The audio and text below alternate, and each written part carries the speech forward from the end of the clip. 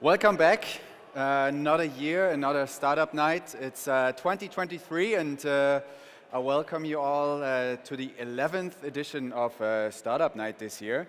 11 years, and if I look around, we haven't gone tired, still trucking, and that's great because the Startup Night has seen quite a lot over the years. We've seen the startup boom in Berlin. We've seen a global pandemic. We've had a terrible war coming last year, and now a major economic downturn. Yet we're still here, and we're not ready to stop. If I see the organizing team, they put a lot of power, energy, heart, and passion into this project every year. And so if I look around, this is also going to be a little bit of a goodbye this year, because it's going to be the last time that we're here in this location. I'm curious to hear what Jem, the founder of Startup Night, might have to say about it later today. So maybe we already hear where Startup Night is going to take place next year. I've seen some familiar faces walking around during the day, and but I especially also welcome all of you that are here for the first time, that have never been to Startup Night, that came to it today for the first time. And the people and everybody here at Startup Night is a big family for, as I said, more than 10 years now, and I am happy to be part of this family for the 9th time actually already. My name is Fabian. I'll be your host for tonight. When I'm not on this stage, I myself also build ventures and do this as a freelancer. So that means I know a little bit the struggle of leading a startup, of working operationally and strategically.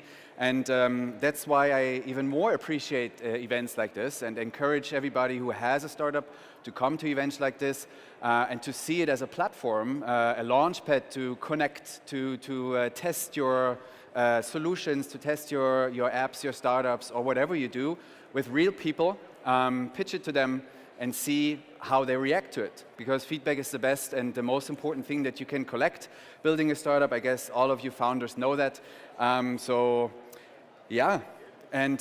Without further ado, let's take a look at the agenda. At 6 p.m., I'm already here, but I will welcome Jem to me on the stage in a couple of minutes, and we will have an opening by the CEO of Tim Höttges, who still owns this place.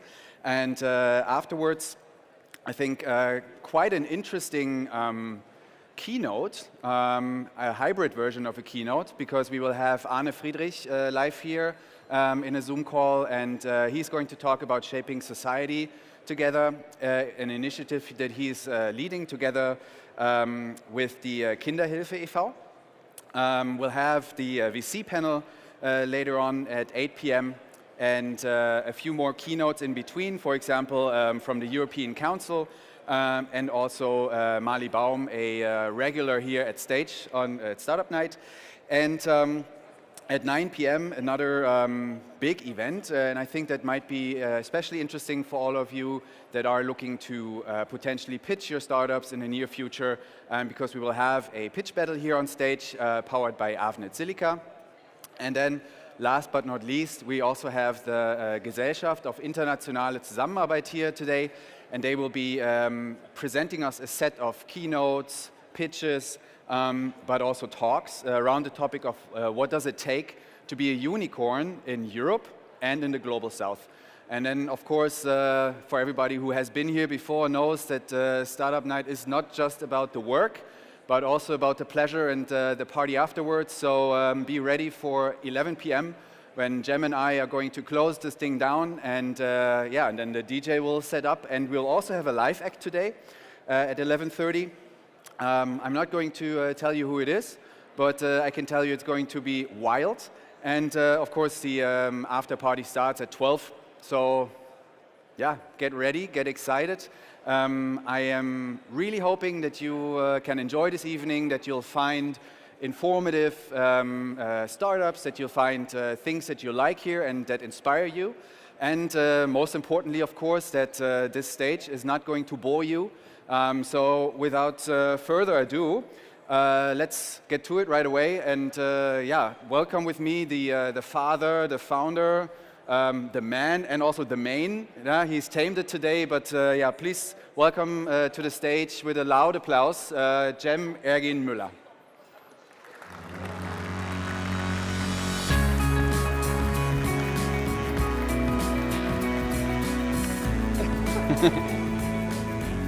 Jem. I was told I had to wait until the music starts, so it's my event, but I always keep forgetting. You're always excited, too excited. I'm always excited, yeah. yes. You tamed your hair today. Yes, we have someone in the back for the people on stage, and she said, let's do something with your hair, and I said, be my guest. Is it going to come off later? Is that okay? Can I wear this? Thank you. So Jem, how does it feel to come here year over year and see that you've built something great, something that has yeah, spread out over Europe and is now one of the most important events in the startup scene and the ecosystem? Of course, like there's parts of where being very proud. You know that this is like the 11th time that we're here. It's also sad on the other hand because it's the last time that we're here.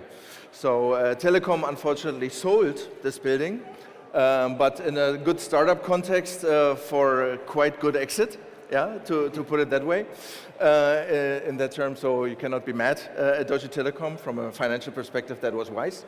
But we'll see, and we maybe announce later what we're doing next. I was about to ask you, but yeah. You're not going to tell me today, yeah? Not you and now, yeah? But all of us a little bit later. So for 11 years, how many startups have been here over the years? So showcasing themselves over the years were about 2,300, I would say. Plus minus, a few were coming like back and forth. Yeah. So we have later today, for example, Urban Sports Club here on stage. Today they're a unicorn. And they were here 2015 and 2016 as a young upcoming startup team, and that was super cool. Do you use them? Yeah, what do you think? For the massages, maybe. Yes, maybe. No, but I consider. My wife actually is with them, and my daughter. So yeah.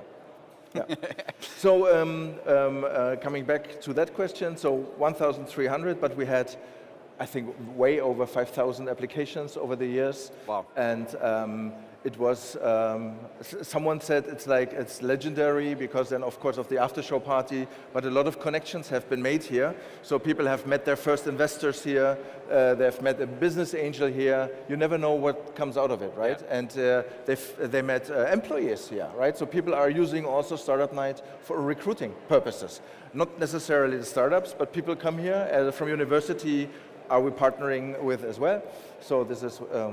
So here, encouragement also to you, whoever is looking for a job, just go to the startup that interests you, introduce yourself, tell them what you like, and yeah, you never know what happens. Huh? Yeah, absolutely. And so how many are here today, startups? We have 125 in total, and it's about 100 here, and 25 in the Microsoft Atrium, with a focus on food. So here is a little bit mixed. We have entertainment here, IoT, AI, lots of AI startups. Actually, this is the big trend we have here. Yeah. We have, but the focus at Microsoft is with 25 startups, food. Cool. Yeah. And what's the topic for today? So future is now, right? Yeah. So we see that probably all over the place. Over the years, I think the decline of investment has been huge. So I think in total, the Startup Monitor said it's like 38%. Less capital that has been invested in the whole year, which is pretty sad. Still, the most of that is happening in Berlin, but still we need to do something, so this is the focus. What can the ecosystem do? What can investors do? And this is the topic, the broad topic here, to not keep losing the touch to Asia and, of course, the US. Yeah. Yeah. I know that you love everything about this event, but I always ask you this in the beginning of every startup year, every year. What's your highlight today? Highlight in startups, highlight in event, highlight in format. Yeah, it's always like, lots of things. Of course, we have a great main stage program. Oh, one highlight is from last year. So what we always do is we try to give organizations a chance that may not have access to many people. So last year we did an Ukraine pitch. And the winner from last year got in contact here with the ambassador, not the ambassador, but someone from the embassy. It was Boreal Light. Some of you might have heard of it, Berlin-based company. And they have a contract now with Ukraine, and they installed 5 desalination machines in the Ukraine, serving water for 5 million Ukrainians. And this started here last year. Yay! Nice. Can we get an applause? Yeah. Perfect. Yeah. So that made me proud. Yeah. So this year we have Arne Friedrich here later with his Kinderstiftung. We have at 10 o'clock we have the GIZ here, and we're looking this time to Africa. What's happening in Africa and what can we do with Africa? So these are the kind of things that usually are not so common. So these are the things that we also try to give a stage. Just to name something, but there's like lots more. Too much. Yeah, too much, yes. So, yeah, I said we don't want to bore you, so let's get started with the opening message by Tim. Your boss, actually, yeah? Yes. Yeah. Tim is actually the longest supporter of Startup Night. In the first year, René Obermann, former CEO of Deutsche Telekom, made him like this event. And since then, he does like the event, so he's like my main internal sponsor. And he wanted to be here, and so he left a message, and I'm actually quite proud. He does not do that all the time.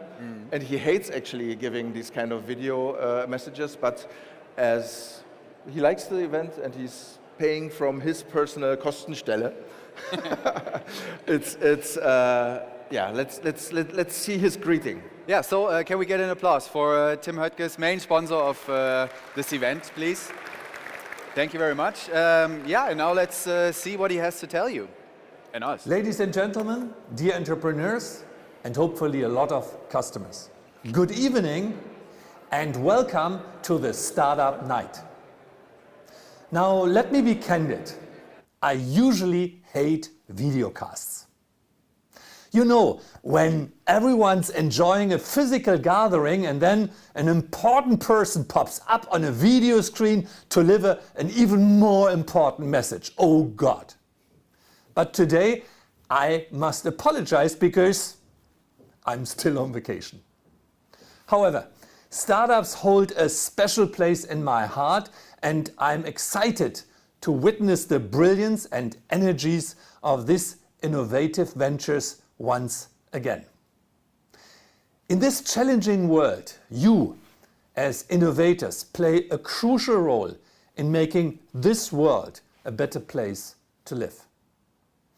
Whether it's addressing environmental challenges, finding solutions for energy consumption or mobility services, making retail more convenient for our consumers, or developing advancing education technologies, biotech, wherever you are working, startups are the driving force for growth and progress of every society. We need you.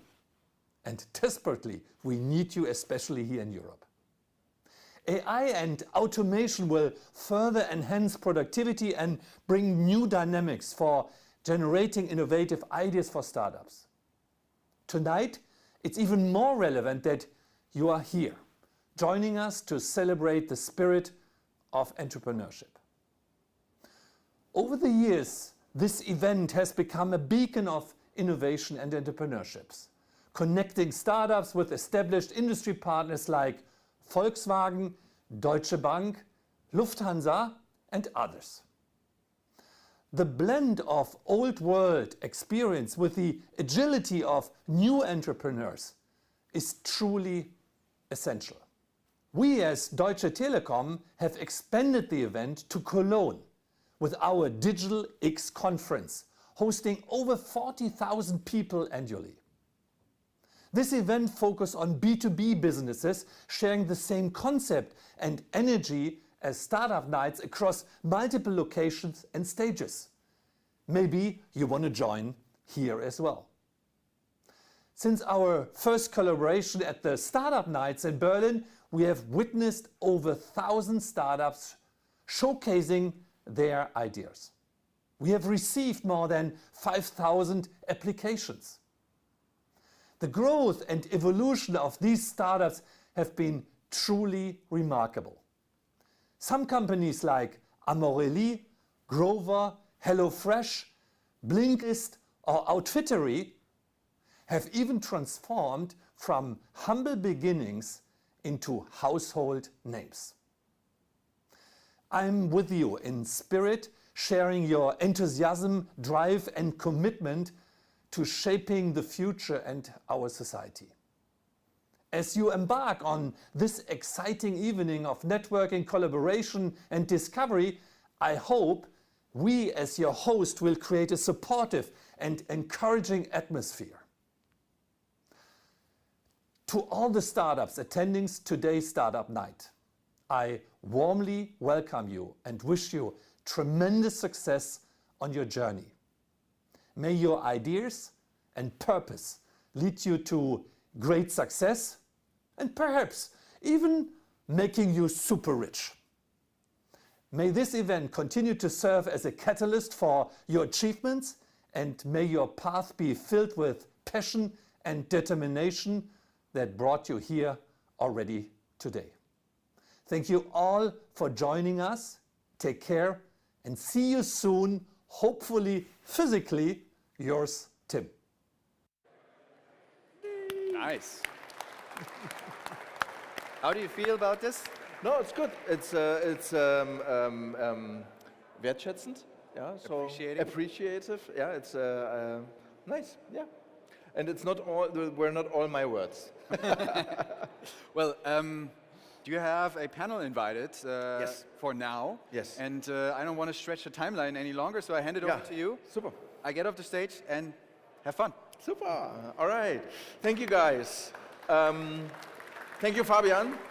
As he mentioned, for 9 years he's doing that, so it's a pleasure to have you here again. I have a great opening panel here, and I'd like to welcome you all on stage at once is Hildrich Holm, the CEO of Investitionsbank Berlin, Stefan Franzke, the CEO of Berlin Partners, Oliver Merlin, the CEO of IFA Management in Berlin, and Norbert Herrmann, the Head of State Affairs from the Senate of Economics. Thank you.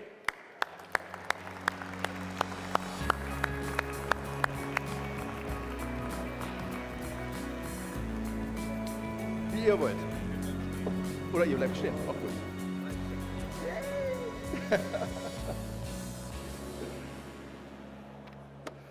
So I'm getting into the age, right, where I need glasses. This is time to leave the stage also, sooner or later. But I want to start with a topic that is dear to my heart, and with Stefan we discussed this earlier. It's the topic of diversity. It's obviously no women on stage. Yeah? So we asked for Franziska Giffey, of course, and she wanted to come, but she could not make it. And this is not an excuse enough, but we try to be diverse instead. There are other opportunities of being diverse, so I have an Italian-Turkish background. Yeah? we have someone from England, right? So it's Oliver, yeah? And we have a guy with a hat. Yeah? Okay, and with that... and we have a guy from Lower Saxony here in Berlin. Even that? Right. Yeah. Crazy. Yeah? So is there someone else but me, a real Berliner, besides my background? No. Okay, that's good. But you see, like all over the place, people are coming here to work for Berlin. And this is what all of you guys are doing. So let's jump right in. Yeah, I have a few questions prepared for you. And as the topic is today on the future is now, it's also the topic that I mentioned earlier, is that the decline of investment into startups all over Germany. It's not only in Germany, but it's, I think, an international phenomenon. But still, Berlin is doing quite good because 38% of all financial rounds happened in Berlin. But still, there's a decline of over 50% in total. And so, my question actually would go first to you, Norbert. Is you as a Senate are, like representing the Senate, you are kind of from the politics side responsible also to counter these kind of effects. So what are your plans from a Senate side to do more for the startup ecosystem of Berlin? Thanks for this question, Jim. And we were aware that this question will come now. And all of us, I'm pretty sure all of us, we were very much enjoying the times when we had this billions of euros flocking in Berlin 2 years ago. Nobody expected that. And now we have a different time. The millions are still flocking in, but less millions are flocking in. It's about 2.1 million till now. I just checked in the startup map today. Yep. And we see that, for example, Stockholm is also receiving money at this point of time, nearly as much as Berlin. Munich is receiving money, not as much as Berlin. London and Paris, everybody is receiving money, less than it used to be, and everybody is counteracting on that. So we have two very important persons here. From the Investment Bank Berlin, it's the money side, and it's from Berlin Partner, it's the attraction side, I would say. And we all together, also with guys from the startup ecosystem, we were preparing a startup agenda where we exactly try to find out what are the USPs of Berlin to keep on being attractive. So your motto this year is, future is now. Future is not always shiny. And if we can make it now, we can make it every time. And I'm pretty sure that we can make it now together with our friends and with the ecosystem. Okay, so thank you. So yeah, of course. If you want to applaud, you're highly welcome. But I'm not letting you off the hook too quick. It's last year, Stefan Schwarz was here as our senator for economics, and he announced the startup agenda. And he did not want to give too many details out of it back then because he did not want to spread all the message. So I'm glad that Hinrich was here to tell us a little bit about it. But as we changed of government right now in Berlin, how valid is the startup agenda still? And maybe you can give us like a few insights on this. So we have 5 special topics identified that we want to stress, that we want to focus. City of diversity, city of impact, city of cooperation, city of talent, and the 5th. Okay, so we have these 5 topics we want to focus on, not forgetting that Berlin is also the city of scale-ups. It's the city of deep tech. There's a lot of topics. And for the city of diversity, for example, we are already having a special accelerator that's not only that's focusing on female entrepreneurship, it's zero gravity. Oh, yes, Leonie Moos is doing that, and we are just now getting experiences from focusing on female founders, and we will do some more on that. And we have also been, City of Enablement was the number 5. Enablement meaning that the state will also do something together with startups. So we have startups, for example, working together with my very Senate department, with the administration. Yeah. For startups, they don't only need money, they need talent, but they also need clients. And we as state, we can also be clients, so we have been working on that also. There's a lot of small steps, but we are doing them all together with the ecosystem, with the important actors, and this is the way forward. Okay, super. You addressed 2 topics. I'll come to that later. Talent first and how to attract clients. So we come to this with Stefan and Oliver later. But I would like to go to you, Hinrich. You are the head of the most important institutional investment bank in Berlin, but the biggest one in Germany as well. You're not only, of course, important for startups, but for startups, like very important, right? So my question to you in the terms of futures now, leaving maybe the financial side, but you are investing in a lot of startups, what are the big trends you see as IBB? Well, one trend is data. We see a lot of startups who kind of have ideas about data, and in Berlin particularly, being with the Charité, having clinical data, surgery data, we see a couple of startups who use the information the Charité gathered on, for example, tumor treatment.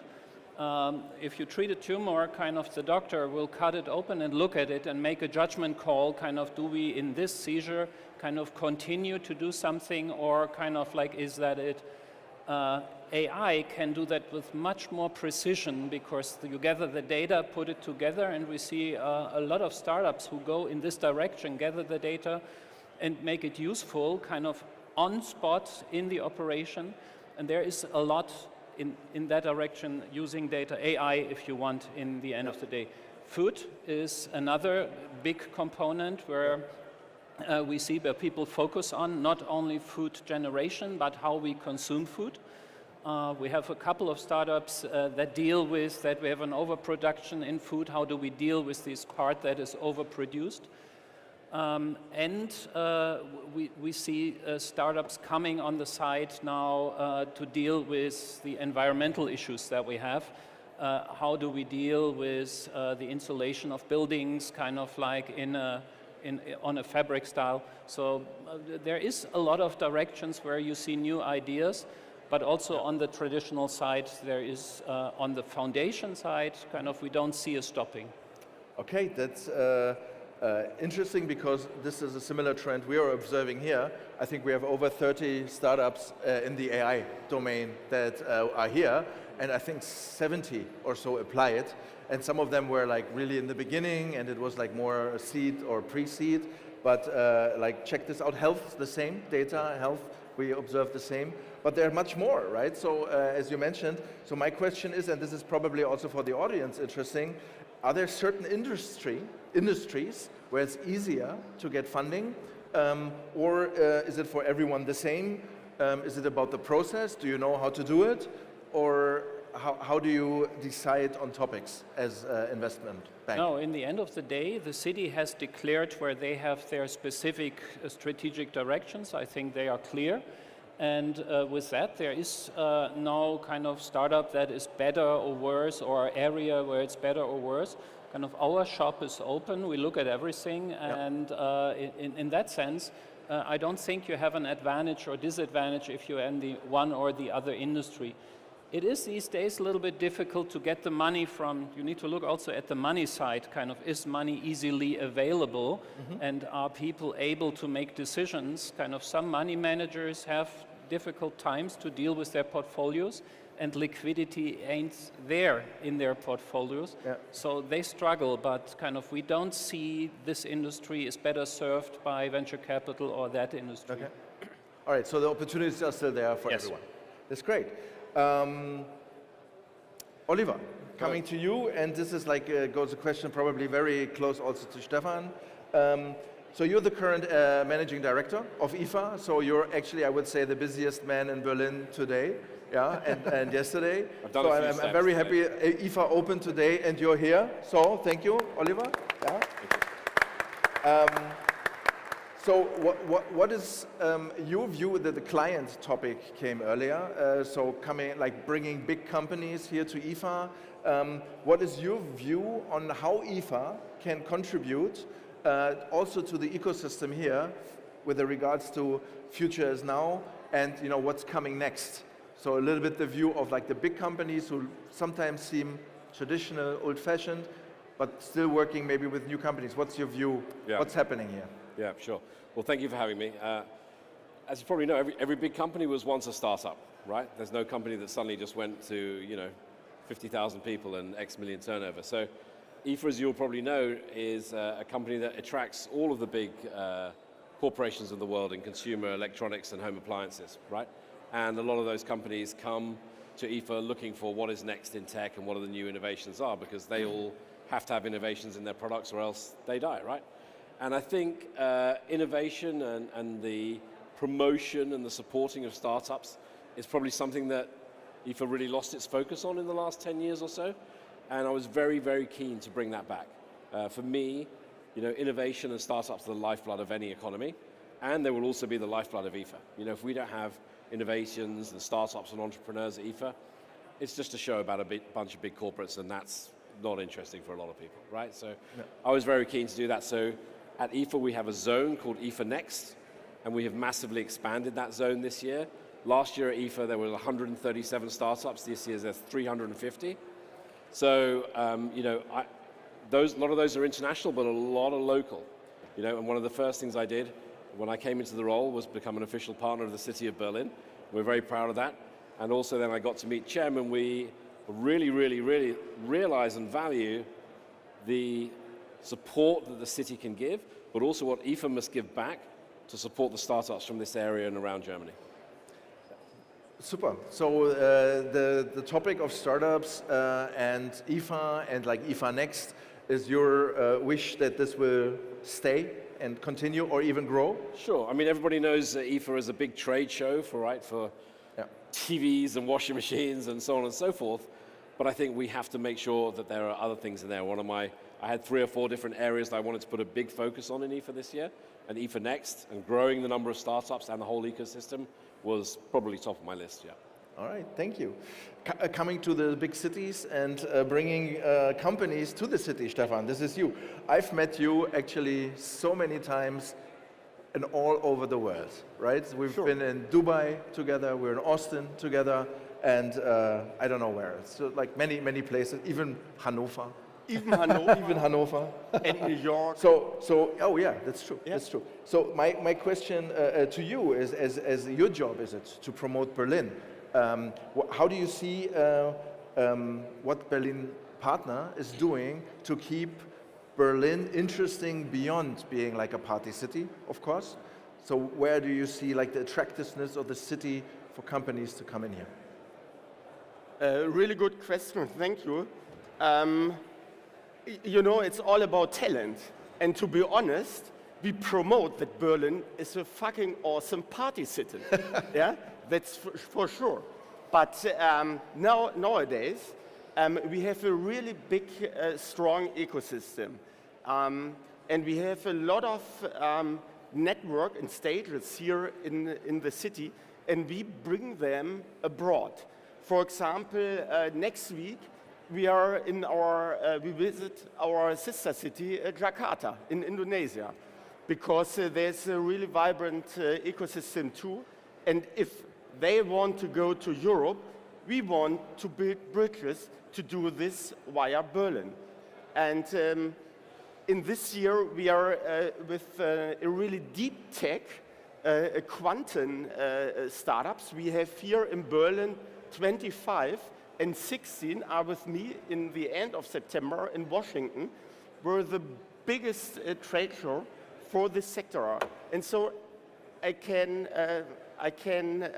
have a look at every month we are going outside and bring the message that Berlin is an innovation location, have the approach that in 10 years we are #1 in Europe, and in some areas we are, in many not.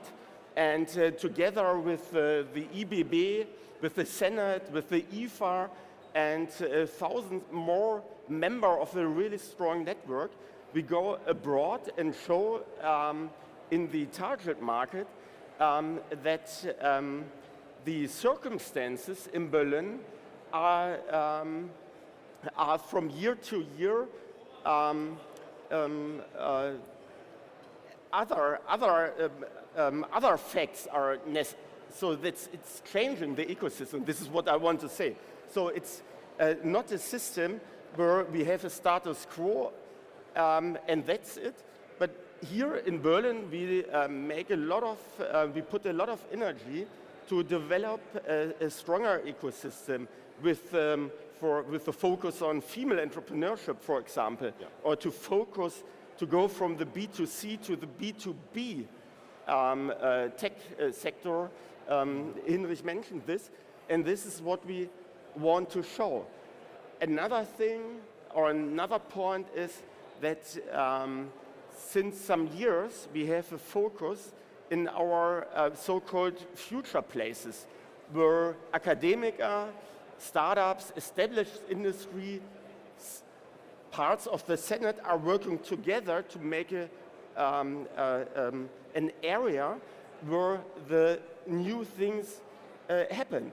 And therefore, we have some special themes. For example, in the north of Berlin, we have in Buch, we have the focus on data in the healthcare sector. In the east, we have the photonic optic things. In the center of Berlin, we have the AI campus, for example. And this is, for us, the very necessary to bring them in the world and to be attractive for talents and for organization and for VCs. You answered like 3 questions. I had more for you as well, so thank you so much for that very elaborate question. That was great. Oliver, coming back to you. No, it really was great. So it was like, you are doing all of this? Great. Oliver, you're fairly new to the ecosystem here. But you entered it immediately, big time. This is what you did the past. You're here with a year, right? We can say that, more or less. Right, yeah. So what is your view, coming from the outside, being now part of the ecosystem, what is missing in Berlin? What could we do to even, reach those goals from a Senate perspective or wherever, to become #1 in Europe, to not be just like a tagline, yeah? Yeah, sure. Look, I think it's potentially a difficult thing to do, and it's maybe where I really see IFA fitting in, right? So one of the things I noticed, and I had some people who introduced me, friends who were already here, how we got introduced, for example. My perception from the outside, please correct me if I'm wrong, but this is certainly an outsider's perception, is that the various parts of the ecosystem seem quite disparate. So if I was, all the time when I'm in charge of IFA, I'll do everything in my power to help bring things together, right? And that's what I've been trying to do, meet various parties and try to, glue things together. If I am speaking like was an advisor, I would try to say to all the different parties to, park the egos at the door. There's a common goal somewhere. Berlin has got so much potential and power. There are other hubs in Europe, like Amsterdam, like London, whatever, but Berlin is, could certainly be, the leading one. And what I noticed is, there's just a little bit of disparity amongst all the different groups and a lack of a kind of a coalition to bring it all together. And I think really that's what I would really. And that's a good observation. So ego is a big thing in Berlin. It always has been. Yeah. So it's nothing that happened just recently. Yeah. So, but it's good, right? We can take this back because we have here multiplicators. Yeah. Who are not like that. If they would be like this, they would not be here. Okay. Actually, killed the question already, Stefan. Thank you so much. You answered that. It's about like all the offerings, other offerings you had. Let's change the topic to talent. You all addressed this somehow. Going back to you, Norbert. Attracting talent is one of the pressing topics here. That's like bureaucracy topics here. You are addressing this as well. Tight housing market, of course. Berlin, went through the roof. So what is your plan to reach that goal, to attract talent, to become more interesting, to also make Berlin #1? You mentioned it as like one of your 5 topics. I want to come back to Oliver's idea of bringing people together. I think that's exactly what you are doing here, bringing the people together and trying to build coalitions. So we are very thankful for you doing that, and we need that coalitions also for the topics that you are just raising. But I think the best answer for the topic of talent, at least from the talent influx, this is Berlin Partner and the Business Immigration Service. And we are also trying to do some things in the federal level and speak to the Federal Ministry of Economics and with the Ministry of Exterior and things like that. But we want to bring not only party people, all the cool people around to Berlin, and we will keep on doing that, and we will keep on marketing Berlin as the place to be. And even if there's some bureaucracy, somebody said bureaucracy, even there is bureaucracy here in Berlin, not only in Berlin, in Germany, we keep on needing these guys, so we deal with the bureaucracy, even if I'm somehow a little bit responsible for that. We also try to make it better. I can really say that. On the topic of housing, we cannot say we will build more houses. Politicians can say that. But maybe there's some guys outside here. We have a lot of smart city startups, and maybe somebody of you has a cool idea on solving the topic of housing. Please speak to us if you have that idea, because we need a lot of ideas, because we are very aware that in Berlin this is a topic of high priority. Bureaucracy, this goes to you. I know that you have like your own programs and your things the way you help startups also for migration. Before you please answer, Nadine, it is hard to hear ourselves up here. Can we have like monitor something here from the technical side? Maybe we'll survive this, but maybe for the other participants later. Yeah, okay. Bureaucracy, Berlin Partner, right? You have like things around it to help people come here, to work here. What are your experience? Where have we improved already? And maybe this is information not everyone knows.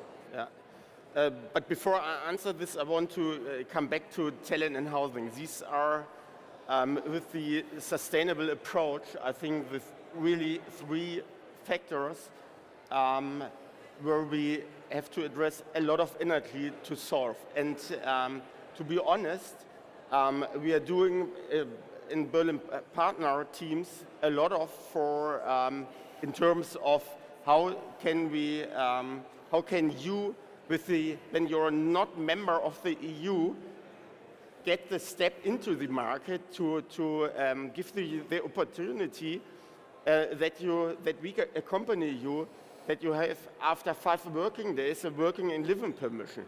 We do this, but the real problem is that there are no talents, and this is. And this is really a problem. We have a website where we collect all the offered job in Berlin, and now we have 36,000 jobs offers in our platform, offered by Monster and Stepstone, and we collect them when the location Berlin is. What we are doing is we go in the talent market. That's why we discovered since 2 years the African continent, because we never met in Africa, Cem. That's true. Yeah. And so we are going to Egypt, to East Africa, to West Africa, and but it's not really easy to find the right networks there, because there are really good qualified people, but when you have jobs here, then you need the flat, the apartment. Then you have the problem with the housing. So this is a little bit under pressure. But when the talents are here, yeah, we have our business immigration team. We are working really close in a fast way to solve the administration problems. And for us, it's very necessary that we go in other parts of the administration. That's why we want to build a digital twin of Berlin, because to know what happens here in Berlin is the first step. And I'm very proud that with the Chamber of Commerce and Hinrich of the IBB, we are in this project because when we have a digital twin of Berlin, we can better solve the housing problem and other things. And we support, for example, accelerator where administration are changing or meet digitalization, that you have not a paper administration, but do it in a digital way. So for that, I think we have here really an advantage when we compare it with Germany. But our competitor are not German cities. Our competitor is London, is Paris, it's Amsterdam, it's Helsinki. And in these parts of Europe, sorry to say that, the digitalization of administration have a longer track record than in Berlin. But if you have there a problem, please come to Berlin Partner. We would be very proud to help you. Super. This is you can find this on your website. And yeah. Okay, super. AI trend. We said that earlier, Hinrich, to you. We've heard about the KI meets Förderbibel, Förderfibel, not yes. Förderbibel. So it's a program, right, for KI or yeah. AI. So what's behind this? A few words, maybe, because this is such a big trend. Yeah, I've talked before about our venture arm. Now I'm talking about everything that we do as a bank. We are a normal bank, we can give you a loan, we can give you support loan, granted loans with state subsidies in. So we have a whole bunch of products and we document that every year in 150 pages. This is the volume of products that you can see there. And what we realized is that if you read it, it's somehow reading like the handbook in a car, you read it and you don't really get a grip on what you're looking for. And what we decided is that if we could ask Alexa or Siri for our Förderfibel, probably she would be a good talkative on the other side and tell us what we find in there, to come to a first step where people who look into it to get a grip on what am I looking for, and then come to a conscious talk with our people to find out where can we get grants, where can we get subsidies, and where can we get, in the end, maybe even venture capital money. But the subsidies, that's probably something you shouldn't underestimate. Berlin gives us a lot of money where we don't want your shares, but where we help you to pay your salary, to have an idea, to get a room, to pay the rent for the room, to buy a computer, to buy a printer. Plus, we also have loans and grants and subsidies. If you start in production and have invented something really new, then you probably from us would get the advice, you don't need equity, you need a loan.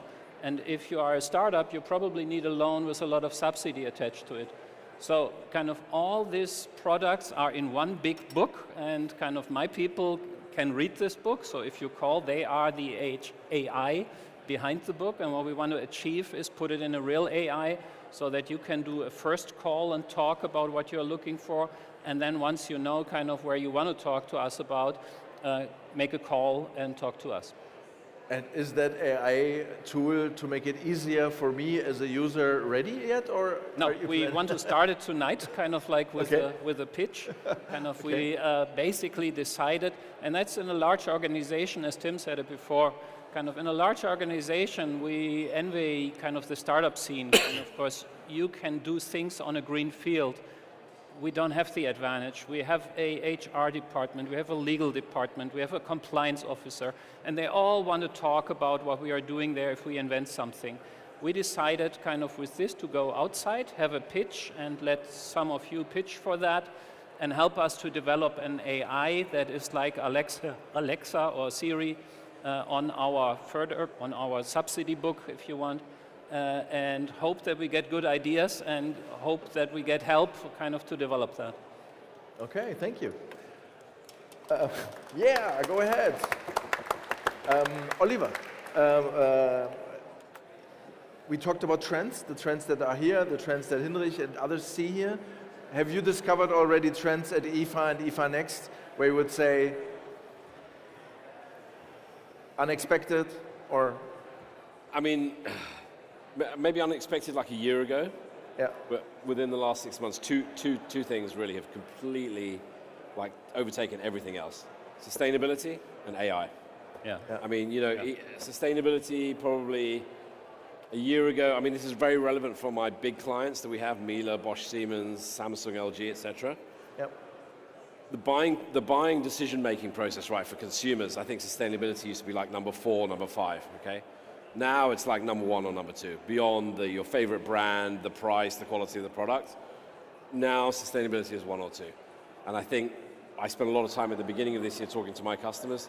They all said the same thing, and they all, you know, really developing their sustainability stories, making sure it's credible, etc.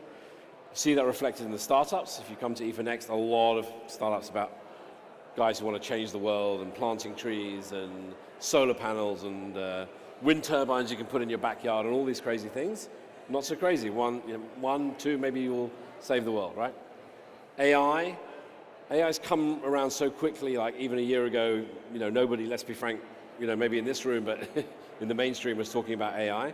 Now everybody's grandmother is an expert on AI, right? Okay, AI is going to kill the world, it's terrible. We have it major on our content platform this year. So we have a stage like this where people are talking. The whole of today is pretty much dominated by AI. And I think in the next year and the year after, you'll see that come into the software and the hardware for the home appliances, where a lot of people have been talking about Internet of Things and smart home and smart things. Hasn't really taken off. That will come. Yep. And I expect lots of interesting startups, well, there already are. I'm sure a lot of you are working in interesting AI startups to really bite. All right. Those are the two for sure. Thank you. Okay, I'm coming to one last question to all of you. It's, you know, we have the ecosystem here, startups, investors, and if you would have one wish to the ecosystem, what would it be from your point of view? And I'll start with you, Hinrich. Number 1 is kind of be as vital as you are and kind of don't let your spirit down and come to talk to us if you need money to develop your ideas further. That would be my wish. And they're right behind this wall here, so you can talk to them already today. Stefan. Not really something to add this point. Maybe I can add one thing. If you think this is the right place for you, say it to everyone. Oh, that's a nice one. That's a really nice one. And he didn't mean the Startup Night, of course, right? You mean Berlin. Norbert. Yes. I go a little bit with what Oliver said. So Berlin is a grassroots ecosystem, and it's not a top-down ecosystem. And so there's a lot of different websites and a lot of transparency, and a lot of people know something others people don't know. So I would say keep on talking to one another, not only marketing Berlin, but marketing the ecosystem of Berlin, and keep on talking to you, also to me and to us, but keep on talking to you and shaking hands, because one of the USP that I heard in Berlin is it's easy to jump into the ecosystem, easier than other places. That's what I heard, and this needs to keep on evolving. Thank you. Super. Oliver. Yeah, well, look, I would agree with that. There's so many homes and opportunities for you in Berlin to, you know, place your startup. There are a lot of people willing to support you and give that, you know, facilitation, if you like. I would say dream big, you know, and think big. Somebody's got to save the world, and at IFA Next we have so many startups that are like to do with pets or keeping your coffee warm and keeping your water cool. It's all fantastic, right? But, you know, that's potentially not as exciting as some ideas that are hopefully going to save the world. I had an interview today where somebody said to me, oh, you know, do you think technology can really save the world? And I was just like, what else is going to save the world if technology is not going to save the world, right? So of course, yeah. So dream big, think big, collaborate if you can, you know, work together. Somebody is, you know, hopefully going to save the world. Thank you. So Berlin Partner is also here. You can visit them and ask them. And IFA, I only can recommend to go there as well. As you said, like 300 plus startups in the IFA hall. Which hall is it? Pardon me? Which hall is the IFA Next? 27. 27. So join the IFA as well if you like. We will share the stage there tomorrow as we are partners. So first of all, I would like to thank the panel here that you were here. Thank you so much for your openness, for your kindness, and that you guys listened. Heinrich, thank you so much. Thank you. Super. Cem, last time here on this stage. That's true. Thank you, Chairman, and the whole team. Well done. Sorry. Thanks. See you. Super. You stay. Thank you. All right. Okay. We have a little announcement to make, and this is something where Oliver and I have discussed before, but not only us. With someone else, I would like to introduce here on stage, and I hope she's ready. With a very, very warm welcome, I would like to have Mali Baum on stage with us.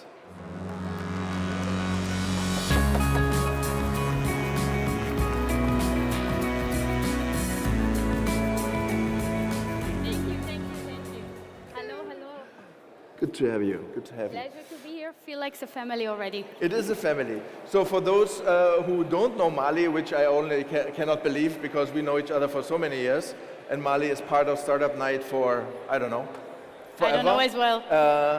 In the beginning from the Israeli side, and then later we talked directly, then we had great topics together.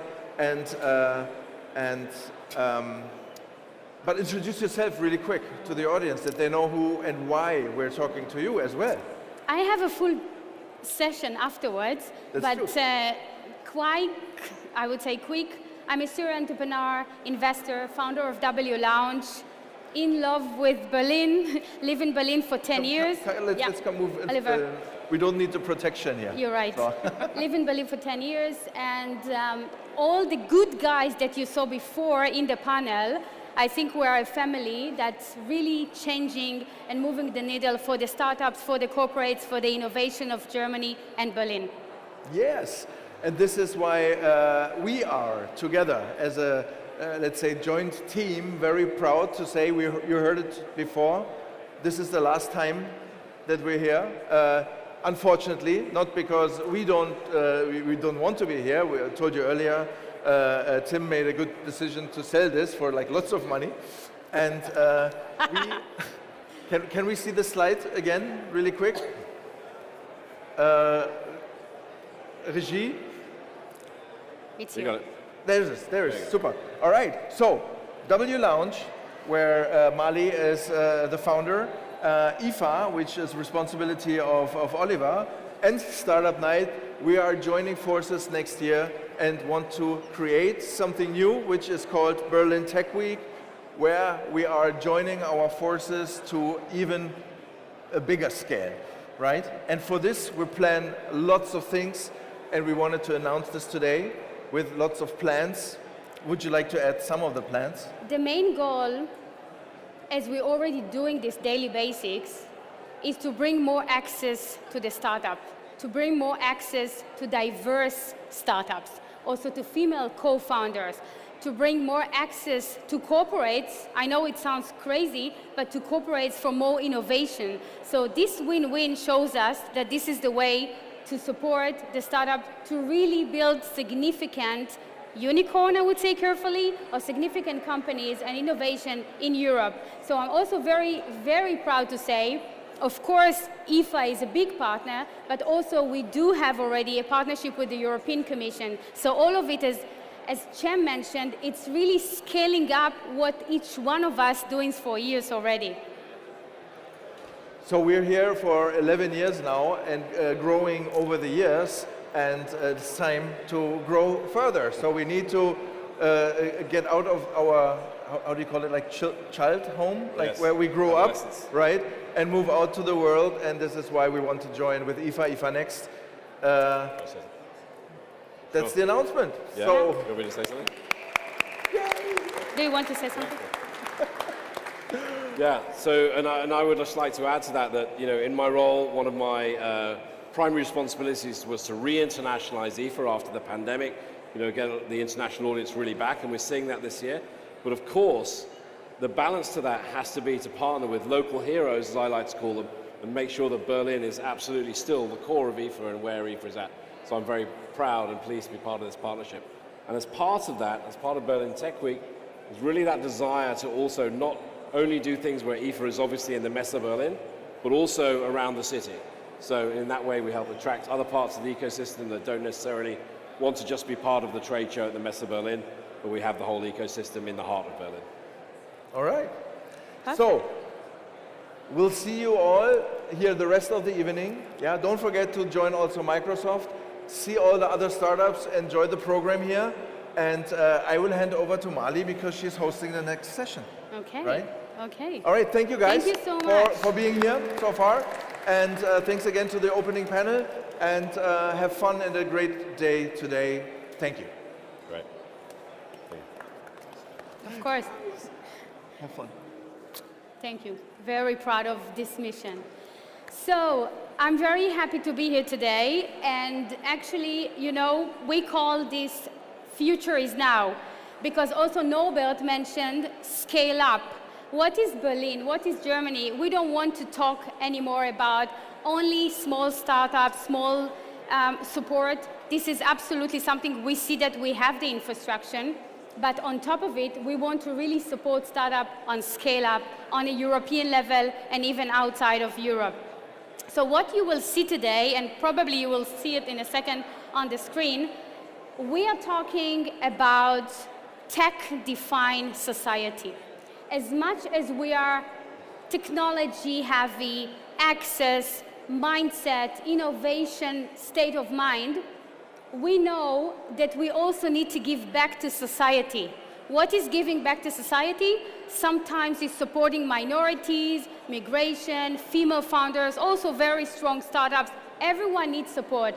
But on the same time, what's happening with those that are not you here, which all of you probably made a university, building your own dreams, but what about sick kids and families in the need? And I'm very, very proud to present today a very good friend of mine and a very public figure, Arne Friedrich, here with me on stage, all the way from New York, although you are a Berliner, Arne, but you are talking with us from New York. And Arne, the stage is yours. Hey Mali, first of all, you look great, as always. Thank you so much for introducing me, and hello and welcome to everyone attending today. First of all, my apologies for not being able to be with you. I'm on vacation, on a 1-week vacation here in New York, and but nevertheless, I didn't want to miss out. So therefore, thanks to the digital world, we are connected anyways. So I just want to mention a couple of things from my point of view. I'm a professional or former professional soccer player. I played for 12 years on a pro level. I played for Germany. I had the honor to represent my country, so everything was amazing. And I shouldn't complain about anything, right? But in 2005, I was still playing. I had a pivotal moment in my career. I had everything. I played for Germany. I was captaining my team in Berlin. I was in a stable and good relationship, so everything was fine. I was healthy. But I had the feeling that I was missing out something, that there was some kind of gap in my heart. So I spoke to a very good friend of mine, Dr. Ashley Null. He's on board of my foundation as well, the Arne Friedrich Foundation. And he recommended to me, hey, come on, we go to the German Heart Hospital, just like to visit some children. So I just went with him. And obviously it's been years. And everything changed from this moment, to be honest. So I went to see those kids, and meeting children and their families in hospitals like that is really a different perspective on life. I've met so many children and parents who spend years in the hospital or in the hospice, and which gives me a lot of gratitude, but also a lot of responsibility, because I'm a healthy person. I hope everyone attending tonight is healthy and in good shape. But we all should also think about responsibility and to give back, because there are people, there are children, there are families that don't have what we have. They are severely ill. They have huge problems. They deal with obstacles we don't really think about on a regular basis. So to me, it was absolutely normal to give back, either to start my own foundation or to just like put money aside and give it to another foundation. I chose to have my own foundation because I was able to think about the people I want to support, and it's first and foremost children and adolescents. And I think through sport I learned a lot too. I spent so much time playing with players from different cultural backgrounds. It taught me, that we are all one, right? So in sports, it's like, in order to be successful, what do you need? You need team chemistry, you need team cohesion, but you also need empathy and trust. And this is something that I learned in sport, but also that I learned in my work with the foundation. Because without trust and without empathy, you cannot be successful. That's my learning. And it's the same in the work with my foundation. We need to build trust. We need to build trust to people who donate, who help us in order to help others. We need empathy to understand the people in need that we are caring about, and we need team chemistry in order to accomplish our goals. And our goal is with the Arno Friedrich Foundation to find partners we work with and who we can trust. And I know that takes time. And we want to find organizations and individuals who support us and share the same values. I just want to give you some examples or some experiences from my work in the Arno Friedrich Foundation. And I'm really glad that I can share that with you.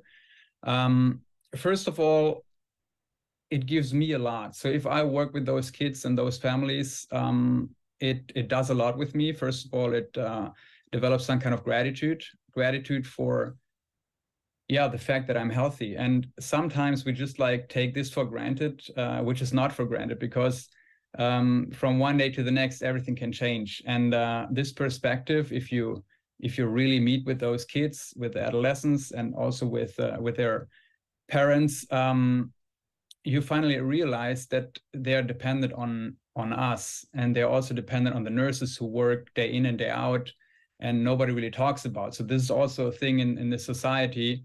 We all try to be very successful on our own, and maybe we gather up with other successful people, but I definitely want to always point out that there are people who need us. And it gives me also a lot to spend time with the true heroes, and I call them true heroes. There is, for instance, one young man in the children's hospice. Obviously, he has a terminal disease, and how he handles life is impressive to me. He is still, despite of his disease, his illness, and the fact that he's going to die at one point, he's very optimistic. He's positive, and he has a light shining within him, but nobody really talks about it because nobody really sees it, because he's always separated. There's some statistics that said that those kids are excluded, they feel excluded, and even Luca, just like to come back to the example, he said that he doesn't feel like part of society, and this is to me a no-go, and we have to help those kids. I also want to mention some negative aspects in the work or in my work with the foundation, and there's two things. First, it's personal disappointment sometimes when when people come to me and confront me and say, you know, we want to help, it turns out in the end, they just want to take a picture with me or talk about football. I mean, this is a true disappointment because my concern is I want to raise money. I want to help the kids in need. And I don't want to, I mean, I can take pictures with those, but it shouldn't be discussed when we talk about fundraising or if we talk about helping kids. And the other is obviously fundraising. Times are not getting easier. So therefore, we are always dependent. And it's not just us, it's also other foundations. And I'm going to talk about that in a moment. We also gathered up with a wonderful Verein, it's called Kinderhilfe. But before that, I just want to give some numbers. I just want to address again one example. So the Haus Leo is a children's hospice, and we care about this children's hospice. They care about around 70 families. They have volunteer training programs. They have siblings groups, because that's also a thing. It's one fact that they're being treated sick children, but on the other hand, those children have siblings, and those children usually don't get the same amount of time in caring, obviously, because everything is about the sick child. They have 2 full-time jobs at Haus Leo and 3 part-time jobs, and obviously, in order to care about 70 families, that's a lot, which means also everyone working there is always under immense pressure. So speaking of numbers, the annual rent in order for them to run this Haus Leo is 60,000 euros a year, which means around 20,000 euros a year is being covered by the health insurance. The rest is being dependent on donations. And that's what we are doing. We try to help also in order to raise money for the rent. I just mentioned briefly that tonight it's not just about the Anne Friedrich Foundation, it's also about the Kinderhilfe, a wonderful organization who currently supports around 164 families in Berlin and Brandenburg, in our area, in their daily lives, who suffer from cancer or other serious ill diseases. They help with bereavement groups, vacations, voluntary family groups, financial support, leisure activities, and so much more. And this year, they have anniversary. It's their 40th anniversary, and I think that's really impressive. And I'm really, really happy to gather up with them. And Mali, again, thanks for connecting us. Just like coming slowly to the end, it's about what is the definition of success. I was a successful player, I would say, but this is one thing. I mean, at one point, we all have to leave this planet, but what is the impact we had? Is it just like entertaining or being successful in business? Or is it something that we leave a legacy, that we help some other people, some other kids and children and adolescents in order to have a better life? This is always what we should consider. And I just want to close this with a personal experience here in New York. So a couple of days, so I just mentioned it, I'm here on vacation, on my 1-week vacation, and I was walking the streets and everything was fine. I listened to a podcast actually about mental health, and all of a sudden I hit something with my left leg. So I ran into something, I didn't really worry about it, just moved on. And a couple of meters further, I just looked down to my leg and I saw that my shin was cut open widely. It was bleeding like crazy. I could see even the flesh, like the muscle, and I didn't know what to do. I was standing in the streets and I was like really severely injured. Obviously, I just checked it. It was a water hydrant and there were some really sharp screws coming out. So my whole leg was cut open. Fortunately, and now I'm coming to my point, also me thinking everything is fine in New York, I was dependent on someone. So I was standing there trying to hold my leg together. A lady walked by and she offered help. She said, okay, I'm going to take you to my office right next door, and we're going to make sure that everything is fine. So she brought me to an urgent care, and I got stitched up. Without her in this situation, I don't know what would have happened. And this is my whole point. We all think that we have wonderful lives, we are successful, we can do whatever, but at one point in life, we will need help. And this is something that I want to raise here. Let's all think about how we can how we can help, what impact can we have, and it's about how do we define our society. And this is coming together, gathering up, and trying to make an impact on other people's lives. Right now, I think that's enough talking. We have a little video prepared, and Mali, I should back to you in order to play the video. Thank you so much for your attention, and yeah, all the best.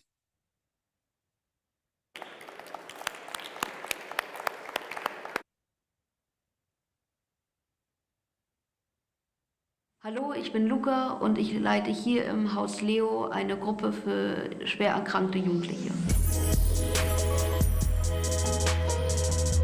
Die Idee ist entstanden, da man selber nicht unbedingt immer Lust hat, mit der Familie drüber zu reden oder mit Freunden.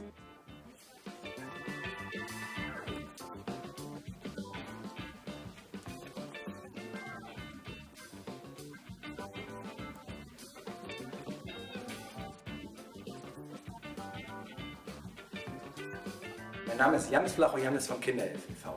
Gemeinsam mit der Anne-Friedrich-Stiftung und Caritasverband Berlin haben wir das Projekt Together for Children ins Leben gerufen. Wir wollen Kindern ein würdevolles Leben ermöglichen. Unsere Arbeit ist fast ausschließlich spendenfinanziert und außerhalb von staatlichen Regulatorien. Das heißt, wir brauchen jede Spende. Ich danke euch für eure Spendenbereitschaft.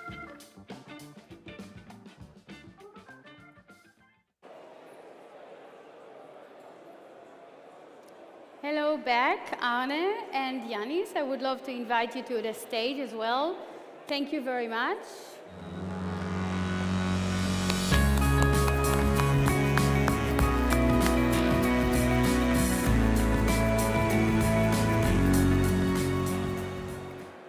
Hi, Mali. Yeah, good evening. Thanks for being here. Thanks, Mali. Hey, Arne, greetings to New York. Thanks for your opening. So, Arne said a lot about the work we do together with Arne Friedrich Foundation, with Caritas, and also Kinderhilfe. So what we do is we support families with serious diseases, with cancer. So I'll give you an example. A mother called us and says, I'm in a hospital and my son has cancer. So what to do? It's like, it started with like a nightmare. So then our work started with, we go to the hospitals with social workers, with psychological treatment, and so the families are in a tunnel for like 2 years. They go 4 times a week to Charité for the chemotherapy, so, and the families go really through hell. So the work we do is, it's, as I said in the video, it's really outside of like the financial system, the social financial system in Germany. If you have a sick disease or with a special disease, you get the medical treatment, and after this, that's it. So think about a family system. Everybody is suffering. The mother suffers because she thinks her child will die. The father, everybody, the siblings think, okay, it's their fault. The cancer disease is the fault of a sibling. This is what we hear very, very often.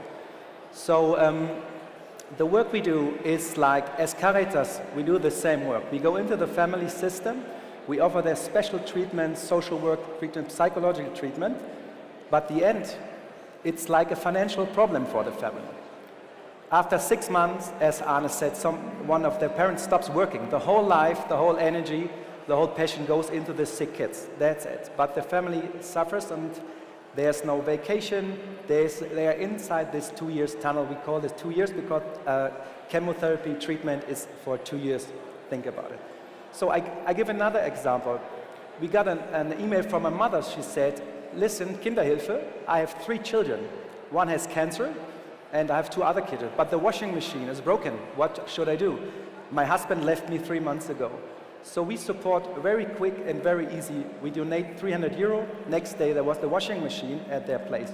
So this is kind of an example what is our work.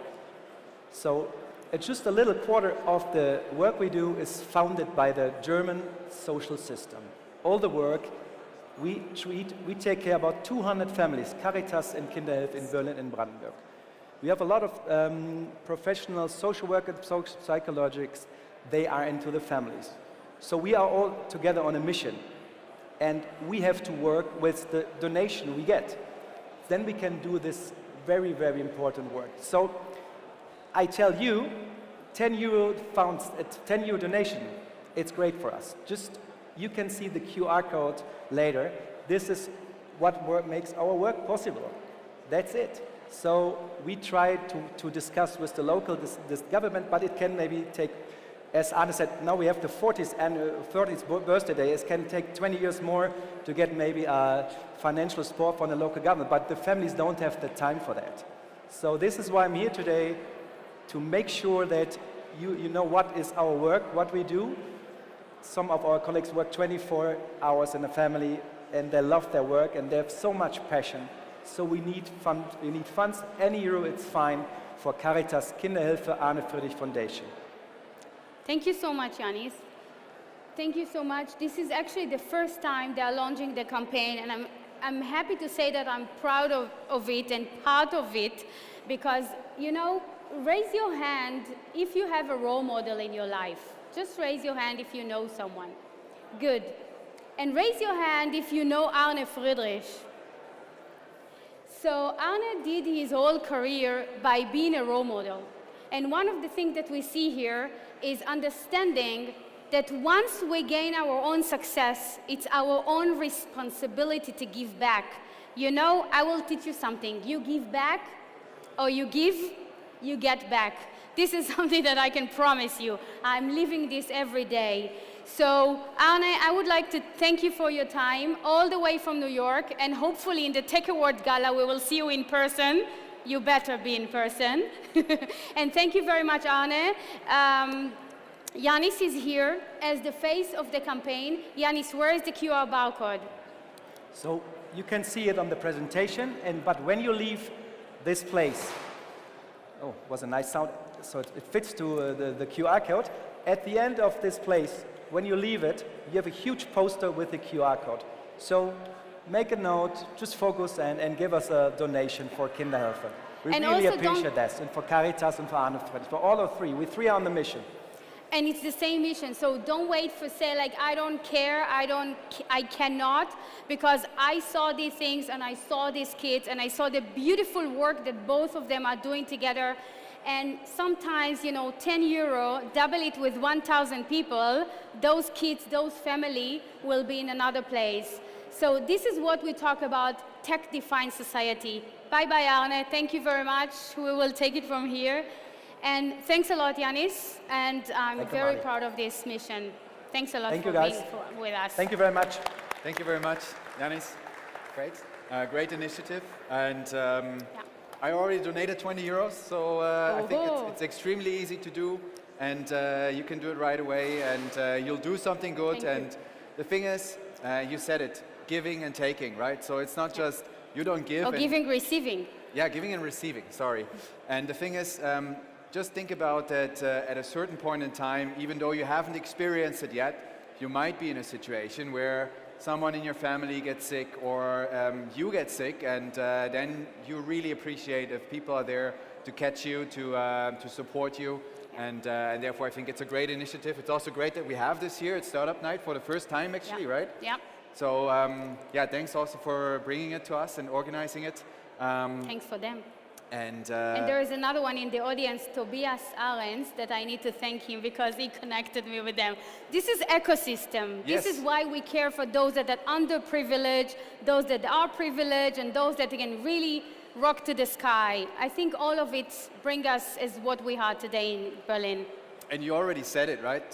Tech can bring together people. Of course, it can bring people apart, but the thing is, it can bring people together. It brought Arne today. Yes. So if we use it for good, then it will be good. And it's only what we make of it, and that's how we shape and create the world that we want to live in, yeah?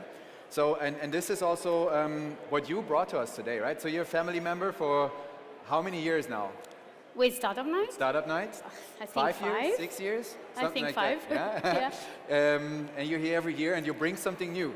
It seems like you're like a whirlwind. Scaling up with what's in this happening. Ecosystem. You're like everywhere and creating new things and building new things, and that's great. So, but you've come up with with something new. And what is it that you're bringing to us today? So I'm actually proud by the fact that we started with the social impact. You know, my thing is absolutely impact when it comes to even investment. Either it's financial impact, social impact, and environmental impact. So what you saw today is like significant people that use their voice for the social impact. And I saw those kids and those families. It's truly social impact. And another level, we want to make also a financial impact. You know, last May, we did a beautiful exit with Berlin startup, diverse team, female and male, and we brought them into exit quite fast and beautiful numbers, just because their product were in the right time, in the right industry, and we got them the access to the right people and build them, you know, the narrative of they can do it and how they can do it, and it's a lot of psychological things. So when it comes to community, when it comes to ecosystem, there is a layer that you are a startup. And let's say as a W launch, we support you getting into accelerators, venture capital's world. Definitely what you see, this good friends, guys panel that you saw, because all of them really with us on the same mission, which governmental, private, and the education, which is the universities, coming together.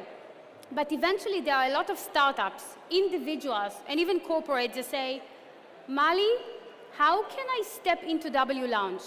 And my first answer is like, it's free, just sign up, you will get invited, you will get the newsletter, you will get the access.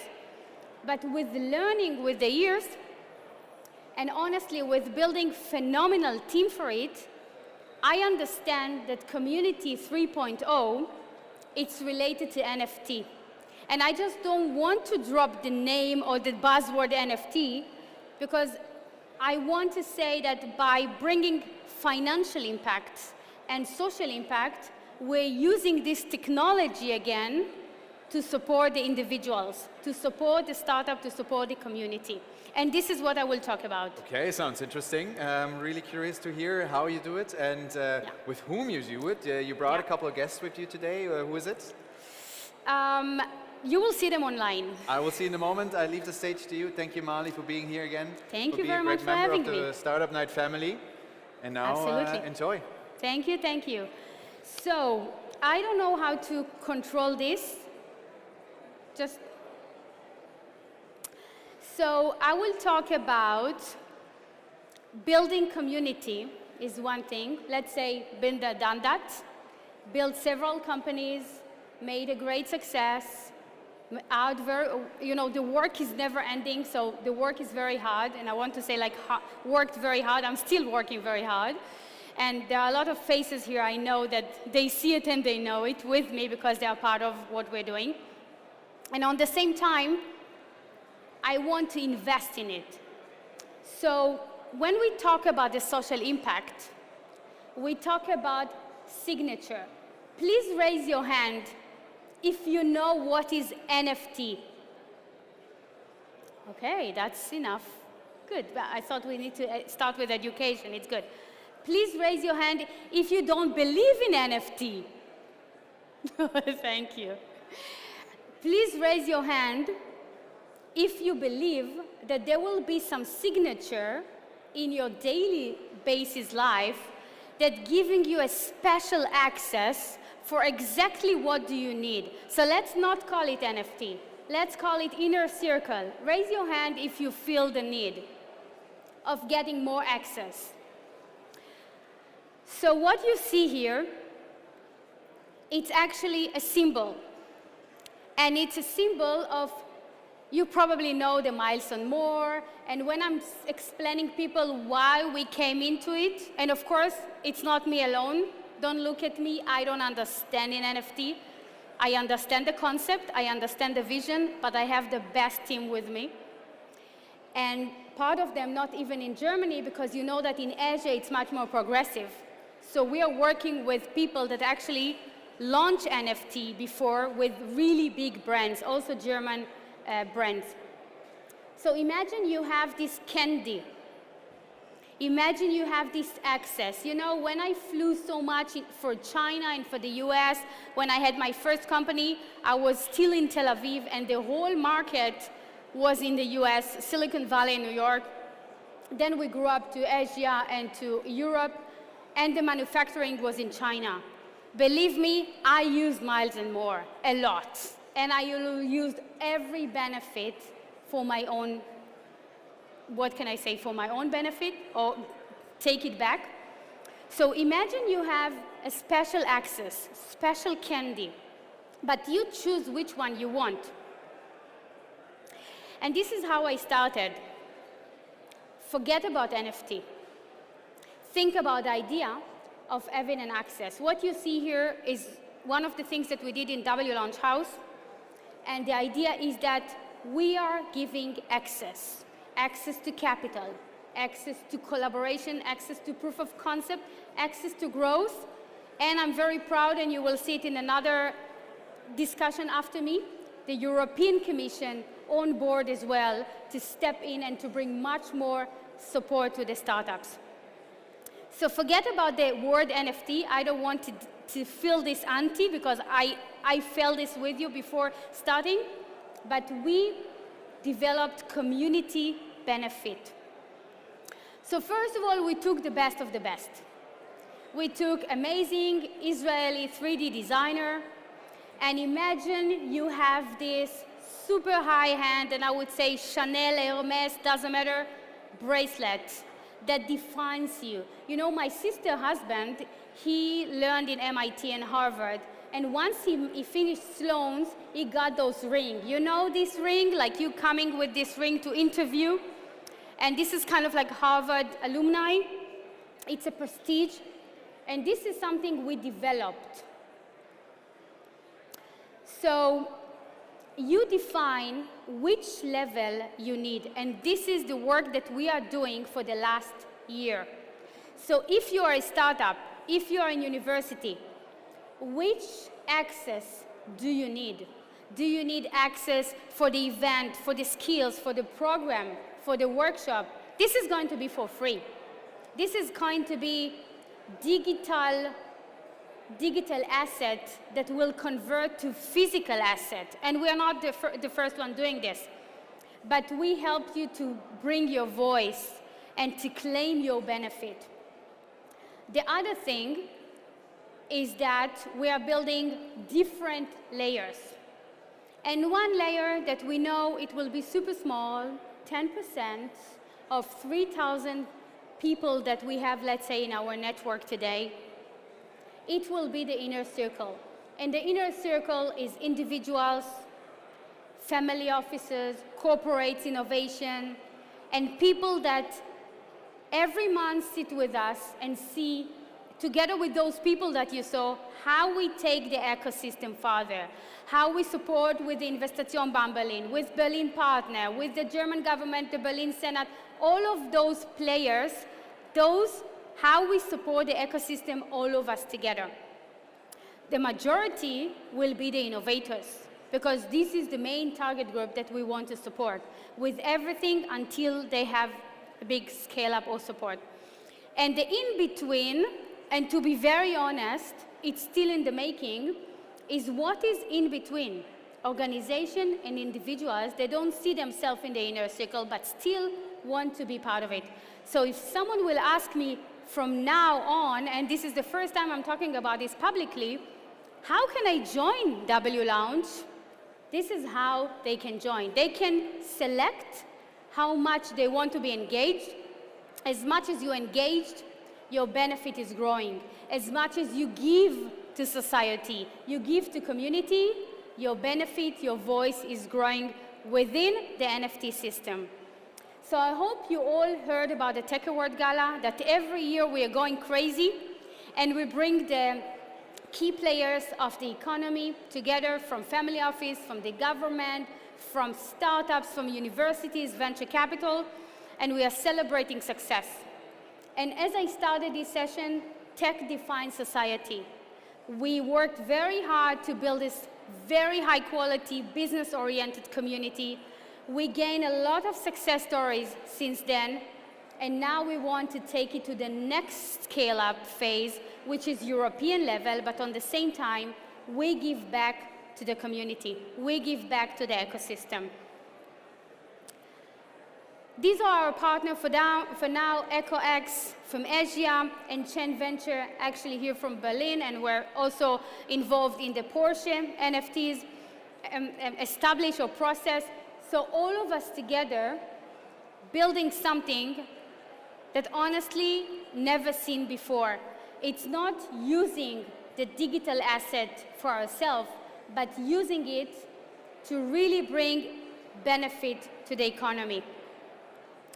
There will be different layer, different level as I show. And what you see on the slide is join as a partner. Right now, we do have a link open. And I don't go for the last one. We do have a link open, which is, thank you, wlaunch.de NFT.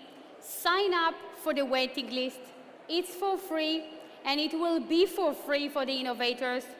This is the time that we define who wants what are the numbers that interesting in what level, and that's the way to get engaged. That's the way to feel belong, and that's the way to get the support. If you need access to capital, if you need access to other people, to skills, to leadership skills, to start to invest, to everything we built in the last years.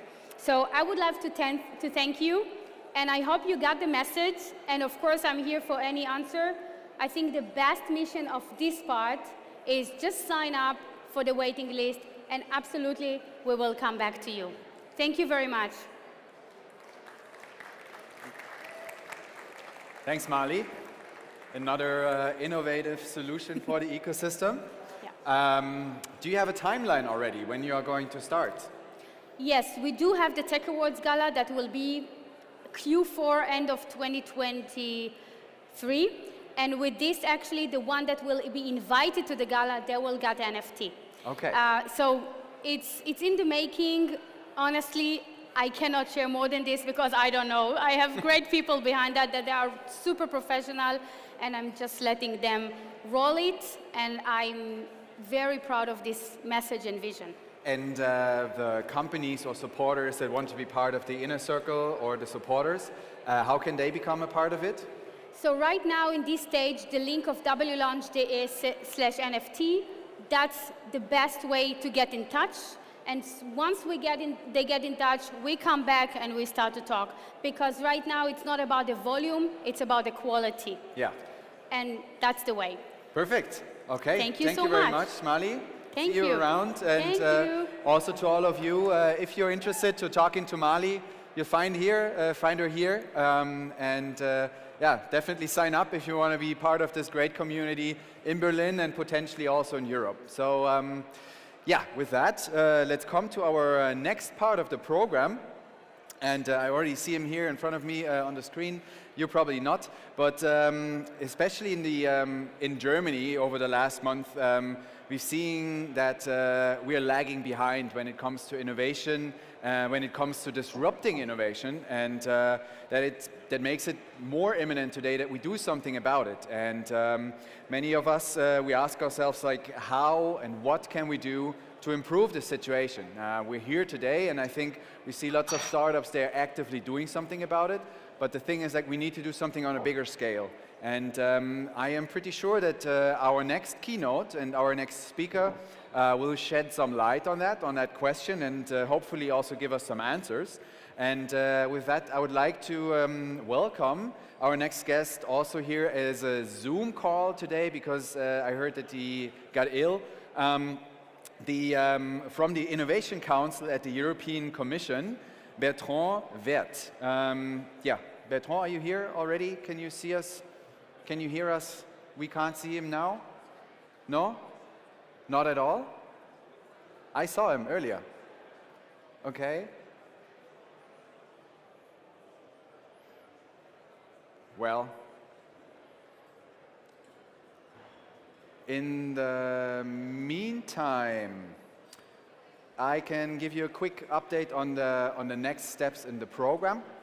So at 5 minutes to 8, so basically in 15 minutes, we also have a short session, an interlude basically, of Berlin becoming a beacon of sustainability. We heard it before that at IFA, one of the two big topics, sustainability, is on top of the list. But yeah, the question is, how can Berlin do something about it, and what can it do? And we're going to hear something about that later.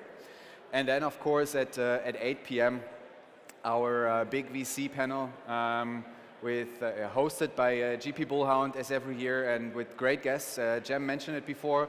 We'll have Urban Sports Club on the stage, and yeah, let's see what the outcome will be. Do we have an update on Bertrand? No? No update? Okay. Okay, he's on the phone. Let's see about it. And then, yeah, at 9 p.m., the pitch, the hardware pitch session. Okay, so I just hear that we're trying to get him back on the line. Can only be seconds.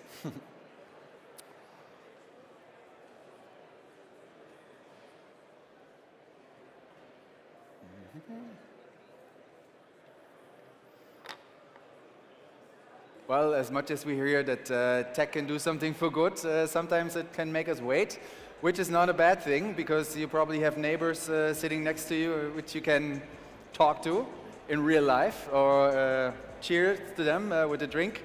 If you don't have one, I think we have a couple of bars where you can get a quick drink. We'll also make the night even more fun. And yeah, till then, let's see.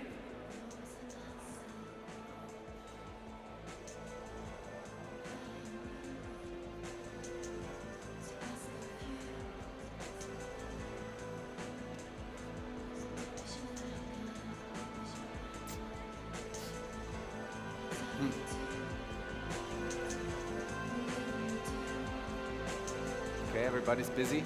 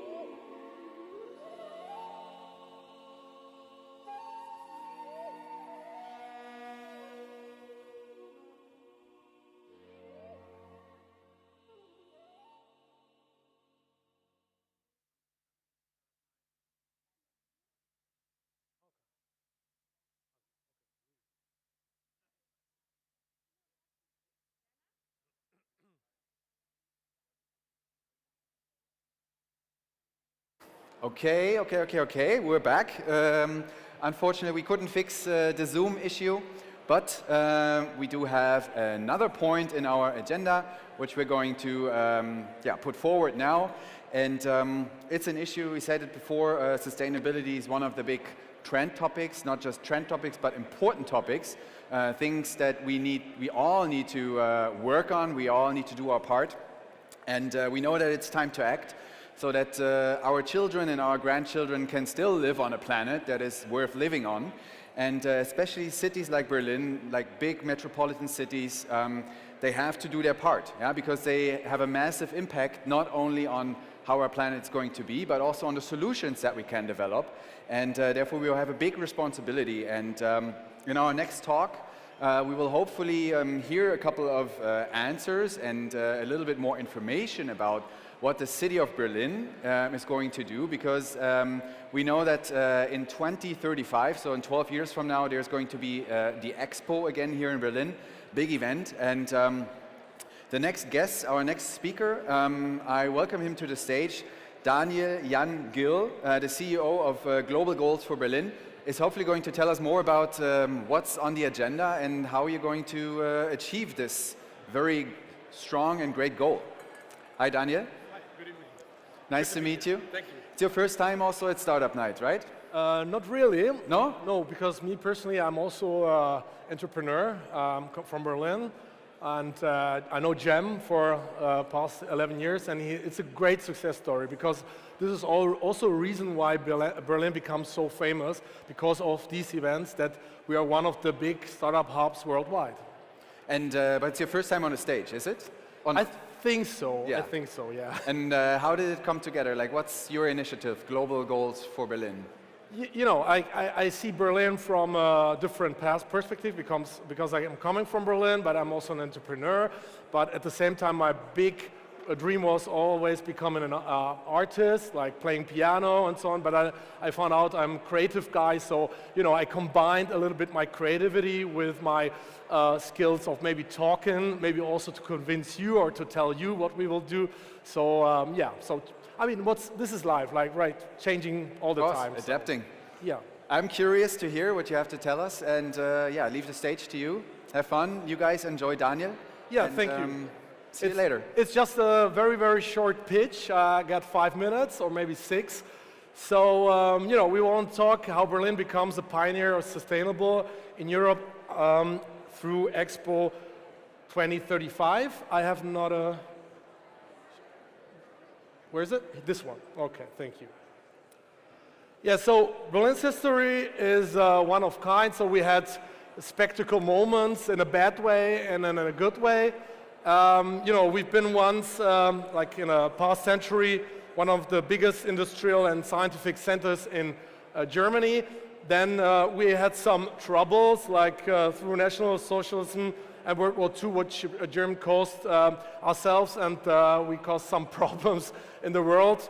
But you know, then after we rebuilt the country, we learned, we got flexible to use our knowledge, and so you know, then our country got divided again, and now we are like one of the big startup hubs in the world, especially in Germany. We are of course very proud, but we have big problems to solve. And the question is, how will be the future? How can also engage Berlin in this matter? And you know, we can see we did a lot, we learned a lot, and so Berlin is unique also because of history. We know that democracy is like the basic of everything. We are in the heart of Europe. Art, diversity, politics, everything, culture we have here in the city, and that's why we also love our city that much, and that's why we maybe also become that successful if it comes to culture or also to scientific or startup scene. So, you know, we have two sides. We have once the environment side, the society, which is, I think, the very basic about democracy. We have to respect the democracy, we have to talk to each other, and we have also business models, science, technology, all the startups. And we need to bring this together when we want to create future. and we are running for the Expo 2035 in Berlin. And we don't want to do this as it was in the past years. We want to bring back scientific progress and technology combined with democracy. So we are not running for an expo like it was maybe in Qatar or Dubai or wherever, but we want to have a sustainable exposition in 2035. And it's not just one exposition somewhere, but we want to show the world that the whole city become an exposition and the future city. So, but how will that happen? So, we are of course inviting all Berliners to join, but all Berliners is not just people who were born here, but everyone who comes to Berlin, everyone should be a part of this development. We want that the whole city of Berlin is to become a world exhibition, bringing innovation to application from art, culture, scientists, and business. And we want to prove that the most sustainable way is also the best business model and the most profitable one. So what we want to do first is about to launch 50 outstanding sustainable projects to learn what the administrative approval process needs to look like. From this, we can set up a scalable and administrative process that will transform the whole city by 2035. Everyone can join easily with their own projects. During the Expo 2035, we will show the world how we will have transformed the whole city into a world exhibition and achieve the SDGs with our ideas and products. We can show that democracy is capable of action and that we have jointly developed the business models of the future in the process. So hopefully you will be with us in 2035, and you are also invited to work on this project with us together with all your projects, with all the startups who are here today. So see you 2035, but also see you in the next weeks, months, and years working on the future in Berlin. Thank you. Daniel, stay on the stage for a second. Thanks for initiating such a big goal. It's a very ambitious and great project, but I love Berlin about this, right? So we're not shy of doing these great things, and we're not shy of changing things and just doing them. So how did you come up with the idea?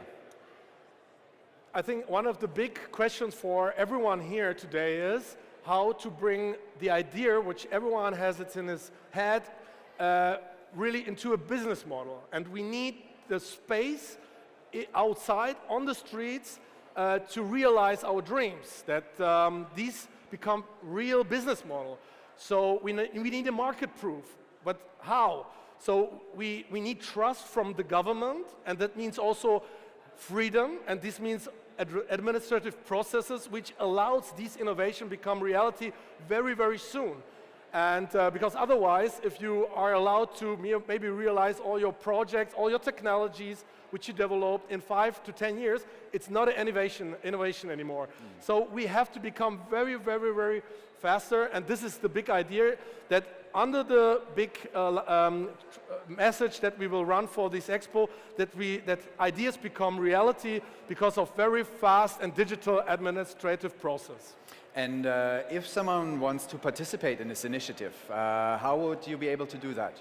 Yeah, so we started Global Goals Berlin. Of course, we have a website. It's called Global Goals Berlin. And of course, you can join us. We are looking for these 50 projects. We are not ready yet, so we found like 30, 35 projects. We are already have started to visualize them. We will show an SDG map, first big SDG map soon. So you will see all the SDG projects which are running in Berlin. And so if you want to be a part of it, go onto the website, send us your idea. We will check it if it can be also a part of it. And yeah, we would glad to see you soon. And if people want to contribute to your project, as in like work for your project, work with you, is that also possible? Would be great because we are like 100 people. Very smart, very clever people, everyone very passionate about future and Berlin, and everyone who is also inspired and has maybe a little bit of time, please call us or email us. And you have one wish free to the people out here. What is it going to be regarding your project, regarding Goals Berlin? Send us your idea next week, call us or email us and join our association. Thank you very much, Daniel. Great initiative. Appreciated that you're being here, and big applause for such a great and ambitious initiative. Thank you. Thank you. And with that, we have a short little break, 5 minutes, catch a drink or a breath of air, and then we will continue with our VC panel at 8 p.m. sharp, and then I'm going to see you again, hopefully, back here. Thank you.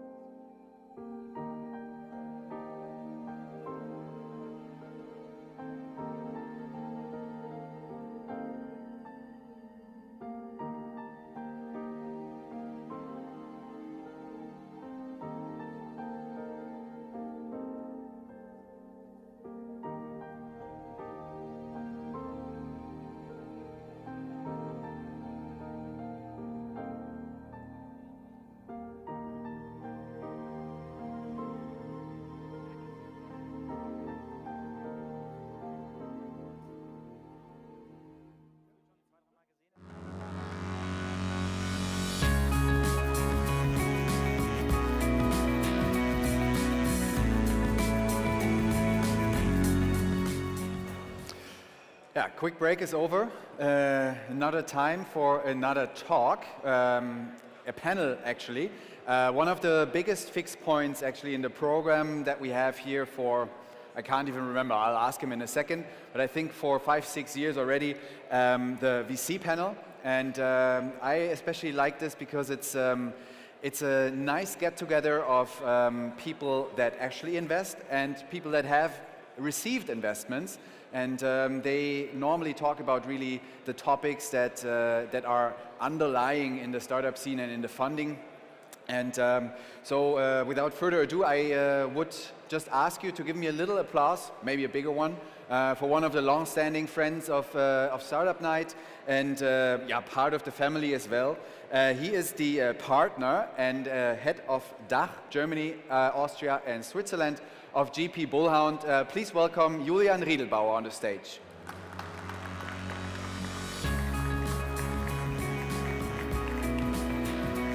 Julian, welcome back. Another year, another Startup Night. Did you mark this in the calendar last year already? Absolutely. I think it's a very, very important event in Berlin, and we are really supporting the ecosystem here and bringing great entrepreneurs and investors on stage. And the topic that you brought today is also more than important for basically all the startups out there, the ones that are established, that have operations running, but also the ones that are just getting started, right? Exactly. Money is more important than ever. Everybody knows that, and we have typically a lot of founders here and startup entrepreneurs and people that want to start. So I think it's the best and most important topic of the night.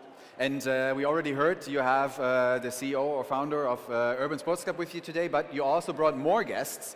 So who else did you bring? Yes, I'll introduce them shortly. So we have Valerie Burres. Come on stage, Valerie. From Exchange, she has a lot of money to invest, lots of dry powder. Take your seat here. Then Moritz Kreppel, Urban Sports Club. Hi, Valerie. Very famous entrepreneur and company. I hope you're all members. Welcome. Then Alexander Artope, Smava. If you need money, if you need small amounts of money, you get it from him. And Johannes Behringer, also deep pockets, lot of dry powder of Cusp Capital. As you can see, a colorful mixture of people from all parts of the industry. So I hope you can take away something for yourself. And yeah, with that, I leave the stage to you. Enjoy the panel. See you later. So please take your seats. Welcome on stage. I think to have enough capital to run your company and increase and grow your company is more important than ever. And now you get all the insights, all the tips entrepreneurs, founders, and people that are interested in startup system or startup ecosystem need to know. This is your panel. Now, let's start with a quick introductory round. Valerie, ladies first. Could you quickly introduce yourself and the fund, and why you're here? Perfect. Yeah, welcome to this very nice panel. I'm presenting Exchange. It's a French fund. We're growing right now in Germany and expanding our presence here. It's already fourth fund, so we have 600 million under management. We're investing from $500,000 to 10 million, typically into seed and Series A. And I'm very happy because I'm the new partner in Germany after being a serial entrepreneur, founding 4 companies in Germany and Europe, and hoping to support many new founders in the space. Thank you. Moritz. Yes, thanks for having me. Moritz, I'm the founder of Urban Sports Club. For those who don't know it, it's basically one membership for 11,000 sports clubs, as if you had 11,000 memberships, where you can go to gyms, yoga studios, swimming pools in 6 different countries in Europe. As a private customer, but even more important for companies, so where we help companies attract and retain the best talent as a corporate benefit. Alexander. So, my name is Alexander Artope. Thanks for having me, Julian. Great to be here with the whole panel. I'm actually a serial founder. I co-founded Datango, an enterprise software company, which we sold to SAP and I'm the co-founder and CEO of Smava. We do make personal loans affordable and convenient for consumers in Germany. We're the largest specialist for consumer financing in Germany, and we have brokered close to 30 billion in loans so far. Thanks. Johannes. Hi everyone. First of all, thanks for having CASP today. I'm an investor at CASP Capital. We are a venture fund that invests in companies on the cusp. That's the name. Both of shaping industries, but also in their own growth journey. We invest between 2 and 7 million euros out of a 270 million euro fund, and I myself have been with the team for the past 5 years. Thank you. So we don't only want to get to know the panel, but also the audience. So please raise your hand if you're a founder or want to start a company. Founder, startup. Very good. Very good. Then who is investing in startups? Any investors? So money is important. Can you stand up, please? So that all the other founders can see you? Please, don't only raise your hand. Get some leads here. Yes. These are you guys, including the panel, if you want to raise the next round. So let's jump right into the topic, and let's start with the entrepreneurs, because without entrepreneurs, we didn't need any investors. Moritz, I would like to know, in the current market environment or the COVID times, what was your biggest challenge so far as an entrepreneur, and what helped you to solve it? Because I think in the current market environment, some entrepreneurs face challenges, and I'm sure you had, while building the company to such a decent size, some challenges. Yes, we definitely had. So we started Urban Sports Club 11 years ago. So you can imagine quite some different challenges over time. We bootstrapped first. The challenge was money, to get money in. Then we had a phase of hyper-growth, where we have had all the growing pains that you can imagine. And then, of course, the biggest challenge was COVID, where one day to the next, 11,000 studios were closed, and there was no business. And the second part of your question, how we got through it, I think what really helped us was to think about all the different stakeholders. So not just thinking about our members, whether B2B or B2C, but also think about our studios and think about our company. And that means our employees, but also our investors, our shareholders. And with that, I think we got quite a good solution. We pivoted to online, so had online live streaming of classes. We had a solidarity fund for the studios to get through the lockdowns, and that helped us quite a bit. But it was some challenging 2 years for sure. Yeah? So happy to have that done and over with for now. Alexander. Yeah, so actually the beginning of the story is quite similar. I founded Smava 2007, so already quite some time ago. And actually 2019 was really a fantastic year for us. And in 2020, when COVID hit, which was like the biggest challenge, we've been really shocked in the beginning, like everybody else, because it meant consumers did not spend money anymore for everything. You know, traveling, for example, is a big part of why people take out personal loans. And what we realized is, okay, this might not change for some time. So what we thought about was that we said, okay, then let's try to consolidate the industry. We were, on the other hand, seeing that Finanzcheck, at the time was our biggest competitor, was eager to sell. So we used the time and really acquired Finanzcheck in record time. To get the financing together was extremely difficult because nobody wanted to do a financing which was really big. So we managed to get equity, debt, and also a share swap into the equation, and actually worked out. And now we're the biggest consumer finance company in Germany, which is brokering personal loans. For me, what helped to overcome that challenge, I would say a big part was mindset.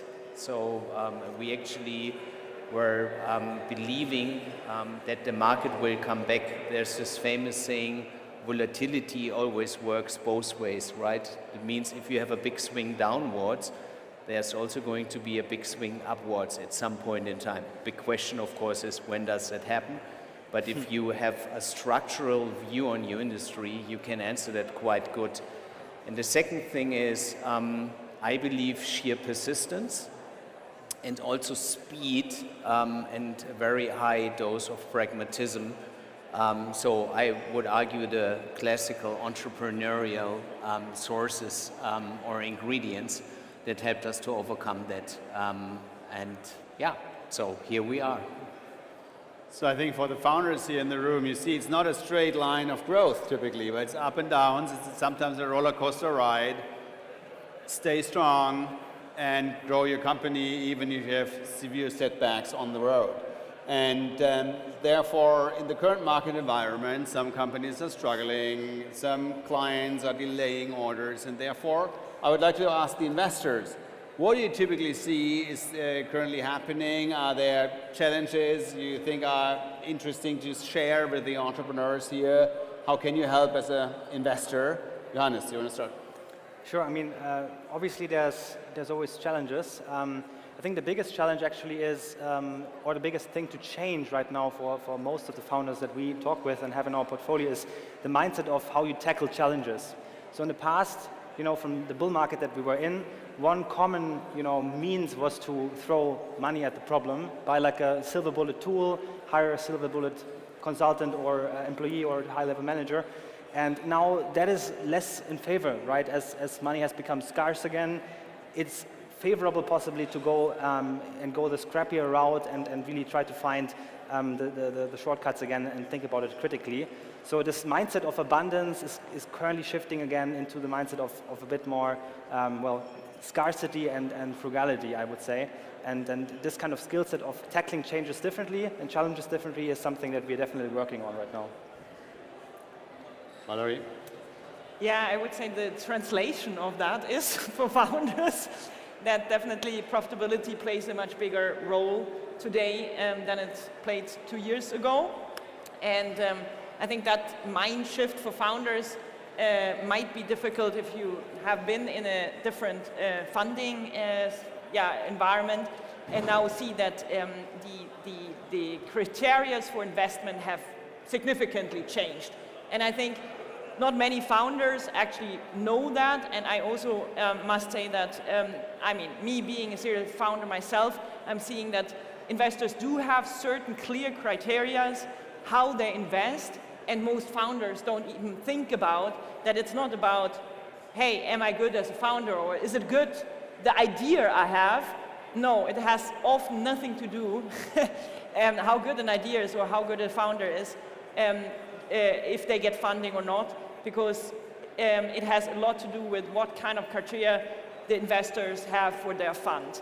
Therefore, let's say it's very important, I think, to understand how investors make their decisions in order to receive funding. Thank you. So looking at the current funding environment, we of course all learned from EY's Startup Barometer that this year, it's year to date, the first half year is 50% lower the funding amount into the German market than in the previous year, which was already lower than 2021, which was a record year.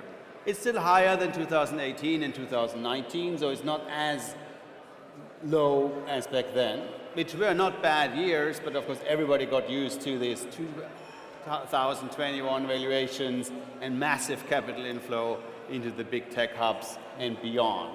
Now, to the investors, what do you think? When will it get better? I mean, you have a lot of money to invest, but you invest it now, do you invest it later? Valerie? Yeah, I mean, for us, it doesn't make a difference, so to say, when we invest. We will always invest when we see a good company. But what I mean with, like, what is a good company? It's obviously a company which is also fulfilling our criteria, meaning being in certain areas fulfilling certain criteria of revenue, of growth, of stage. So therefore, again, it's very important to understand also what are the criteria investors are looking for. Hannes? Definitely very similar to how we are seeing it. I mean, for us, I would say we are investing especially now, also considering that one of our core focus area is supporting the lower income group as consumers and also as workers, and that's like one of the themes that we're working on. And ideally, you know, in times of crisis, in times of economic downturn, that is a topic that obviously flares up quite again. And we expect many interesting early stage companies to come out of the current climate on that topic. So for all the founders, you're ready to invest. And now, of course, a lot of people will ask themselves, should we start now? Should we wait until the environment is better, until we have more money in the system again, until valuations are higher? First of all, to the founders, Alexander, would you start, if you basically thinking about it, would you recommend someone to start in a not the best funding environment as today, or should someone wait?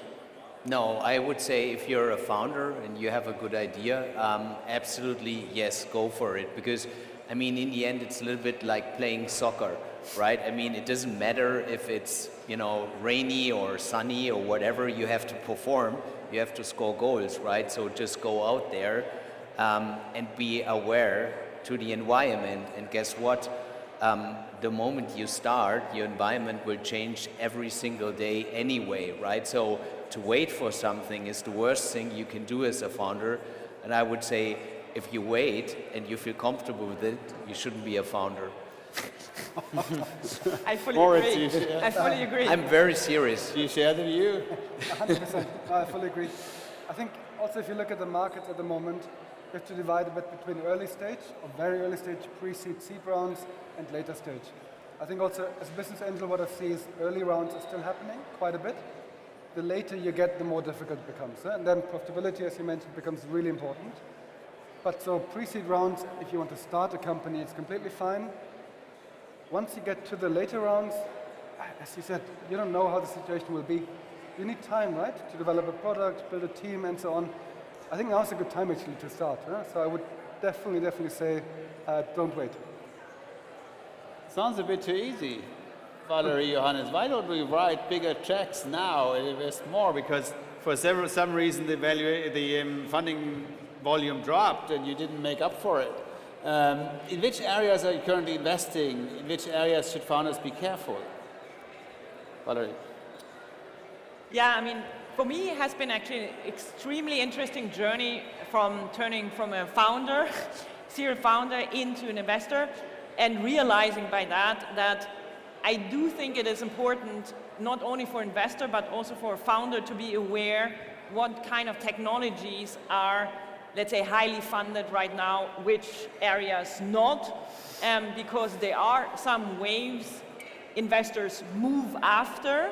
And even though it sounds stupid, and there's a lot of laughs about that on LinkedIn, how we as investors go as sheeps after another, yes. But it's true.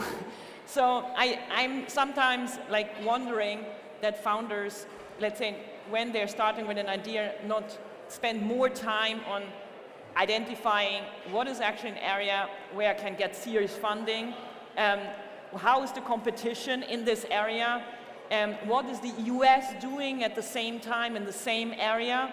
All these factors playing a huge role for investors to invest in your company later. So the homework needs to be done very carefully, I think, in order to get funding. Honest? Yeah, I think I partially agree with that point. I mean, our view is definitely that you know, you need to fit into the narrative of the market. You need to know what your buyers, your investors look for. At the same time, I'd encourage founders to look for where they have found a market fit, right? Like where they can actually think that they have a value to add, an innovation, an invention, or something that they made on a profound level.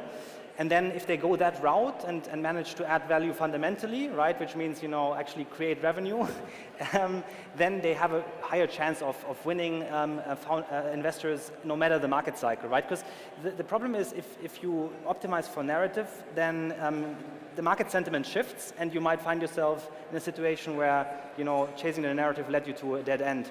Yeah, I would encourage to keep an eye on fundamentals. Will you start a consumer startup as of today, now? Or is consumer gone? For investors. If you need, let me rephrase the question. If you want to start a consumer company that needs financing, will you start it now? Johannes, Valerie? I think, I mean, I would if it's something that you actually have validated as a problem and that you think you can add value to. If it's something you're just founding because you want to found it, per se, then probably not. But consumer or B2B or whatever you want to put as an acronym, in our view, it doesn't matter as long as you're actually creating value. And as I mentioned earlier, especially in this lower income space that we're looking at right now, right? I mean, per definition, lower income consumers are consumers, so addressing them is building a consumer solution. So we very much would look into companies that provide solutions for that. Mallory, what do you think about consumer companies? I mean, obviously, you would always invest into a good founder, and you would always invest into a good product market fit company with good revenues and profitability. So that's obvious. I do think, though, that's sometimes underestimated how much pressure there is from, let's say, funds, in which direction they have started, because the chain is really starting at the top, meaning that a fund manager like me, which probably nobody knows, but is not 100% free to invest in any market, because we are driven by our investors in our funds, called LP, and they have certain goals which they want to accomplish. And if we know, for example, that the EIB, which is the European Investment Fund, has to invest till 2030, 80% of their money in climate, then we know what all the funds who got money from them will do. They will invest into climate, because otherwise they don't get the money. And that's just, let's say, saying that I do think it has a huge impact. A lot of founders are not aware of. And I believe it's good to, let's say, have a certain understanding how the VC market works. That doesn't say, that's of course not correct, that if you have a good company and great market fit, you will get funding and it's a perfect situation. Big marketers, you have European Investment Fund as an LP? No. No, I mean, yes, they are, but I'm saying, I'm talking about 2030. I know, but so like you have to... They are, yes. How about you, Johannes? Same AFL fund, so that shows you something, I mean, big market share for European Investment Fund. No, but I think we have to be honest. I mean, it's I think, like, you have to be aware of that. Right. So if you start a consumer company, it should better be in climate tech, I guess. Yes, absolutely. But so now everybody looks at climate tech and AI, I think. They do. Moritz, do you have a view on it? I think I agree with everything that was said, but I think from a founder's perspective, for me actually the most important topic is passion. So you have to find a topic, a challenge that you really like. Because now you're going to do it for a long time, and if it's successful, for me it's 11 years. How long for you? It's even longer? 16. 16 years. Yeah. And that's many hours every day working on the topic, right? So I think for me, 11 years, probably 90-something% of those days, I was talking about urban sports clubs. Had that been a topic that I had selected because I believe VCs would like this in that industry, and I wouldn't be interested in, becomes quite a job, huh? So for me, talking about sports, I love it, huh? It's my passion, so it's great. We can have an impact with it. So I wouldn't, as a founder, just focus on what VCs want. It's important to think about, but think about what you want to do, huh? Think about what you're passionate about, what you want to spend the next 10 years about. Yeah, I would wholeheartedly agree. Plus, I would say, normally the way things work is that you have some area of expertise that you love, otherwise it wouldn't be your area of expertise, right? So if it happens to be in the consumer sector, you just don't get up in the morning one day and say, oh, now B2B SaaS is, the hottest shit, I need to be doing something in this. So I think it's always a little bit a question of the option space that you have for good ideas. Most of them come from, the area of expertise that you have. So I must strongly support that. Because, we clearly see this 10,000 hour rule, clearly, that if you have founders who have put a lot of time into a topic, that those are the founders who are probably making it happen. Yeah. It's a lot of AI and sustainability funding. Do you think it's getting overcrowded? A little bit like quick commerce 3-4 years ago. Everybody wanted to go into quick commerce and it funded and startups over startups. Lots of shakeout now. Do you think it will happen to AI and clean tech sustainability companies as well? Probably. I mean, actually, most likely that's our expectation. But at the same time, we like to segment the sector a bit more, right? I mean, there's much more going on under the umbrella of AI, under the umbrella of sustainability, of B2B SaaS. And certain sectors and segments will remain interesting even once the hype subsides. So we think it's important to understand that. And again, if you are going after it just for the hype, probably you shouldn't do that. If you're going after it because you've identified a niche that provides you with passion, that you can apply your unique expertise in, as the panel has resounded, then yeah, it makes perfect sense. Valerie? Yeah, I mean, we started to work a lot with data, and you can usually see, let's say, 3 to 5 years ahead where the next trends are coming.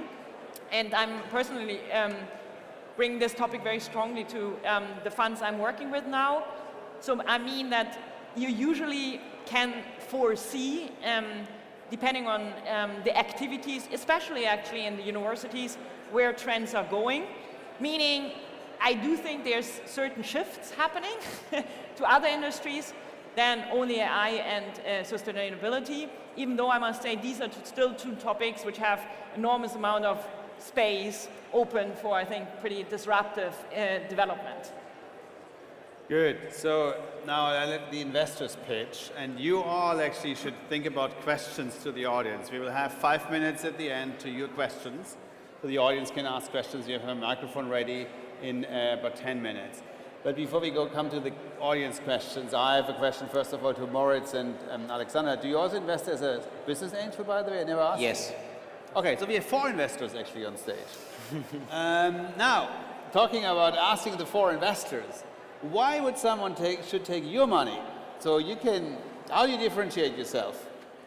Yeah, it's an important question, yeah, and I mean everyone should think about that when they take an investor on, because it's a journey that takes a long time. But I want to answer the question. So for us, I mean, we bring to the table the experience of having invested in more than 60 companies as a team, and several trade sales, 6 IPOs. We bring to the table a passion for 4 core topics that we have done extensive and expensive in terms of time research into, and that we really understand and are very much able to add value to you from a perspective, and also in terms of our network in the team. And then also we bring to the table a dedicated dream team, an A team of experts that's there to support you as sparring partners, as advisors on the topics that are necessary to build your organization, because we are 100% convinced that you can only succeed if you build the organizational foundations in HR, legal, finance, ESG, and marketing that then carry your organization to actual speed. Yeah, and we are there to support you and to be your sparring partners and the first people you pick up the phone and call when you want to discuss something. So yeah, consider us. So Valerie, why should they select you as an investor over CASP? I mean, I must honestly also say that I do think it's a relationship game. I mean, come on, either you like someone or you don't. So there's not that much more science to it than this, I think. But what I'm seeing is happening quite often. I mean, I was pitching to tons of investors in my time as an entrepreneur, and most of the investors, they don't give you any answer, not even a no. They just disappear. And what I try to do is, like, if it's at least, let's say, fitting to our fund criteria, I try to actually give feedback. And the interesting thing is that most of the time you understand in the feedback how we think about it, but also we do understand how founders think. How are they dealing with honest feedback? And most of the time in these situations, we get a very good feel for the founder, and that is often also part of the assessment process from both sides. And I do think that makes a good relationship then. So I, as an advisor, often see companies that either have lots of angel investors on the cap table when we advise them on a late stage growth round or an exit, or very little or no at all. And so now to the 2 business angels and entrepreneurs, what's better? Get a lot of money and a lot of different angels on board, get 1 angel, get no angels. Obviously, probably you want to invest, so there should be at least 1 angel invested, but what's your view on angels? Well, I think it depends very strongly on when you as a founder do it for the first time, I think it's fantastic to have an angel as a supporter and also as a mentor, because the truth is, you don't know. Actually, when I started out, I didn't understand anything of the venture capital business. I didn't know how funds tick. I didn't know anyone in the industry. Nobody believed in me, which is quite normal when you start out. So it's a good idea to hang onto someone that gives you guidance, explains a lot to you, where you can ask stupid questions without looking stupid, and also makes you intros to a lot of people. And when you have your first negotiation on your term sheet, you basically sit there, you type all the time, what does it mean, what does it mean? It's great to have a sparrings partner. So my experience with Angel that I actually took on at Smava and also my first company, the Tango, was always a good one, and I can strongly recommend it.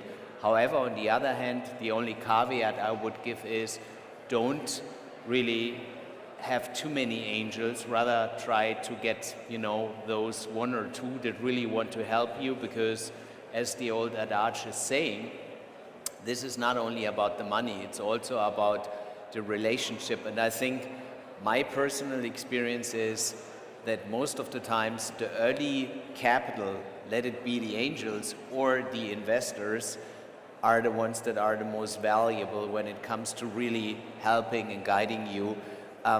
In the later stage, it's only about money, which is totally okay, but you have to understand the differences in the stages, what value is being added, and I think closing on that, it's a good idea. All right. Agreed. I think for angels, what I would be looking for, and we didn't have it at Urban Sports, which I think was a mistake, two things. The one thing about experience, how to build a company, and that's across most industries, it's quite similar. So how do you build the teams? How do you hire all of these contracts you mentioned? So to get an entrepreneur in as an angel, I think is helpful. And the second part is to get somebody with expertise in the industry you're in. That's something different again, right? So as a sports company, I'm very happy to invest in startups that are also in the sports area, because there I can't only help, I can help with building the company, but also about kind of what they're doing, about the contents. So as an angel, to accept stupid money, so somebody who's just giving money, I think that's difficult. There, what I very, very much recommend is to have a very aggressive pooling. So if you have many angels, pool them together. So you only have one person who represents them all the others. That we didn't have that at the beginning, and we didn't have angels, but we acquired some other companies. So we had quite a few small investors, and that was difficult for some time. And then we introduced later very, very strict pooling, which is more difficult if you introduce it later on, right? If you do it at the beginning, it's fine, nobody cares. But later on, it's a bit contentious, let's say. Thank you. So, 5 more minutes for the questions of the audience. So wait 5 minutes, collect your questions. While you think about your questions, I want to have the entrepreneurs to think about what was the most strange behavior or funniest behavior of investors in the pitch. And the other way around, I'll ask first the investors, what was like an awkward, funny, or great situation you experienced in an entrepreneur pitching to you? Johannes. Okay, I can think of a couple, but I'll boil it down to one. So for us, we're actually not huge fans of pitches. We like to have a conversation, and we like to have a discussion with founders, because it's the first, opportunity to get to know whether you can actually work together. Which is why we find it the most funny when we have, this type of conversational approach, and someone just comes to us and pitches it like a theater play, right? Like it's been studied and performed like a well-studied oration, which is great to get up and running, but before you actually go and talk to investors, maybe, take out the dramaturgy out of it again and try to have a conversation more. I think that would be my advice in that context. Valerie? Yeah, I mean, you really need to understand it. It's like a sales pitch, and in the sales pitch, it's important to not only think like, oh, I have to give my pitch now, and please don't forget one sentence or two, but actually to really think also the investor has needs and questions and wants to be challenged in order to feel like, wow, this is a founder who knows what he or she is doing. So I really think like it actually needs to be a really good sales conversation, meaning a lot of question and a very intense dialogue in order to make it valuable for both sides. So I think the funniest or most awkward situation that we had was that in a pitch, and we actually have been talking to that fund, I would say quite a lot, and they actually wanted to come to our office. So it was 2 people, and one of them, who was a senior partner, actually fell asleep, right? He was so tired that he was like going back and forth, and then you could see that he's like, and then he was waking up again. And I was just like, and we're supposed to have the final presentation, you know, we're super nervous and super excited, and we're sort of, okay, this is going to be great. And the most amazing thing is, I was so disappointed, I was really pissed, I was just like, this is not true. And then the next day we got a term sheet and like an email from the guy that was sleeping saying, great presentation, I really loved it. And I was just like calling up the guy that was awake and obviously making a strong statement for us, and I'm saying, you like us, don't you? And he's like, yeah, and I apologize for our partner, he was really tired. It was just like unbelievable. Did they invest in the end? No, we declined. So even if the investor falls asleep during a pitch, don't give up. They might invest in the end, or at least put in a term sheet. Yeah. I think the strangest conversation I had with an investor was on a taxi to the airport. I wasn't going to the airport. The investor was going to the airport. So he asked me to jump in to go to the airport. That was bizarre. But I think the funniest story was actually not on the investor side, but rather on our side. So, I mean, you say with a co-founder, you spend a lot of time, right? And Benjamin, my co-founder, we've known each other for some time. The last 11 years, we worked a lot together. So you become quite similar, right? So people talk about you as like an old married couple, exactly. Yeah, exactly. But in the early days, so we were bootstrapped, we were at Beta House, co-working space, Beta Pitch, pitching on the stage. And we come in the morning, arrive at the pitch. We had not discussed what to wear. Nobody believed us, but we had not discussed what to wear. We were both wearing brown leather shoes, red chino pants, blue white shirt, and a blue cardigan on top. And then we're standing on the stage next to each other, wearing exactly the same outfit, and quite a specific outfit. Nobody believed us that we had not kind of aligned, okay, you're going to wear that. But yeah, had not aligned. And it was definitely the conversation topic afterwards. So what's the most important advice, Valerie, you would give to founders? Sorry? Most important advice you would give to founders? Think about, or know your finances, I would say. I would say that's, I had some pitches where I really liked the founders, I loved the company, and then I just checked the revenues in the deck versus the actual revenues they sent us, and there was $500,000 missing. And then you think to yourself as an investor like, will they have their numbers under control? So I think like you need to be on top of your numbers. Moritz? 3 topics. So passion I talked about. Resilience, I think it's extremely important as a founder. So 11 years for us, took a long, long time. I think we had a couple of times where we set ourselves deadlines. If we don't achieve targets until then, we stop. We never achieved the targets, we never stopped, and then it's worked at some point. And the last point, probably the most important one, learn how to hire people. I think that's the biggest topic, even more important than the topic you're working on more than anything else. Hire good people and take your time with it. So for me, I would much earlier hire good HR people to make sure that you find the right talent. That's the success or the failure of the company. Yeah. Alexander? Yeah, I would say so. Resilience / persistence is clearly the first one, because there's going so many obstacles in your way all the time. If you don't like that, maybe it's not for you. The second one that I think is really super important, and people don't really talk about it that much, and I know it's not very politically correct to say it, but please forget about work-life balance for the first 5 years after you found a company, when you take on money from other people. If it's your own company and it's your private money, who cares? But if you really think about acquiring funding, this is not going to work, right? You need to be super realistic. That also includes that you have a serious discussion with your partner upfront before you actually start something, because it's tough, right? You're not going to be at home for a very long time. You're going to be burning the midnight oil. And this is something that people often oversee. And I would say the third thing is I would always recommend to have a co-founder. I happen to be very lucky. I have a fantastic co-founder, Eckhart. And we've been doing this from the very start. And it was much, much easier in the tough times and much more fun in the good times to be two. So those are the 3 recommendations. Thank you, Johannes. Yeah, tough to add to that. I couldn't agree more with all the points made. I think one thing that I would want to start with is you really need to know. You need to know yourself, right? Like, what are you good at? What are your strengths? What is your competitive advantage? And go in that direction and build an organization and a support network that kind of enhances that ability and at the same time also covers the shortcomings. I mean, everyone has shortcomings, right? And helps you build an organization that can scale and grow. But really, I want to stress again the importance of having this support network, because it will be a roller coaster ride.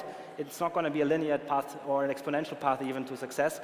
And it's really important to have people around you that you trust, be it within the firm or outside of it. Thank you. Now, questions from the audience. Any questions? Don't be shy. Yes, front row. Yeah, thank you very much for that nice talk. I would have a question for Moritz. You as co-founder from Urban Sports, I would be really interested in knowing what was your biggest obstacle on the course. You already mentioned people, HR was kind of hard at the end, but what would you say was the most challenging point in your course as a founder? I mean, COVID I talked about. COVID was the absolute nightmare. At the same time, it was quite fun because we went back to being founders. So my title is co-founder and CEO. And the longer you have the company, the more you become CEO, and the less you're co-founder. And in those moments, you really come back to being a founder, right? I mean, we're a small team together thinking how we can go online with live streaming. That was fun. Most challenging then in that time was letting people go. The company was geared 100% towards growth, top-line growth. So we were 500-something employees, expanding like crazy, and then there's no business. So we had to reduce the team a lot. We had to kind of really focus on processes, structures, automation. And that can become tedious, huh? And we've been doing it for quite some time. So I'm very happy that post-COVID is really back. People are back to doing sports, even more than before. But yeah, that was by far the most challenging time. Thank you very much. Next question, back there. So my question goes to Moritz and Alexander, actually. So I would be interested in knowing, when was the point in time when you knew your business was going to scale? When did you know your business will have success? So for us, it was actually quite late after founding a company, because in 2007 we started out as a peer-to-peer lender, and we then realized this is not going to work the way we originally envisioned, so we had to pivot.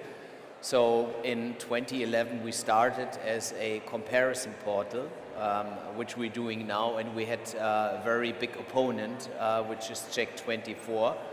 So, and it's kind of like a binary market. Either you make it or you don't, and you can only do it at scaling. So we needed to invest a lot, especially into marketing, into TV. We knew from the get-go at some point in time we need to build a brand, and this only works with a lot of TV spending. So I would say it was after our fundraising in 2016, so quite some time, that we knew, okay, we made it. We're so big, the company is not going to go away. But it took a long time. Yeah. And for us, I think it was very bizarre at the beginning, because whoever we talked about the concept, everybody loved it. And then we started. I remember that very clearly. January 13, we went live in Berlin with 25 studios. And we thought, hey, that's the biggest sports offer. Nobody has 25 studios in Berlin. Now the members can come. That didn't quite work. Now we have 1,400 studios in Berlin, and we're still adding new ones. So yeah, that was the problem. But even then, even when there was no members coming, everybody was, the model is so good. And so we were quite positive. And then I think when it started, we heard people talking about it, and members started coming in. And we were at the beginning, I mean, we're looking at every member. We got an email for every single member every day. And we would go ding, and kind of, it was exciting. So when that started to happen more and more, that kind of gave us a feeling. And then when other people that didn't know us started talking to us about Urban Sports Club, about kind of doing sports, that was really kind of, we could tell, hey, now it's kind of, it's catching on. And then I think the final part was a larger investment round when we knew, okay, with that money now it's kind of, it's safe. Yeah. So step by step. So I guess it's time to change. More questions? Do we have time for 2 more questions? More questions?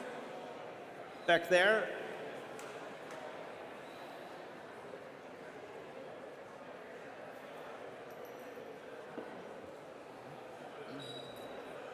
Hi, good evening. Thank you very much for the panel. My question goes to all of you. I would like to ask the question, what is your definition for early stage?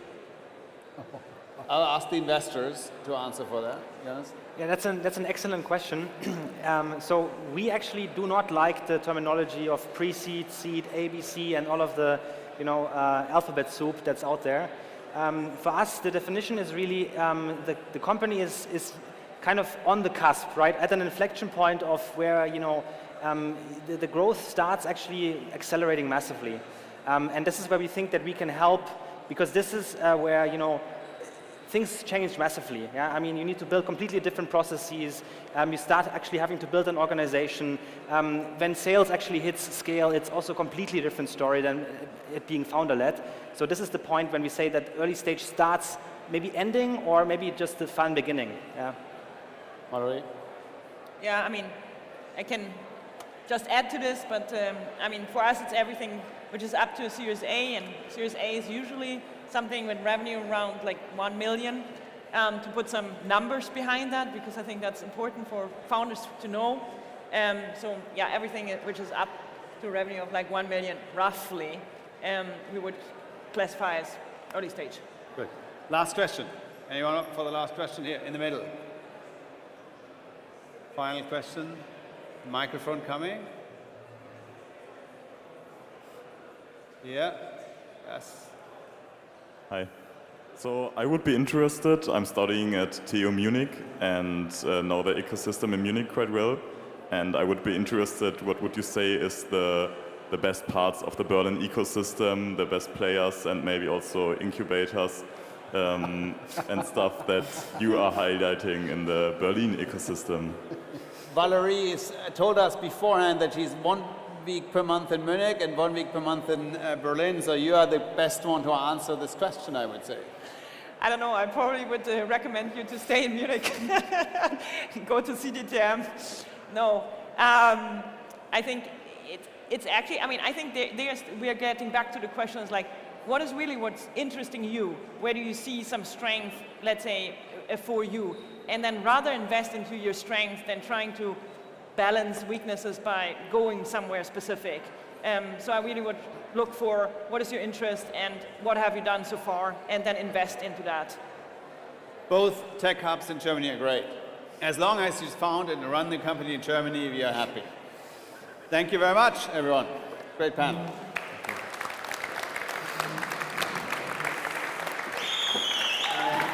Du hast einen Fanclub damit. Thank you. Thanks a lot. Thank you very much for being here. Thanks. Yeah, I see there's a huge crowd in here. I hope you enjoyed it. I hope you were able to take away a few things for your own startups or for your own investment journey. We are going to have a little break now, 15 minutes. And I know people love free stuff. And I just learned that for the last years, we've been giving away 1,000 t-shirts per startup night. So If you still want to have a t-shirt, I see there's one up here in the front already, and a couple of others I've seen walking around. Feel free to grab a t-shirt at the front at the booth. It's for free, and it's a nice little reminder that you were here and to tell your friends and colleagues what you experienced here tonight. I'm going to see you again at 9 p.m. for our hardware pitch battle. I'm particularly curious and excited about that, and I hope to see you again here in 15 minutes. And yeah, enjoy the break. See you at 9.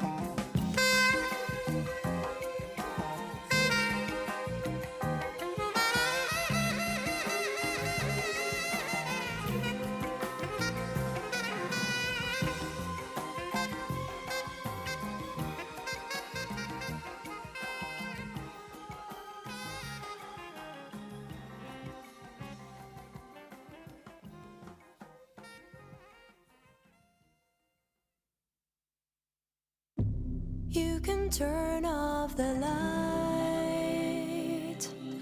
You can search for a gleam of night. On the white roof, a white proof of Lady Moon.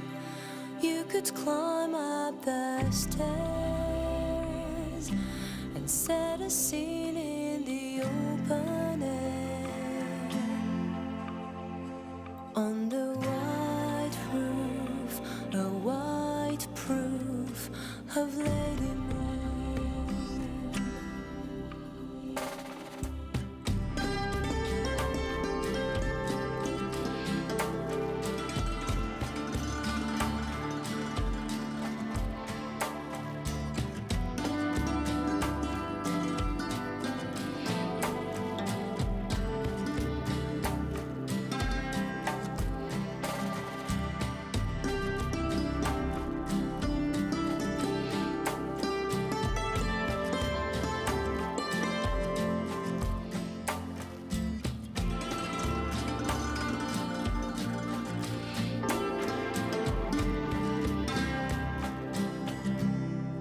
Turn off the light. You can search for a gleam of night. Look for the moon, grow your cocoon. Life is alright. You can ride a star, but look for heaven only where you on the white roof, a white proof of Lady Moon. Some nights she comes for me and smiles so tenderly that the old sky seems to lean forward to me. When she's full, the room I pace. When black eyes stare into space.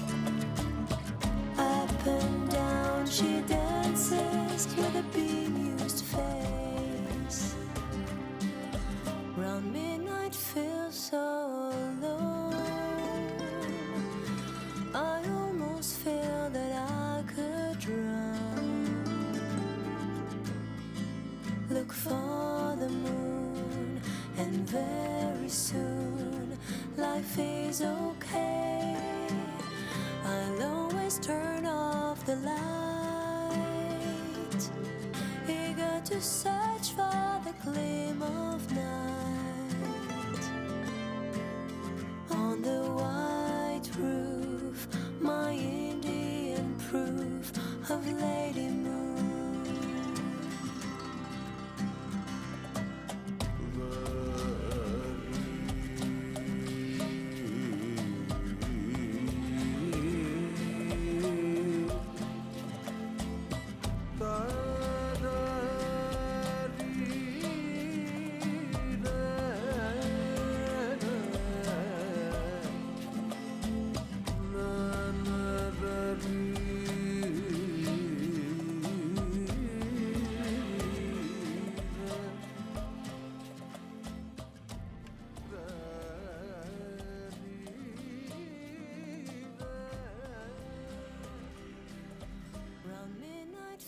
So alone,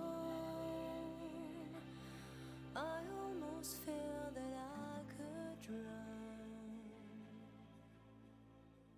Look for the moon, and very soon life is okay. I'll always turn on.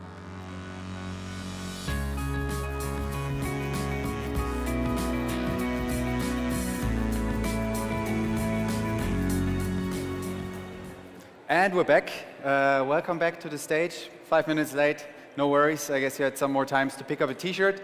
And yeah, with that, we'll continue. And we've heard the buzzwords AI, sustainability, all of these things, and lots of software before. But I think one thing is most of the time forgotten, and I believe it is still the thing that keeps our world running and is most essential, because otherwise all of these software thingies wouldn't be anything. And hardware is still big, and hardware is still massively important and meaningful, powering the world basically. So I'm extremely happy that we have this pitch here today. This pitch battle actually, so it's going to be a couple of startups that are going to present us their hardware solutions, and the partner that's going to present it to us is no one new to the Startup Night. They have been here last year already with a couple of really interesting startups, and they brought us 3 new ones this year again.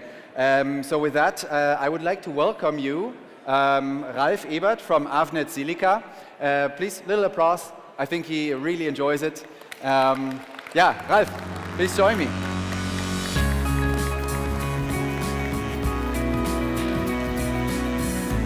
Hi, Ralf. Nice to see you again after a year. Yeah, how have you been? Fine. Excited since last September? Excited? Yeah? Yeah. To see what today will come, and of course what new startups we will see today, and we can present. And it's really exciting who applied for it. So yeah, looking Did you get many applications for startups, or did you pick them yourself? We got here together with the guys here from here Startupnight, here, a longer list, and we decided for a couple for pitching today, and all the others were also interesting, but yeah, we tried to choose already the best we could find. Perfect. Yeah. So we're going to see the best of the best tonight. Yeah. Maybe you tell us a little bit about what Avnet Silica does. Yeah. So Avnet Silica, we are an electronic component distributor. That means we're selling chips, which you need to build a hardware, but we're not only selling it, we're trying to support the customers to build their designs. We try to support also the startups to develop their solutions together for a couple of different suppliers.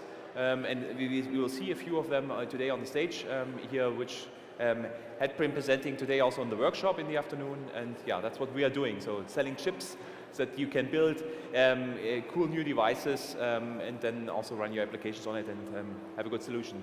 And what's the idea behind organizing this pitch battle? Do you have a strategic approach behind it?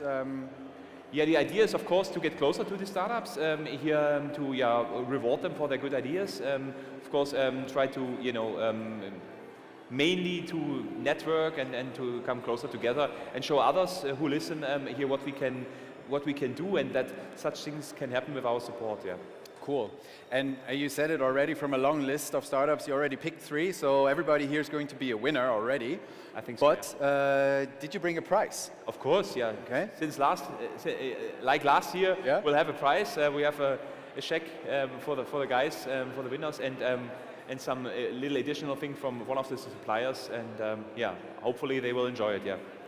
I hope so too. Yeah. And you also brought some friends and as a jury to actually give like good feedback, real feedback, critical feedback to the startups, challenge them, and then also pick the winner. Yeah. Would you like to introduce them to us? Yeah, of course. So we have in total 4 different suppliers on board today. We have Microchip with Denise Fritsche. Here, so we have also a lady on stage. Here, she's coming in a minute. Yeah. Then we have here Kevin from Nordic. Then we have here Markus from Renesas, and we have Martin from NXP. Okay, wonderful. Then I am curious to see what the startups are going to show us. Yeah. And leave the stage to you. And good luck. Yeah. Enjoy. Yeah. Okay.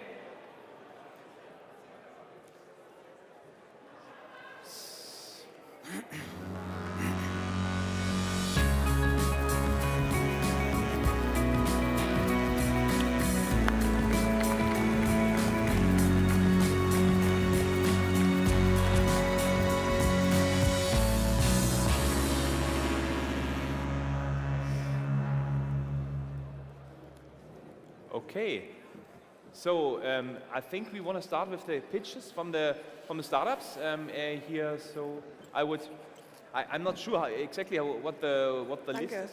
Do we want to introduce them in the first step? To be honest, I'm not 100% sure how we go on now. Should we introduce the startups? Or okay. Then I'm not 100% sure who's first. Okay, I'm sorry. Yeah. Hey. I'm sorry. Hi. Nice to meet you. Yeah. Nice to meet you too. Yeah. Thanks. So you're on stage. So it's your time. Perfectly. Do we have like for the slides? Do we have a switcher? Here we go. I guess so. Yeah. And how are my slides up? That's not our startup. So we need a different pitch deck. Who is understanding the problem? Sorry.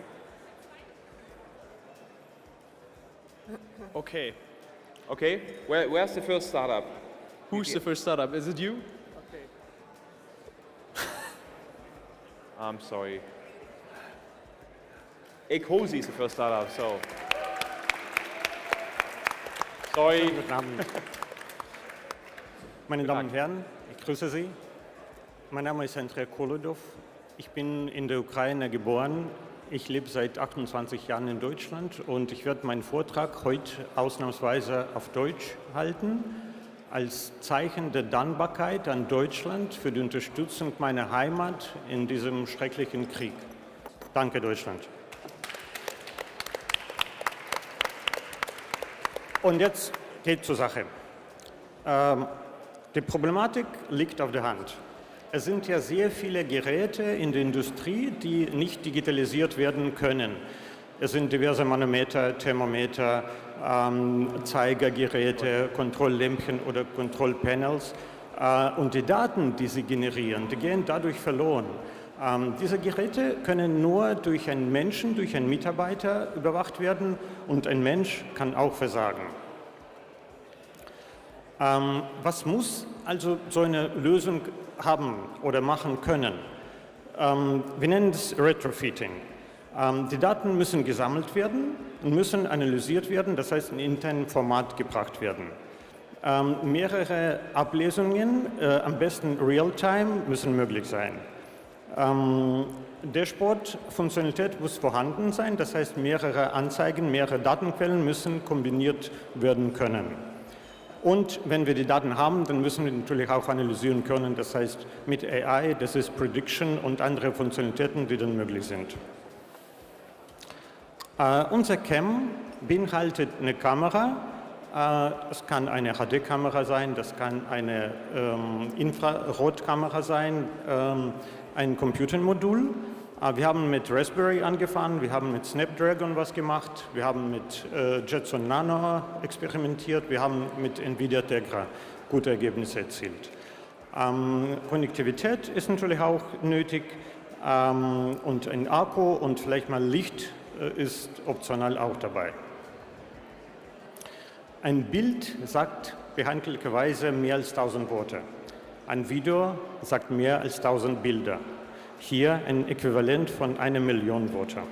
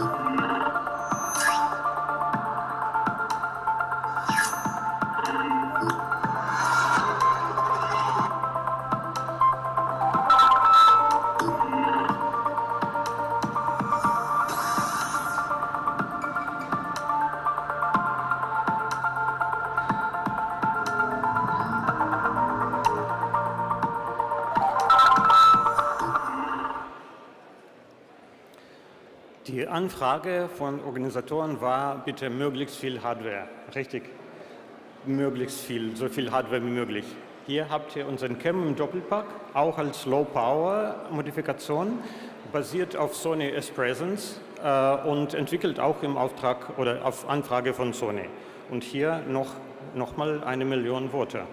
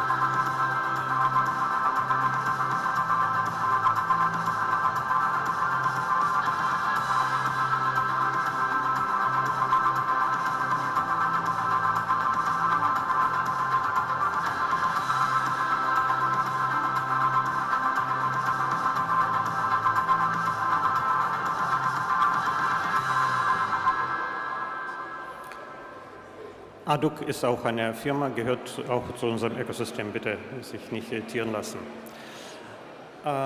Jemand, der sich mit IoT gut auskennt, könnte sagen, was erzählt uns für ein Schmarrn? Jeder Student kann ja einen Raspberry Pi nehmen, OpenCV draufschmeißen, Kamera anschließen, Dataset trainieren und gut ist. Entschuldigung, ich habe es fast vergessen. Unser Gerät kann parallel bis zu 16 Meter oder andere Geräte identifizieren und ablesen. Und das dank unserer Algorithmen, die wir für jede Objekttypen kombinieren und richtig nutzen. Da sind einige Events und das macht das Ganze möglich. Das war's erstmal. Vielen Dank und eventuell haben Sie Fragen.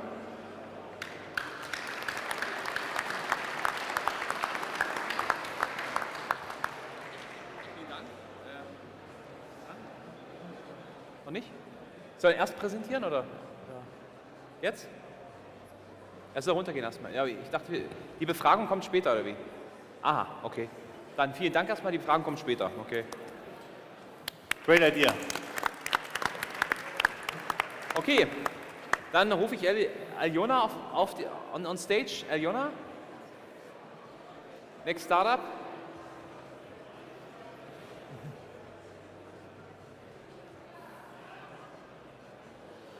So, now it's your turn. Second try. Thank you. Thank you. So here we go. Hi, my name is Elisha, and here in the picture you can see me with my 2 nephews, and one of them is the KEO of our company, the Kids Executive Officer. And together we are reinventing education with AI and the Tamagotchi effect. So, if you're like my 2 nephews, they spend more and more time with digital devices. And I was thinking to myself, okay, we need to bring those kids back into reality, back in touch with reality. And so we created a device for kids where they communicate with the tablet. It's hands-on. You can also see it here right next to you. Yeah, we can make this interactive, actually. What do you see? Yeah, you can shake it. Right. Kids love to shake it. It's like a bit like a Tony box. Yeah, here we go. And do you want to look inside? What do we have there? Okay, but is it like, what's exactly inside of it? Is it a dice, maybe? 2 dice. Yes. Yeah, two dice. Two dices, and we have sensors recognizing this, but I will explain it in a bit more details. So it's called Tuktoro. It's a math learning companion with hands-on play. And it basically combines an app, like a normal learning game, together with a tangible toy, and it communicates with each other. And parents, they save a lot of money, and the kids love the Tamagotchi effect. They love to shaking. Just point, do you want to shake it? Yeah, and now you can look inside, and you have to do some math questionnaires. And basically with this concept, you can learn the whole math from preschool to 3rd grade. And my mother, she's a learning psychologist. So basically she's specialized on kids with dyscalculia who have difficulties with math and numbers. And this concept of using dices helps the kids to learn math in a very interactive and fun way. And that's basically what we do. We have a lot of learning games and stories, and we're digitalizing education in a very hands-on and tangible way. And our customers needs the product urgently. So we have one customer who said, my daughter needs the product urgently because, yeah, she has dyscalculia, she can't do math correctly. But we also have kids who are already ahead of the other class. And with the digital learning, they can learn very individually, but still hands-on. And it's basically for kids in preschool to 3rd grade. We make every month 10,000 euros in pre-sales, so to say. We're mostly bootstrapped, and part of our customers are parents. We are together with learning institutes, but also with schools. We're active in German primary schools, so they use a smart board like this, and basically you have to shake. What's the right answer here? 5. Now you need to type it in the smart board. Let's say this is a smart board.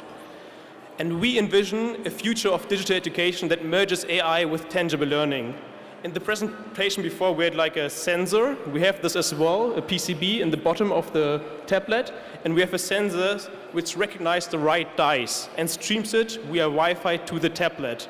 And we also have learning analytics, so the parent, the learning psychologist can see where the child is, and the child can learn individually.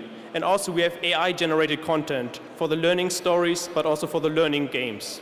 And we're working together with Tonybox. It's one of the biggest companies of toys for kids, and they are one of our supporters. We are 3.5 tech founders and reinventing education. So basically my past, I have an education YouTube channel and worked in robotics, and I combine these two passions of mine, education and robotics. We also have a tech co-founder, and Leia, she's the new KEO, the New Kids Executive Officer. She replaced my nephew, who needed to go to school 2 weeks ago, so he was basically out of work. And together we are reinventing education, and I want you to support us. So we are mostly bootstrapped. You can check out our website with the QR code, and of course, vote for us if you could vote. But yeah, I think the best way is just to check out the QR code, and let's reinvent education together.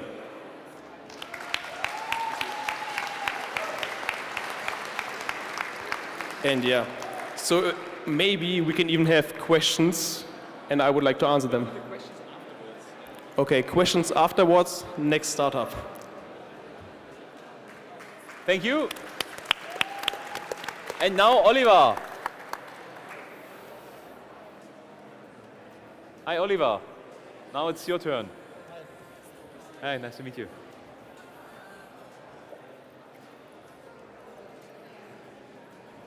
Hello and good evening. I'm Oliver von Sperber, founder and CEO of AXO. We are developing predictive maintenance. Thank you.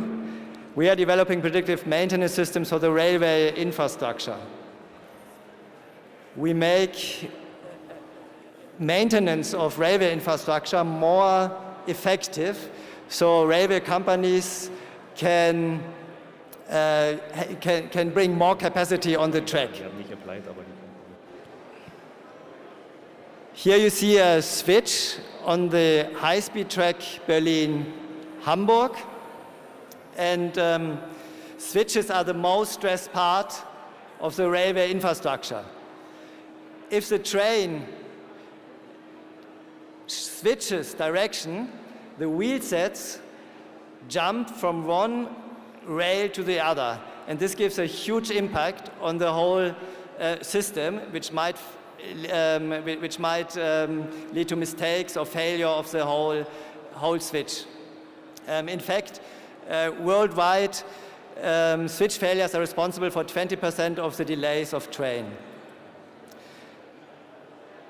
In Germany, we had in 2022 30,000 switch failures. So if anybody of you goes with a train, I guess in the last months you were a victim of one of the switch failure. Each switch failure means the section is getting closed. And then it takes at least 1 to 2 hours till a service team goes out and fixes the switch, but of course it could also take 10 hours or longer. And the result is, of course, a big cost. This means, of course, a cost for the service teams, but also a much bigger cost for the railway operators, because the whole timetable gets out of order. And of course, for us as passengers, it's also a cost if we have delays. So if we reduce switch failures only by 5%, we create an enormous value for the railway operators. Deutsche Bahn has more than €1 billion costs per year because of these switch failures. So how is maintenance done? It's still done by intervals. It's an interval-based maintenance. The trains, the service teams go out every 2 weeks or every 6 months, depending on the switch. This is regulated by the German Railway Authority, Eisenbahnbundesamt, and then they check the switches. But they are blind for everything which happens in between. And this is exactly what our monitoring devices are doing. They're looking, they have a real-time monitoring 24/7. Actually, our devices are on this switch right now and monitor if everything is okay. So this is how it looks like. I call it, it's a baby phone for the switch. So service teams always can see what's going on. So I can, for example, if I go on my app and look at this switch, this is here. Okay. Actually, I don't know how much time I have. I don't understand the counter. Do you know? Doesn't matter. Okay. Okay. Yeah. So this is a good switch. Yeah. It has some values are over the thresholds, but in general it's a good switch. So no alarm here. Everything is okay.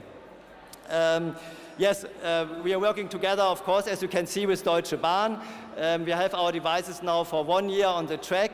We have the Betriebserprobung of Deutsche Bahn. The device is certified according to the European railway norms.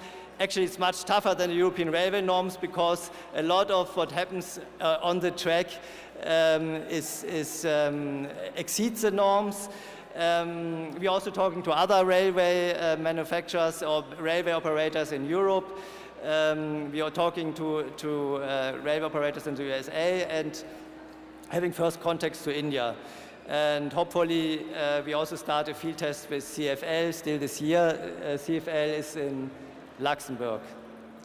We're building a digital twin for switches together with Atos. And yeah, we're also in intense discussions with Siemens Mobility. Siemens Mobility is producing these point machines where you see the sensor devices. And what we see here is a retrofit solution, and it's, of course, you can also place it in new point machines. Therefore, we're discussing the stuff with Siemens Mobility. So this is how it looks like.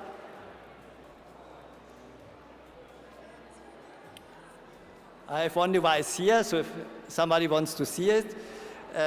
Actually, because I see Kevin on the podium, there's a Nordic chip in. Kevin can say much more. There's some technical stuff which also can say much more. And because I see the telecom logo here, we also have a telecom SIM here. So this wasn't planned, but it's really telecom in here. So what is very important is that you can mount this device very fast on the track, because if you mount the device, the track has to be closed. So this is a little bit like a Formula One team. So it's a special design that it can be fastened at the systems, at the fastening systems, at the track. You just have to unscrew the nut, put it on, screw it. It's a minute, and then it's on the track. The device is extreme robust, so I could throw it. It would make nothing. It has ultra low power, thanks to Nordic. So this device works for 5 years, non-stop. We don't need to maintenance. There's no battery change, and after 5 years, it just gets unscrewed, and a new device gets screwed on the track, and then it gets refurbished. So this is very important because you don't want to be on the track all the time. And of course, it has a real-time monitoring. So it's not like it collects the data and sends it once a day. It sends the data every time a train crosses a switch. Oh, this was wrong. Here we are. And we developed this device not only in the lab, but especially on the track. And therefore, we are very grateful to Deutsche Bahn, because every time we are on the track has to be closed, and we have to check it. And I see also Andre and Florian are here in the audience, the two guys who are checking this. They can tell you how it is to be at the track when the ICE passes by with more than 200 kilometers per hour. You have to be very careful, and this is a great achievement that this is really developed on the track. Yeah, we have a quite senior team, all specialists in the IoT area, and of course we are here to do a pitch and also talk about capital, so I hope there are some venture capitalists in the audience. We are raising now 3 million euro for the next 24 months. We want to hire 20 more engineers. Also for salesperson, we want to start more field tests in Europe. We want to start a field test in the United States and also in India. And we want to equip 3,000 switches in Germany as the next steps. This is a huge logistical effort to equip 3,000 switches, but given the total number of switches in Germany, which is 65,000, the 3,000 is just a start. Please contact me. You can also scan my QR code if you are interested, and I'm very open for questions. And if there are some technical questions, also my technical team will support them. Hier hin? Yours, the device. Thank you.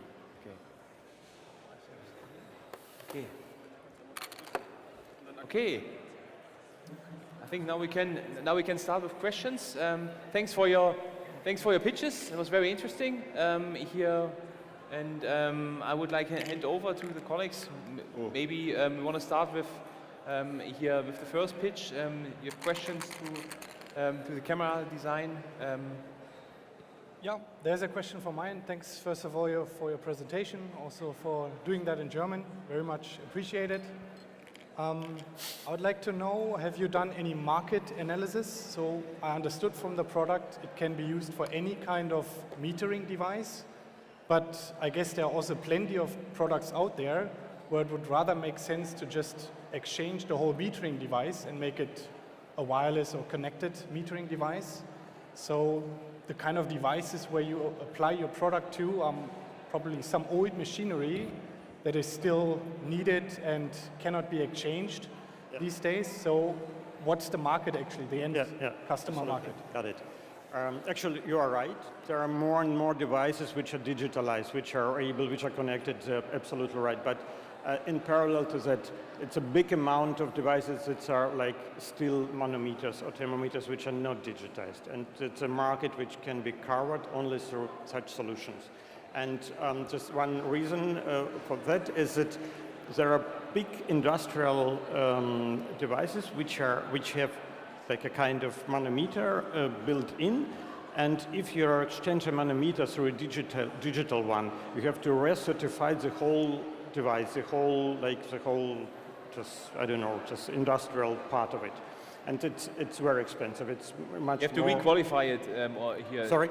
if you want to exchange something, you would have to you have modify to it. recertify and so the it's whole easier to put it in front. the whole block. Yeah. And that's really expensive, Yeah. so just much easier to do it. And also that's a couple of like cases, for example, control panels. You have 10 or 14 or 15 like devices placed in one area, and you have to monitor all of them and just to do a kind of prediction or like do a decision making based on a combination of values on these devices. But in terms of, I think the question from Kevin was more, had you make a business case study, how many analog displays you want to equip with your camera here? What is the market? Is it specific? I don't have a figure for it. I don't have a number for it. Okay. But we have got a lot of requests and a lot of corporations requests for it. The market is there, definitely. So you have not the concrete number yet, but you're still working on that. Absolutely. Okay, thank you. Right. Any other questions to the camera? Yes, I have a question to the first and the last pitch. Your design is very robust, thank you. And one question, you transfer data. Do you thinking about security in your design for cyber attacks and so on? Security? Yeah, security. Yeah, implemented? it's a good question. Thank you for that. This device does onboard decision making. Yeah. Means there is no picture, no video, nothing going outside of device, but only the values. Just if somebody is there on the picture, and somebody will be like, camera would see him, he or she wouldn't be like put somewhere in the cloud or somewhere on the server, just only the values, just how many, I don't know, pascals or kilograms or something like that, only the values. Okay. Thank you. And you also implemented hardware security in your design?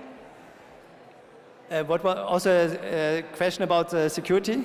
Yeah, this is of course very important. Yes. So we stay in a tunnel of Deutsche Bahn. If we were from the railway provider, they don't want us to hack or do anything or even get the data. So security is absolutely critical here. Thank you. Okay. From your side, questions to the other colleagues? Yeah, Oliver, one question. What's your measurement principle? Is it acceleration? Yes, exactly, acceleration. So we have a measuring range between 5 Hertz and 2000 Hertz in all 3 axes, and then we're also measuring hits, which, there's a threshold which shouldn't be exceeded. It's 800 meter per square second in 2 milliseconds, but we come to hits which are much higher. We experience this already. Okay, thanks. Maybe question to you. Sorry, maybe question. Yeah, I have another question now that Oliver has the microphone. Yeah, okay. Do you do any edge computing, or is just the raw sensor data being transferred to the backend and then you evaluate if there's a failure or not? Very important question. We do a lot on edge computing, and so we need a powerful IC because we want to send at the end as little data as possible. Has also a security aspect, but also has an aspect in terms of battery saving. So a lot of the calculation happens on the embedded system, and then we sending the results into the cloud. We could also send raw data. So we could ask from our backend the sensor to send the raw data if you want to go deeper in the analysis. Yeah, thank you. Maybe a question to you and to your device. Yes. Here was very interesting. What I would be interested, what kind of partners you have already or looking for to get this at the end sold? I mean, you mentioned 50 games here, and I think that's really my little daughter would probably also like it. But how do you want to here promote it in the market? Here, who is interested in that to get it sold? Are you working together with companies who are selling toys? So you mentioned Tony as a supporter. Yes. So basically, we have sold over 500 units already. And so if you think about your daughter or whatever, like a child, so if there's like 3 kind of partners where he learns, like at home, right, parent, then in the school, and also sometimes like tutoring or learning psychologist, depends on the topic. And the problem is like each of these 3 different parties, they do their own stuff. So the kids learn something else at home than in school. And we focus on all of the 3 customers, and we sold to all of the 3 of them. So we start focusing on the parents first. We work together with education influencers. So there's a teacher called Grundschullehrerin Diana, primary teacher Diana. She has like 15,000 views or subscribers on YouTube, mostly parents, and they buy our product directly on our shop site, tuktoro.com. And then we have learning psychologists, like institutes, like B2B, and we already also sell to them because they're like kids with who have really big problems, like with dyscalculia, who can't do the math correctly, who hate school, who are super demotivated. They are our main customers right now, and we also sold to one school. But our school, it's like super difficult to sell to schools. It took us 9 months. So we said we will focus on the parents first. Okay, yes, thank you. Any other questions? Yeah, you? Yeah, I have a question. So the device only works with dice, is that correct? Correctly, yes. And are there any intentions that, I mean, this means everything has to do with numbers, I guess? Any games with numbers? Yeah, so there are 3 parts. So we can use all kinds of dices. So we have like a similar PCB as you have. There's a camera, I can say it. We use image recognition. So you can use dice with letters. You can use dice with like normal like dots. You can use dice with numbers. But you can also program the thing. I think you already touched on it.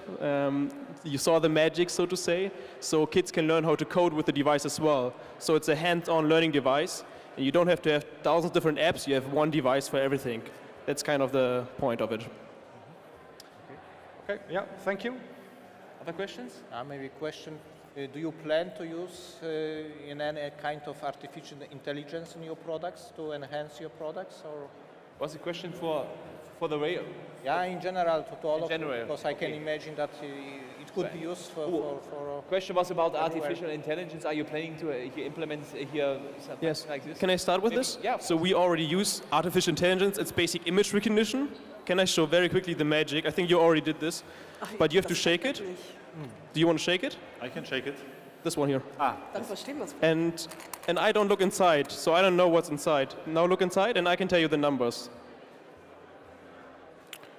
Okay, I think it's not charged up right now, but you tested it before, right? So the numbers will streamed over here normally, and we use image recognition, like very basic machine learning, to detect the dices and then stream it to the Wi-Fi.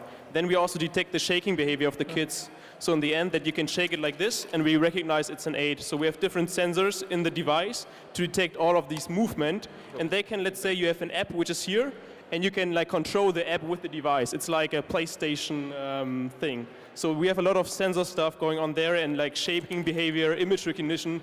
So we use a lot of basic, like also already like models which are there in machine learning, and we plan to iterate a lot of more stuff. And yeah, so basically it's like this, yeah. Okay. So we're starting just with threshold monitoring because this is defined by the German Railway Authority. So you really need to say exactly what's going on, and this with 100%. But of course, we collecting the raw data. The next step is to implement a machine learning algorithm on the embedded system, and then if it makes sense, we can also think about having deep learning algorithms, but this is for later in the roadmap. I think at the moment, what is very important is that there are 2 trends in the railway industry. The one is capacity on the tracks has to increase, more trains. At the same time, they have a huge problem to get staff. You know, there's a whole generation which wasn't employed, so service staff is very not enough there, and a lot of people going in retirement. So you need some digitalized systems, and at the moment we're really learning from these people. Not you. It's not me. Good. So we're really learning from these experienced people on the track and translating their knowledge. So we know the objectives, we know what happens on the track, and from these objectives we're moving forward to machine learning and perhaps also to deep learning. Okay. I think I answered this question already because our system is based on machine learning, and we have an onboard decision making. So that's our main technology of what we use. Okay. If there's no any other question, then I would say thanks for your pitches. Thanks a lot. We will now have a short discussion and then bring you back on stage and see who will win the prizes at the end. So please stay here and don't go away. Yeah. Sorry? Yeah, we're making pictures at the end, of course. Yeah, for sure. Yeah. Okay. Thank you.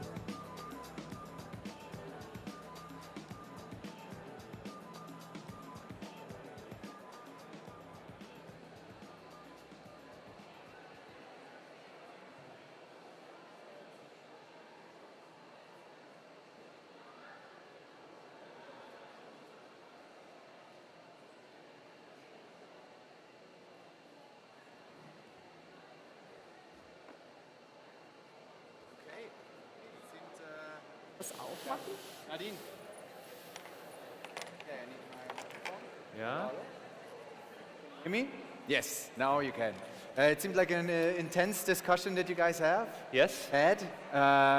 Was it tough to decide? It was tough to decide, especially between 1 and 2 we were very close, but also the third one has a really good approach. I mean, all three completely different things, but all the hardware interesting parts and from different, you know, one was more transportation, the other one was more industrial, and the other one was, yeah, toys for child, and so really different topics. It's so hard to say what is better or not, but yeah, we found this, I think, a fair compromise, and yeah, we're ready to give a prize. And I think ready. everybody should be a Are you winner. guys ready to see who the winner is, or you start with the third place probably, yeah? I think we start with third place, yeah. There are 3 prizes, I learned. Three prizes, yeah. Yeah, so everybody wins some. So. At the end, anyone, yeah. So we have the first one, which is third place. Eliona. Alicia. Alicia. Alicia? Alicia. Yeah. I'm sorry. Alicia. A to zebra. Hey. Congratulations. Photo. Do we have a photographer? Yes. Yeah. So we really hope you're successful with it, especially also helping the kids to learn better. That's, I think, in all our interests, and yeah, I'm really excited about it, and good luck with it. Thank you. Thank you. Congratulations. Congratulations. Okay, curious to see who is second. I think there were all pretty interesting solutions for really different use cases, and you guys know it best from a technical perspective. Which one excited you the most? Probably not the second place, but the first. I mean, it was really tough decisions. Yeah. We decided for the railway solution. Second place, really a cool product. Axel. Thanks a lot, Thank you. Axel. Yeah, that's really nice. Thank you.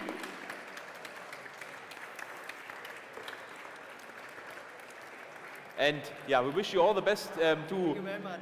to be successful for the future, and yeah, then we all hopefully have in the future a better train connection, functional, than with your solution. Thanks a lot. Yeah. Congratulations from Startupnight. Thank you. Thank you very much. And the winner is. There's only one left. Come on, say it. Thank you. Oh, one shot. Congratulations. Photo.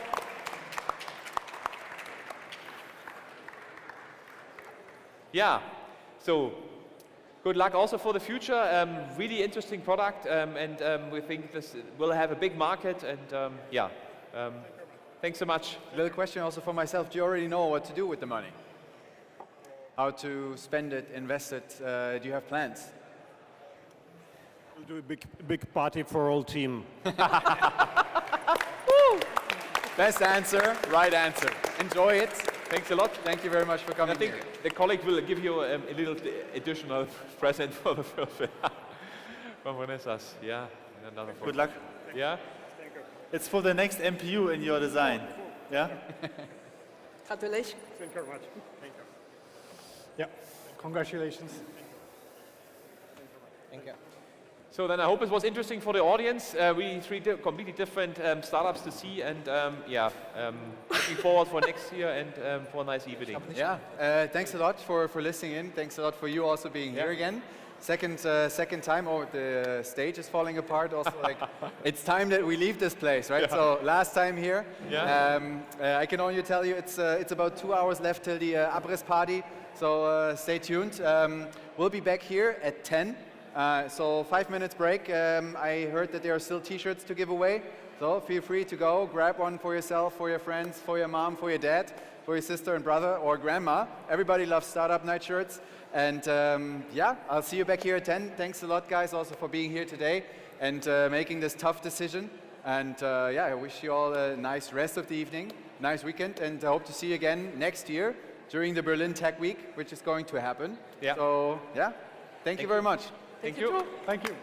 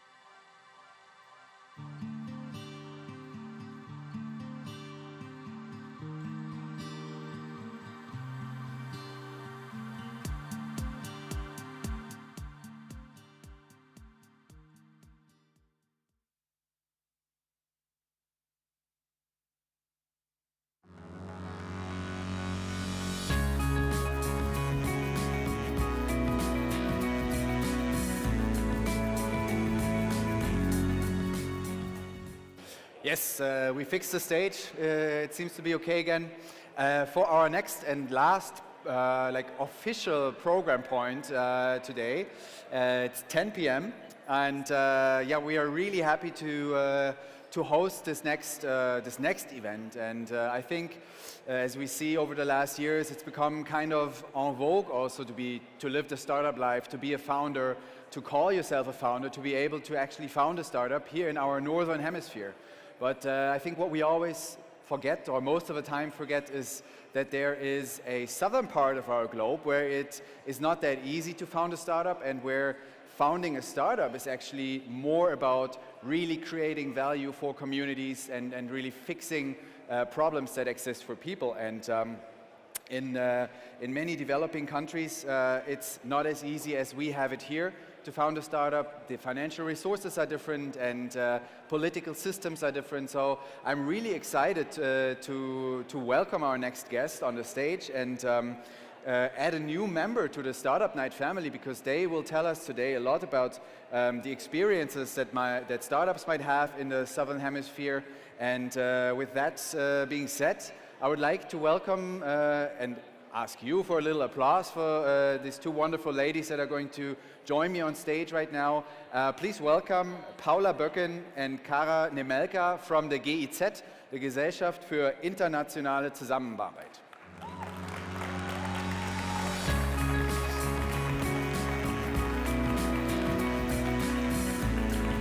Welcome.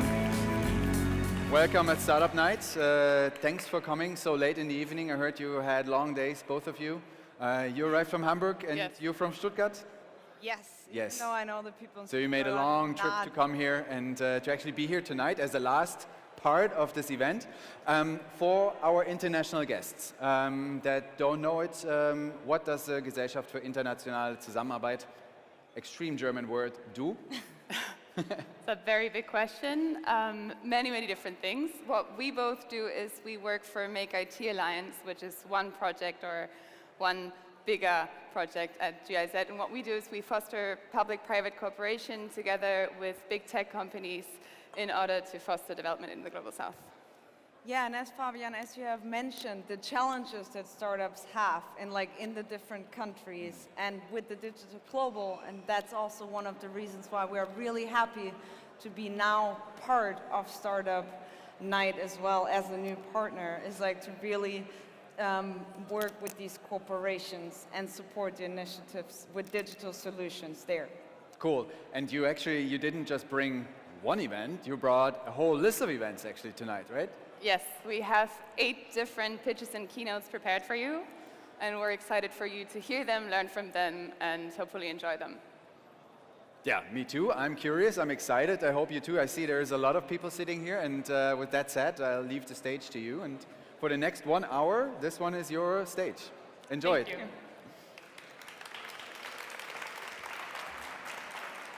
So before we start, we have a teaser for you that we would like to air right now.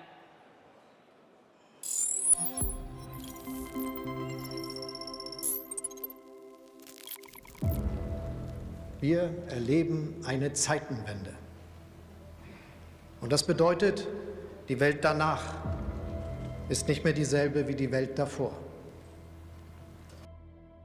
Not only the attack on Ukraine, but also the climate crisis and the COVID-19 pandemic make us rethink and demand a new form of international cooperation. We are facing a geopolitical turning point and also a digital and an ecological turning point. Digital innovations offer us answers to the global challenges of our time. How do all people keep How the can we rights better of their protect new ourselves forms of from work? cyber How attacks? can you fight How can pandemics? we strengthen How do we make society? education accessible to all? International digital cooperation must be rethought. Digital and global. We are the network for digital development cooperation. Together with many partners around the world, we run countless innovative projects. Pandemic monitoring supports healthcare centers around the world in fighting the pandemic. Green data centers facilitate climate-friendly digitization. Open source education platforms empower women and girls in particular and create more equal opportunities. And drones bring vital medicines to the most remote places. Digital public goods ensure the digital sovereignty of countries and to provide best service to its citizens. Remote project management tools that allow us to implement projects under challenging circumstances. Digital tools and technologies that lead to more accountability and transparency. Other projects create jobs in protecting biodiversity. And publicly accessible satellite data helps protect our forests. Ready for more innovative ideas? Then change the future with us. Because nobody can create a turning point alone. But we can. Together, innovative and digital.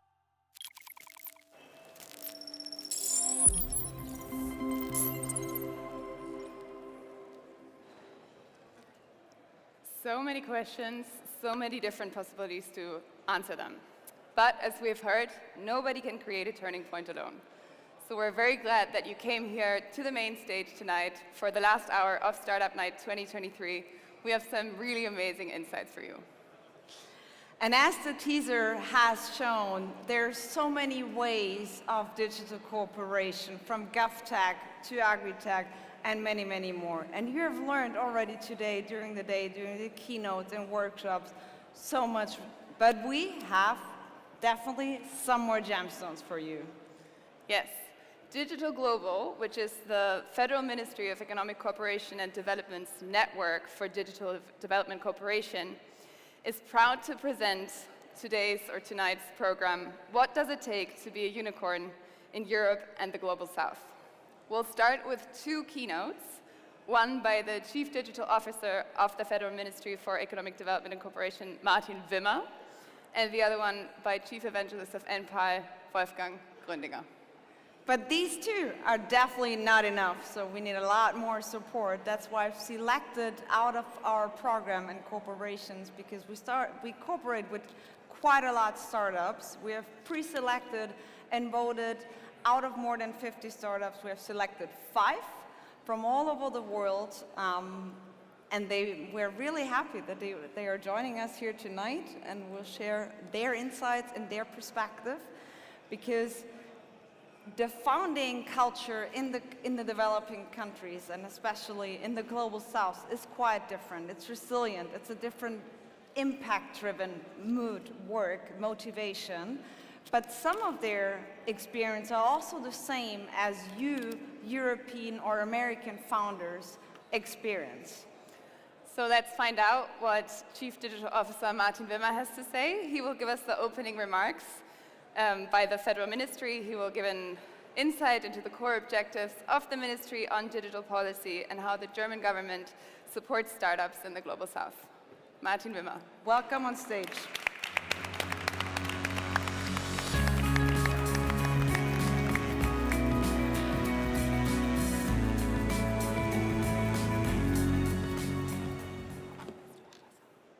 Africa.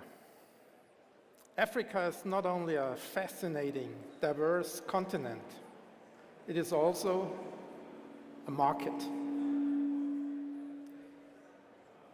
It's a procurement market, sales market, labor market, investment market, data market.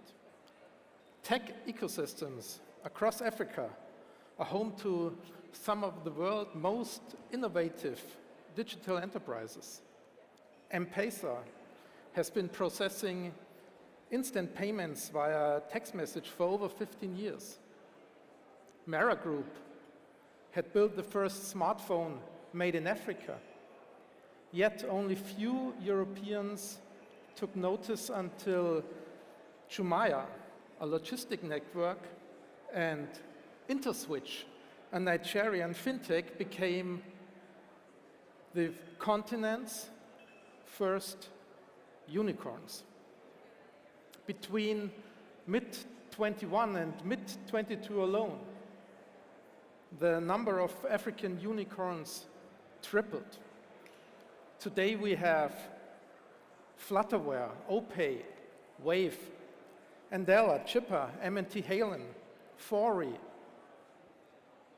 Companies you probably never heard of, but all of which were, are, or will be tech unicorns. The reason is simple. 7 out of 12 fastest growing economies in the world are on the African continent. The data markets in Africa will be the future of many of your business models too. My ministry, the BMZ, with its partners GIZ, KfW, currently has a roughly 800 million euro portfolio of digital transformation programs in the Global South, with data management and AI obviously being priorities at our 20 BMZ digital transformation centers in Africa, Latin America, and Asia. Digital transformation centers that we founded and fund in order to support an eco-friendly, social, feminist, LGBTIQ plus friendly, democratic digital transformation of the world that helps to reach the 17 Sustainable Development Goals. Through our BMZ private sector engagement programs, we provide funding and financing to ventures with sustainable business models that have high impact, especially the BMZ Develop with 3P, Develop venture program that supports innovative young companies planning to scale up with a grant of 100,000 euro for their growth investments.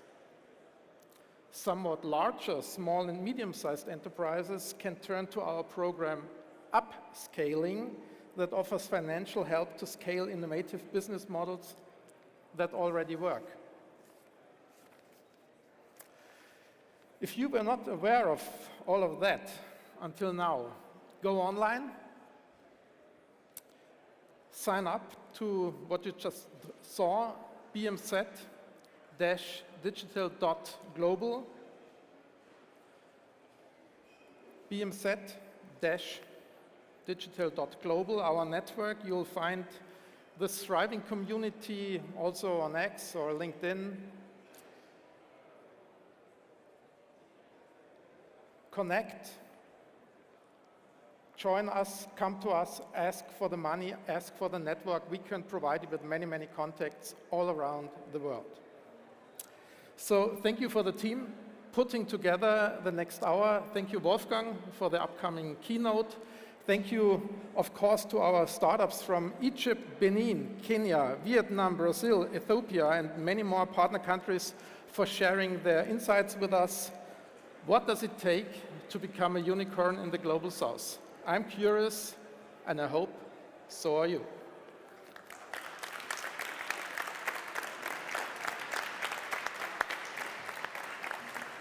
Yeah, thank you very much, Martin, for your words, and also for, I think you have shared quite well the importance about the corporations, what does it mean, and what it needs for a network, people coming together, getting that support, the different initiatives that Digital Global has, and the initiatives that the BMZ has. So thank you for sharing these insights with us. And that is what so many founders, no matter where they come from, that's what they need, support and sometimes a stage. And with that, speaking of a stage and a person who already has made that step and got the support and has faced this challenge, I would like to welcome on stage Wolfgang Grüninger, Chief Evangelist from NPA, the first green unicorn from Germany. Welcome on stage.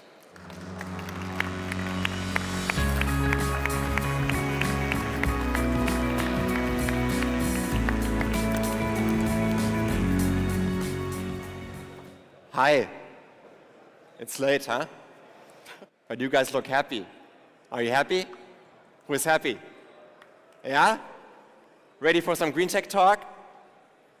Perfect, perfect. I'm Wolfgang, I'm from NPAL, the new kid on the block. We are the first green tech unicorn in Germany and the solar market leader in Germany, but started only a few years back as a very little startup. No one believed in us. And 2.5 years ago, I joined the startup and I told the founder, this is not going to work. And then it scaled exponentially. And now we are building a few thousand solar energy systems per month in Germany, which is really tremendous. Our goal is to bring solar panels to every rooftop, a storage battery into every basement, a charging station to every garage, a heat pump to every garden, to get rid of fossil fuels, to decrease our dependence from unfriendly regimes, and of course to tackle climate change. But the secret sauce is digital. And that's what I'm going to talk about tonight. Because we used to be only consumers of energy. Then we became prosumers, which is producer and consumer in one. That's the time we are now in. So we are now in our cocoon, so to speak. But the future of energy, that's what the magic is behind the solar energy system of the future, is the smart flexhumer. That's the transformation from the cocoon to the butterfly. So what is that? I assume you're all like fancy internet people, so you don't know so much about solar, so I'm going to explain. So you might have heard of those PV systems, right? That's the basic to start with. Then, of course, the charging station, i.e. the wall box, and the battery. So far, so good. But now comes our NPAL box and the smart meter. And that makes a dumb system smart. Like turning a dumb cell phone into a smartphone. And that's the change. That's the game changer. Because now you have the NPAL app and you've got the NPAL IoT ecosystem. And what does that do? You're becoming the smart flexhumer, as I mentioned earlier. For instance, that's step one. You can do smart solar charging for your e-vehicle. So your wall box, your charging station already knows, okay, the car is plugged in, but I'm not charging because I don't have solar energy in the system now. So the wall box is waiting until there is enough solar energy. And then your car charges almost for free.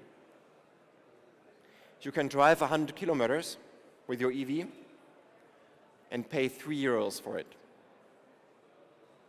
So it's getting cheap. And you're using the energy from your own rooftop. That's cool, but that's just a start.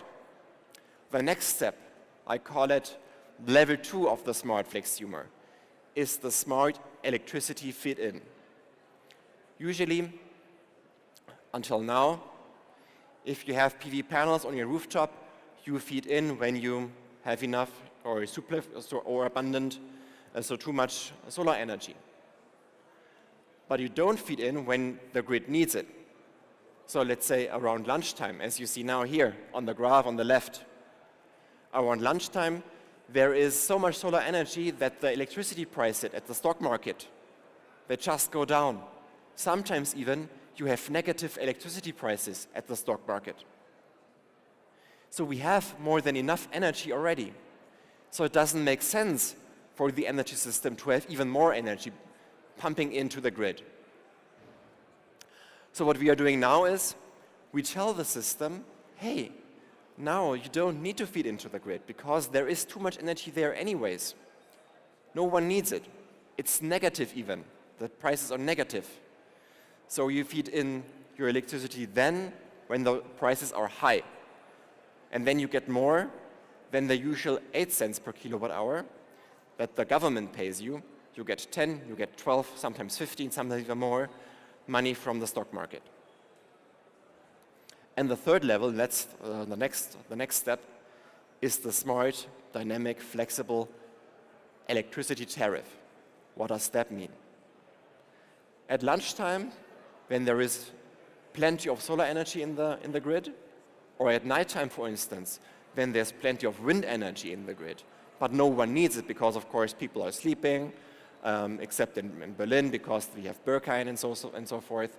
But usually people sleep because they're ordinary, normal, non-Berlin people, so they sleep. Then the industry is not working.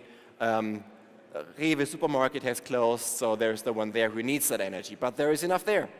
So again, prices are negative. So what does a smart, flexible consumer do? He charges his car or her car, she charges her battery, she heats up her heat pump already, and gets money for it. So you have a full battery in your car, and you get paid for it. Isn't that awesome? And that's the future of solar energy, because otherwise we can't even handle the volatile energy that comes into the grid from wind and solar power. Because they're unstable, right? So I often hear like wind is going up and down, solar is going up and down. We can handle that. Here, with smart demand management, we can make it work. So digital is not just a nice add-on. Digital is the key to make a renewable energy system feasible in the future.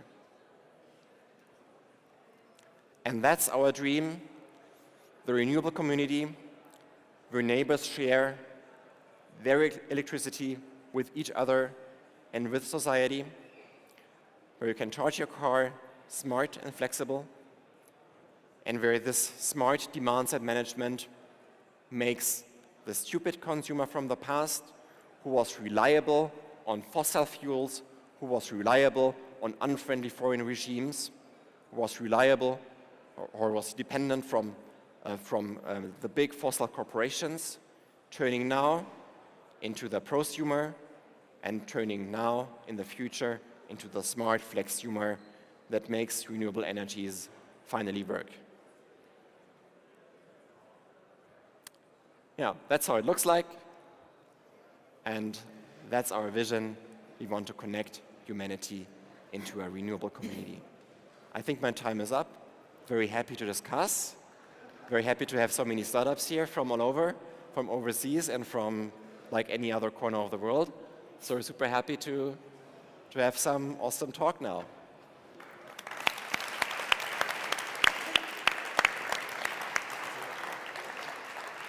Before you leave, I actually have one question for you. There is one more question. Okay, good. Yes. I remember. Oh yeah, we talked about this. Sorry. I keep forgetting. It's late, I tell you. I won't let you go. Since you're the first green unicorn from Germany, and we have 5 startups coming up, they're going to pitch to us what their solutions are to some of the problems that we've heard about. What is your key learning that you could share with them with regards to designing sustainably? Keep doing. Keep doing. I'm not the founder, but there is those legends around, right, from the first days of Empal 7 years back. And Mario Kohle, that's his name, he keeps telling the stories from these times. And one of the stories is he asked 10 investors for money and 12 said no. Mm-hmm. The last 2 ones were like, oh, you didn't ask me, but I'm telling you it's not going to work, so don't even ask me. But he kept doing it. It was like, yeah, I'm doing this now. This is my mission. And people believed in him, and he believed in his mission, and so he made it work. And so believe in yourself, just keep doing, and finally it's going to work. All right, thank you so much, Wolfgang Gröninger.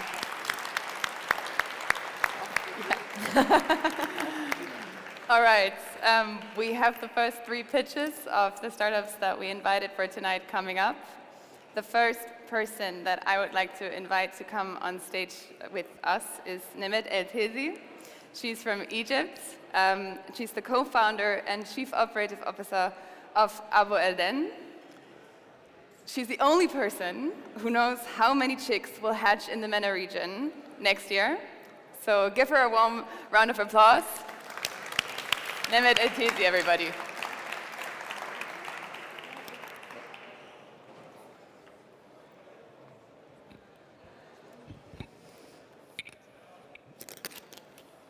Okay. Hello, everyone. So, 12 billion euros is the amount of waste that we can save from the poultry industry globally every year. My name is Namet. It's not working. It's not working. So, yeah. My name is Namet. I'm the co-founder and chief operating officer of Abu Irdan. And Abu Irdan is digitally transforming the poultry industry everywhere in the world. So there are a lot of challenges in the poultry industry from two perspectives, from the poultry companies and from the government. From the poultry companies, they lose around 10% of their revenues every year because of inefficiencies of using resources or planning of resources, and because of internal fraud and theft. And from government's perspective, they're actually pouring millions of dollars and euros so that they can ensure food safety and food security. So Abu Irdan, we offer actually two offerings, one for the poultry companies and one for the governments. The offering for the poultry companies, we provide them with efficiency, controlling their processes and streamlining their operations, and we provide governance for them. We are currently we have more than 200 million chickens on our platform in 3 different countries. And our customers are maximizing profit, reducing waste, and ensuring welfare and food safety. What we're doing is leveraging new technologies like machine learning, predictive analytics, cloud and blockchain, so that we can add these technologies to the poultry industry, help them and empower the poultry farmers to take corrective actions on time. We provide them with the tools to have the efficient poultry farm and sustainable one. We provide them with the right amount of feed, vaccines, medications, and all the resources that they can use so that at the end they have an efficient poultry farm. And they maximize their profit, of course. And on top of that, we provide them also with traceability. Traceability throughout the whole value chain for food safety. The other offering is for governments. So we offer this for governments where we can have a control cockpit, and they can actually monitor all the production throughout the poultry, throughout the nationwide, so that they can actually track any epidemics and see and ensure food safety and security throughout the whole government. We are featured in a lot of places in the world. We were one of the best poultry management solutions in the Poultry Tech Summit in Georgia, Atlanta. We won also the second and platinum award in Mass Challenge, Switzerland, and a lot of places around the world. So join us actually for a sustainable poultry production practices. And happy to talk to anyone to expand as well to other countries. Thank you.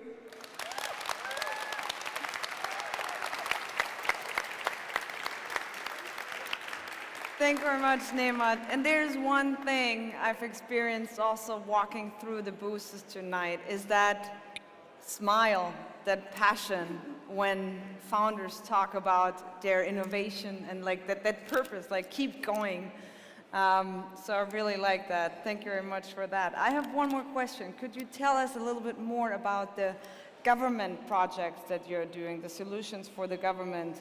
Because, yeah, we're also quite related to the government. Yeah, of course, for governments, our offering mainly is to aggregate all the data from different sources, like, for example, imports, exports, veterinarian borders, checks, chicks coming out and going out, coming and so on, so that we aggregate all this data and provide it and visualize it to the government so that they can see the capacities of the farms all over the country. At the same time, we predict the gap between supply and demand, so that at the end, they can actually take corrective actions before, for example, if there's a gap after 2 months or something, they can actually import chicken, or they can enforce for poultry production, more poultry production from the producers all over the government, all over the country. Okay. Yeah, that's great. Thank you very much for that. And with that, thank you very much. Big applause.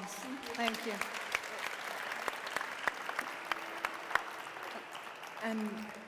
And another smile I've seen already earlier this night, and it's his second time in Germany. So I think that's quite a big journey, and he's coming all the way from Vietnam to present his startup, IoT VN. Welcome with me on stage, Ming, and he will tell us more about what his solution is and what brings him all the way from Vietnam down tonight for the Startup Night. Welcome on stage. Thank you very much.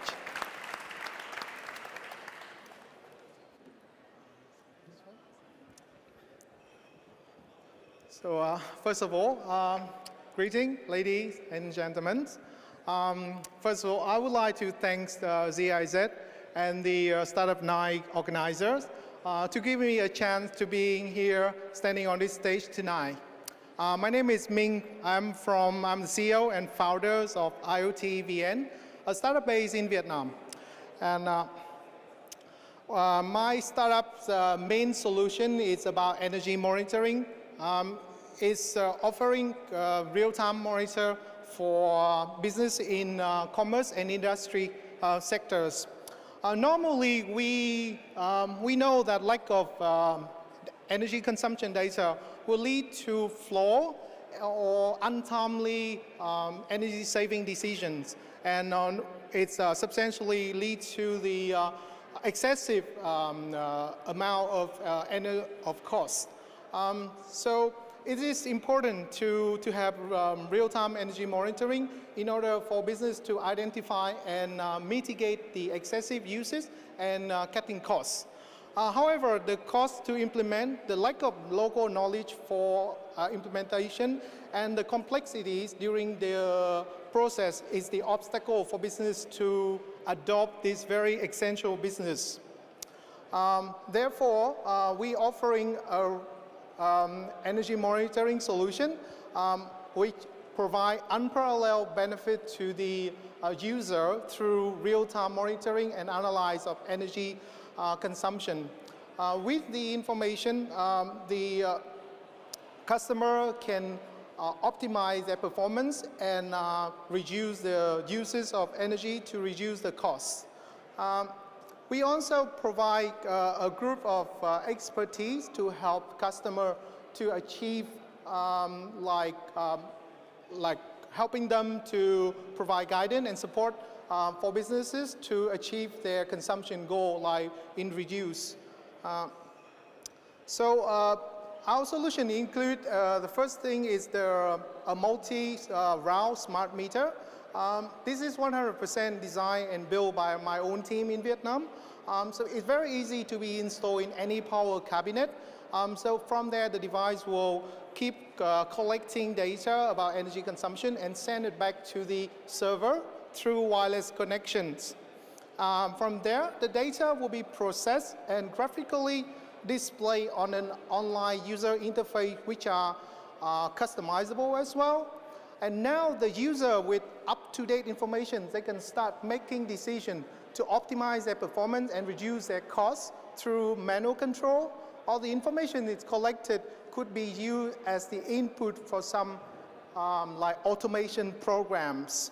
Our solution is scalable and is integrated, can be integrated with other management systems.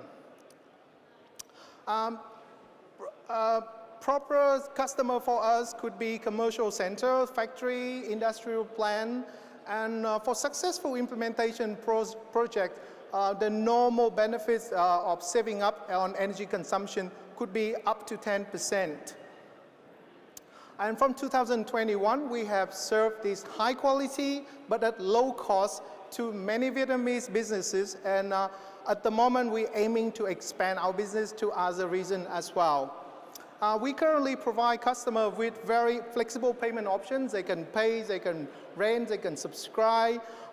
The return of investment could be as short as 2.5 years. And we normally ask the customer to try out our solution first for free on a small scale before jumping in for a full-scale deployment. And that's it for me. Thank you very much for your attention to my online real-time energy monitoring solution for commerce and industry sectors. I am Ming from IO Team Vietnam. And once again, thank you for being here tonight. Thank you. All right. Since you've used up your entire speaking time, I'm going to have to move on. I'm sorry. Thank you so much for providing us with these insights. We're going to continue by listening to CEO of AgriTech, Francis Dussou-Soignon from Benin. He'll tell us a little bit more about how he reached 15,000 African farmers since launch in early 2022. Please come on stage, Francis.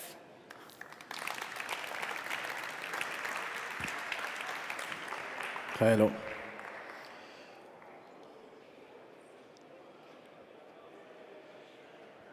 Okay. Guten Abend, ich bin Francis, Founder und CEO von AgriTech.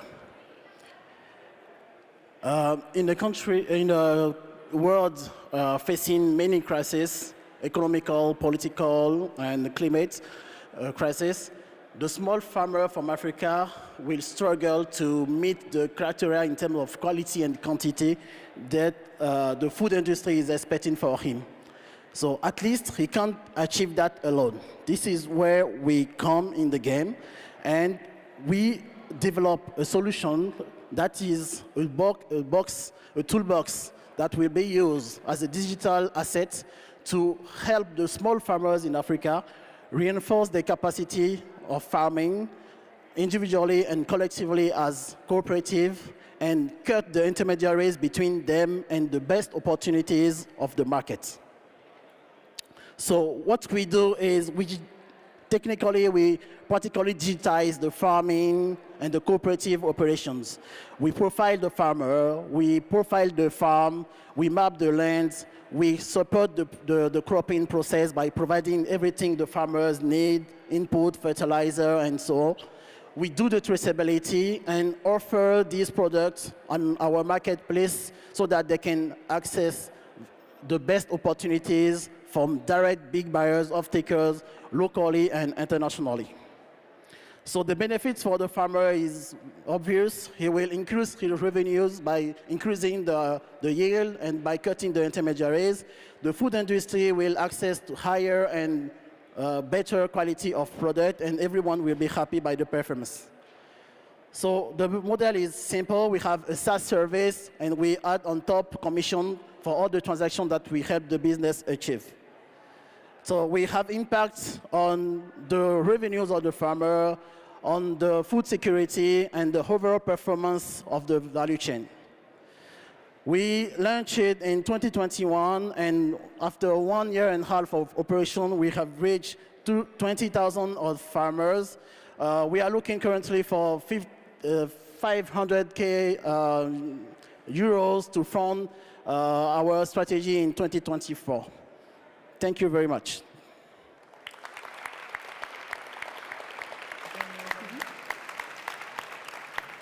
Thank you very much, Francis. I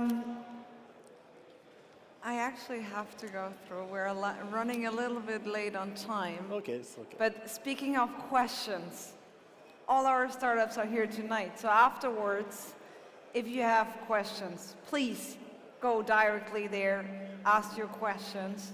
So that later will be your opportunity to ask your questions. Thank you. Perfect. Thank you very much.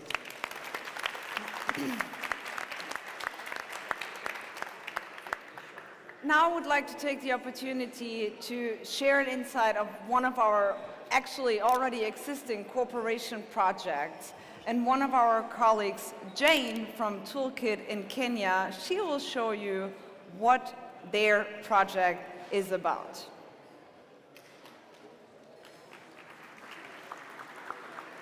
Jane? Where is Jane? We're waiting for Jane.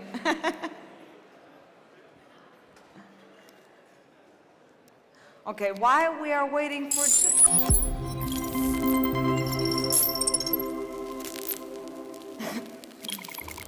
I'm Jane Muigai Campos, Director and Founder, the Toolkit for Skills and Innovation in Kenya. Toolkit is about skilling Africa's youth so that Africa can stop importing skilled labor. We partner with private sector, who take up the youth we have skilled. We have been able to receive great support from BMZ, from GIZ, and this has enabled us to access European technology like virtual reality in skilling young men and women to become MIG welders. We appreciate all partners to support us in skilling Africa's youth. Thank you.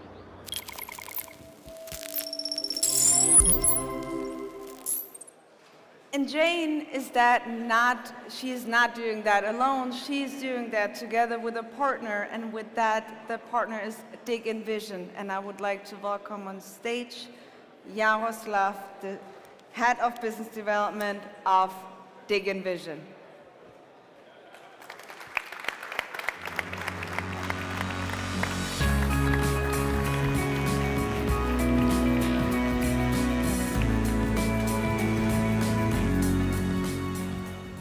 Hi, good evening, everybody.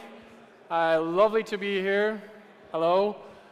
So as Jane already introduced, we're going to talk today, just very briefly, unfortunately, about a project that is already existing in Kenya, and together with Toolkit iSkills and Jane, our company, Dig Envision, has created a technology that is currently not only enabling, but is actually working and enabling virtual training in Kenya in welding, ladies and gentlemen. Why welding? Welding is a profession that is extremely influencing the life of all of us. You can't imagine how many places the welding has existed, and especially in Africa.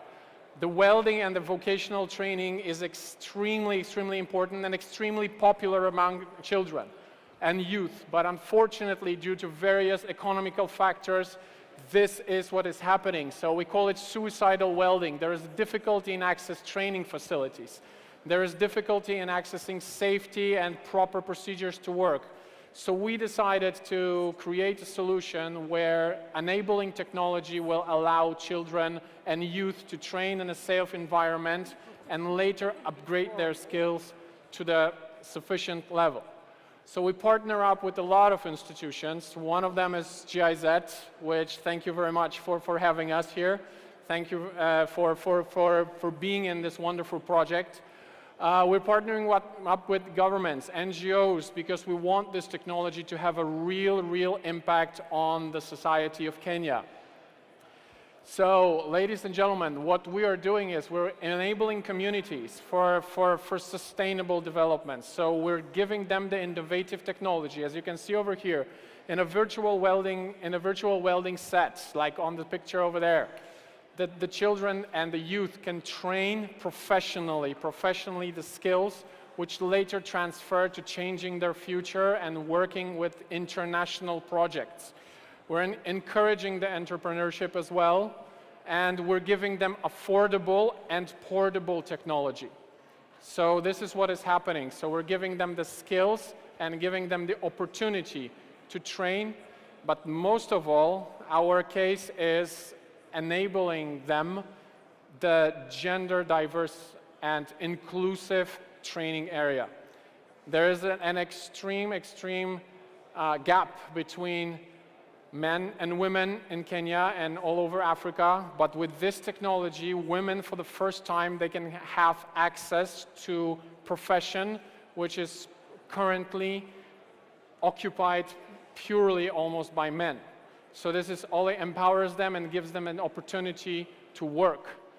So now, for the past approximately a year plus, we have already trained with our technology with real results. We have trained 300 welders, 300 youth to do that. And with usage of our technology, we have, thanks to the usage of the VR technology and our technology, during the process of the training, we have managed to decrease the carbon emission. The traditional ways of training in welding profession increases the carbon pollution. So during the training, the first session of the training and the first phase of the training, we have trained almost 50,000. We have done almost 50,000 samples, and those 50,000 samples without our technology would basically emit and waste so much material. And we managed to save through that time, through all of this technology, we managed to save from actual costs for over 1.5 million euros. So, ladies and gentlemen, the last but not least, our technology is changing and will change the future of vocational training in welding profession. And most important part is that anywhere we go, and we're planning to go anywhere we can, expect us to be there because our technology will change that environment. Thank you very much. Thank you. Yeah, thank you so much for this great insight into what we're doing together. We're actually both working on this project, the Make IT Alliance and Dig Vision, together with Toolkit. And instead of asking you a question, I would like to announce that since the project is going so well, we're currently working on extending it. We're talking to the Ministry of Education in Kenya at the moment. It all looks very promising, so we might go into a second round together. That's correct. That's correct. Thank you very much. Thank you.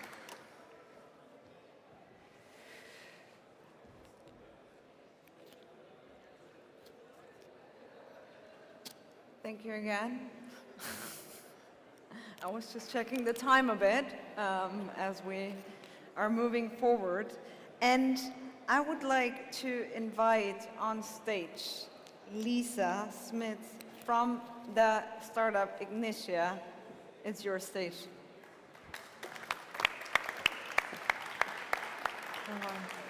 Good evening, everybody. I'm Lisa Smits from the company Ignitia. We do climate intelligence and weather forecasting for small-scale farmers. And why do we do this? Well, today, 500 million small-scale farmers are without a weather forecast on their phones. This greatly affects their efficiency and the number of, the yield that they can actually achieve by the end of the day. So what we've tried to solve for here is to not only provide it, but to provide it well. Because majority of these people are living in the global south. That means that a weather forecast that you here could get in Berlin, you can just, dig up your phone, check it out, and it's going to be fairly good. However, if you would do that in the middle of Nigeria, it actually turns out to be worse than tossing a coin. So, it needs solving, and technology can do that. What we have created is, after almost a decade of work with numerical forecasting, making physics into different scales, and very advanced AI, gotten a forecast that has the same accuracy levels as we have here. And this can be really seen by the farmer in all of their actions. Because what really matters, maybe in all industries, but specifically in farming, is timing. Timing of when you plant, timing of when you apply inputs, timing of harvesting, calling in the labor, getting the tractor out, or even the donkey for most of our farmers. Still not convinced? Well, we got pretty good proof for our claim. Today, we have the luxury of providing 3 million small-scale farmers with a subscription that they pay for with these intelligence. Entering our 11th country later this year, we're really looking forward to scale this. So come and talk to me in case you would like to know more. Thanks.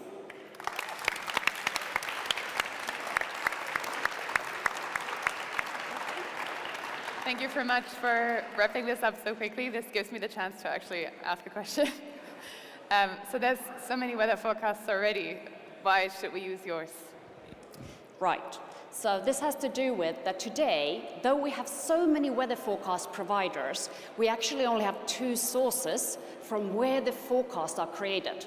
One is owned by the EU, and that's what most of you get to see. And then another one is owned by 20 universities in the US. We're kind of the third guys out here. And what we have tried to do is to cover for the gap that before, was not covered for by global models. And it is the tropical belt. Thank you very much, Lisa. Thanks. All right. Last pitch for tonight is coming up. please welcome on stage Kizito Odhiambo. He's the founder and CEO of AgriBora, and it's a SaaS platform. All right. Thank you, and good evening, final pitch for the night. My name is Kizito Odhiambo, and I'm the founder and CEO of AgriBora. Why are we talking about agriculture so much? 60% of the arable land in the world is in Africa. Climate change is in fact affecting smallholder farmers, and we have to pay attention to this, and we need to get a solution, including the challenges in Russia and Ukraine, not forgetting the challenges that we are facing with migration. So what do? We are on a mission to basically make sure that smallholder farmers across Africa can feed not only themselves, but the world. And we believe that we can make this happen during our generation, during my generation as a young person in Africa. So what are the problems that smallholder farmers are facing? There are two main problems. The first problem is the Food and Agriculture Organization of the United Nations estimates that smallholder farmers lose over 40% of the value of their crops due to the fragmented nature of the ecosystem. Second problem, the World Bank estimates that over 95% of smallholder farmers across Africa don't have access to finance to just buy seed, fertilizer, and invest in their business. So what is the solution? Our solution is to support grassroots businesses at the last mile to become a one-stop shop for smallholder farmers, removing the intermediaries and enabling transactions to flow through one platform where smallholder farmers are able to build transaction histories that can be validated and accepted by financial service providers. So we are empowering last mile businessmen and women at the villages to become that one single point of trust and transaction for smallholder farmers. It's simple. We need to make sure that they can not only interact with smallholder farmers using feature phone technology, SMS, USSD. We need to make sure that every transaction they do can be captured through very simple technologies such as point-of-sale applications.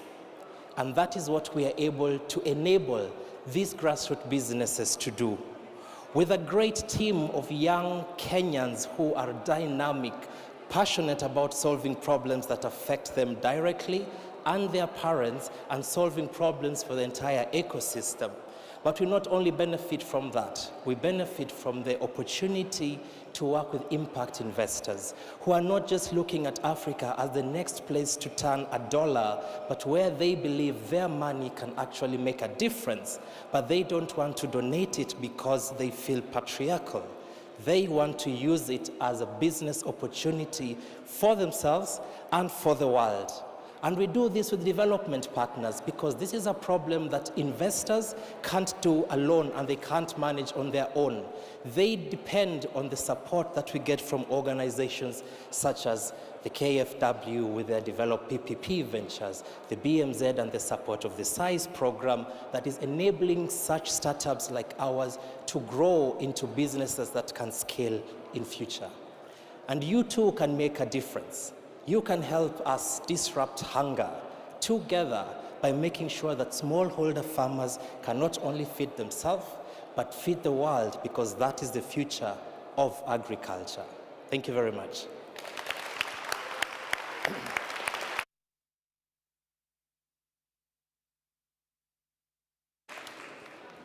Share some of your experiences as a startup, what it means to work together with development partners, with development corporations.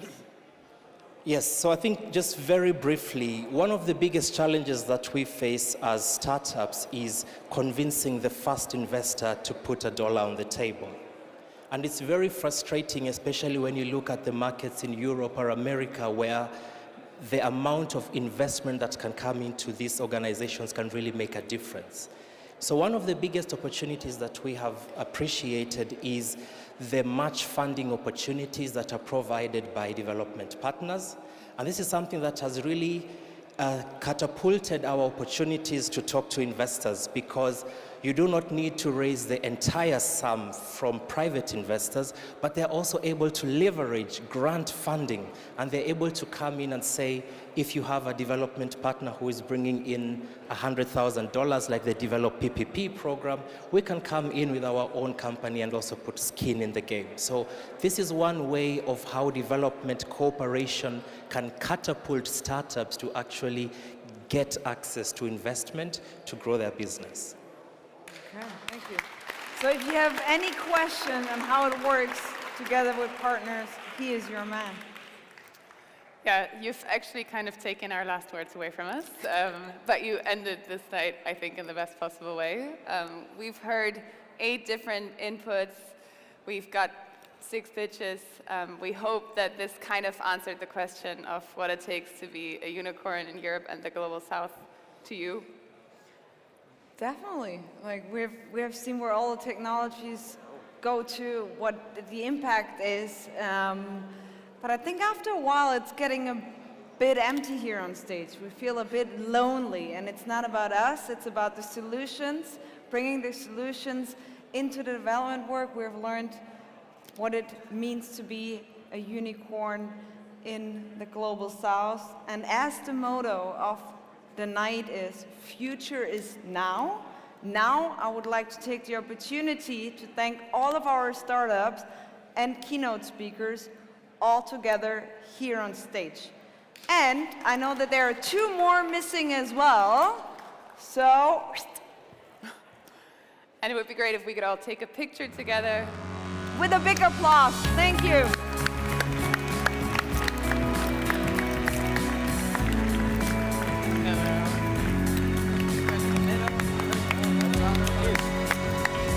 Hey. Thank you.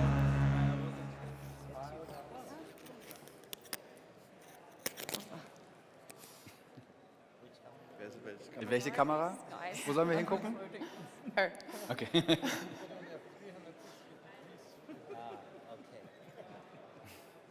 Or the professional one in the middle. Okay, perfect.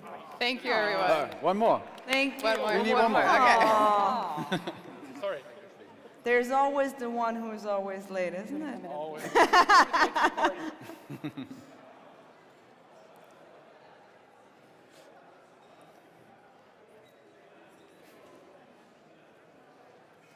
All right. Thank you. Everybody's smile frozen in the face, I suppose, yeah? Thanks a lot, guys, for being on stage. Thanks a lot to you two for filling the last hour of the program with something that is, I think, really important, not just to the entire world, but also to us as a Startup Night, to show that there is more than just Berlin. And I think this is one of the, for me, biggest developments that I've observed over the last 10, 11 years since being here, that it's not just anymore this bubble. There's much more. That's true. That's true. Berlin is, I'm not sure if all of you know, but I think Berlin is one of the few cities in the world that has, from every nation in the world, someone living here. And so this is why, you know, having a migration background myself, being half Italian, half Turkish, is it's deeply rooted in me that I'm a world citizen. So I think that we have the responsibility as an event, being fortunate enough to have this environment, to also give opportunities to other countries. So like last year, Ukraine, this year, Africa. So yeah, so this is, I like it. And we've done this indeed in the past a few times, yeah. Yeah, and you say that it's getting more and more international over the years. And you also said that next year it's going to be an entire week, yeah? Berlin Tech Week, together with the IFA, and like, what is your vision of this? Like, I suppose knowing you, you had a big part in organizing this and bringing people together. So what's your vision?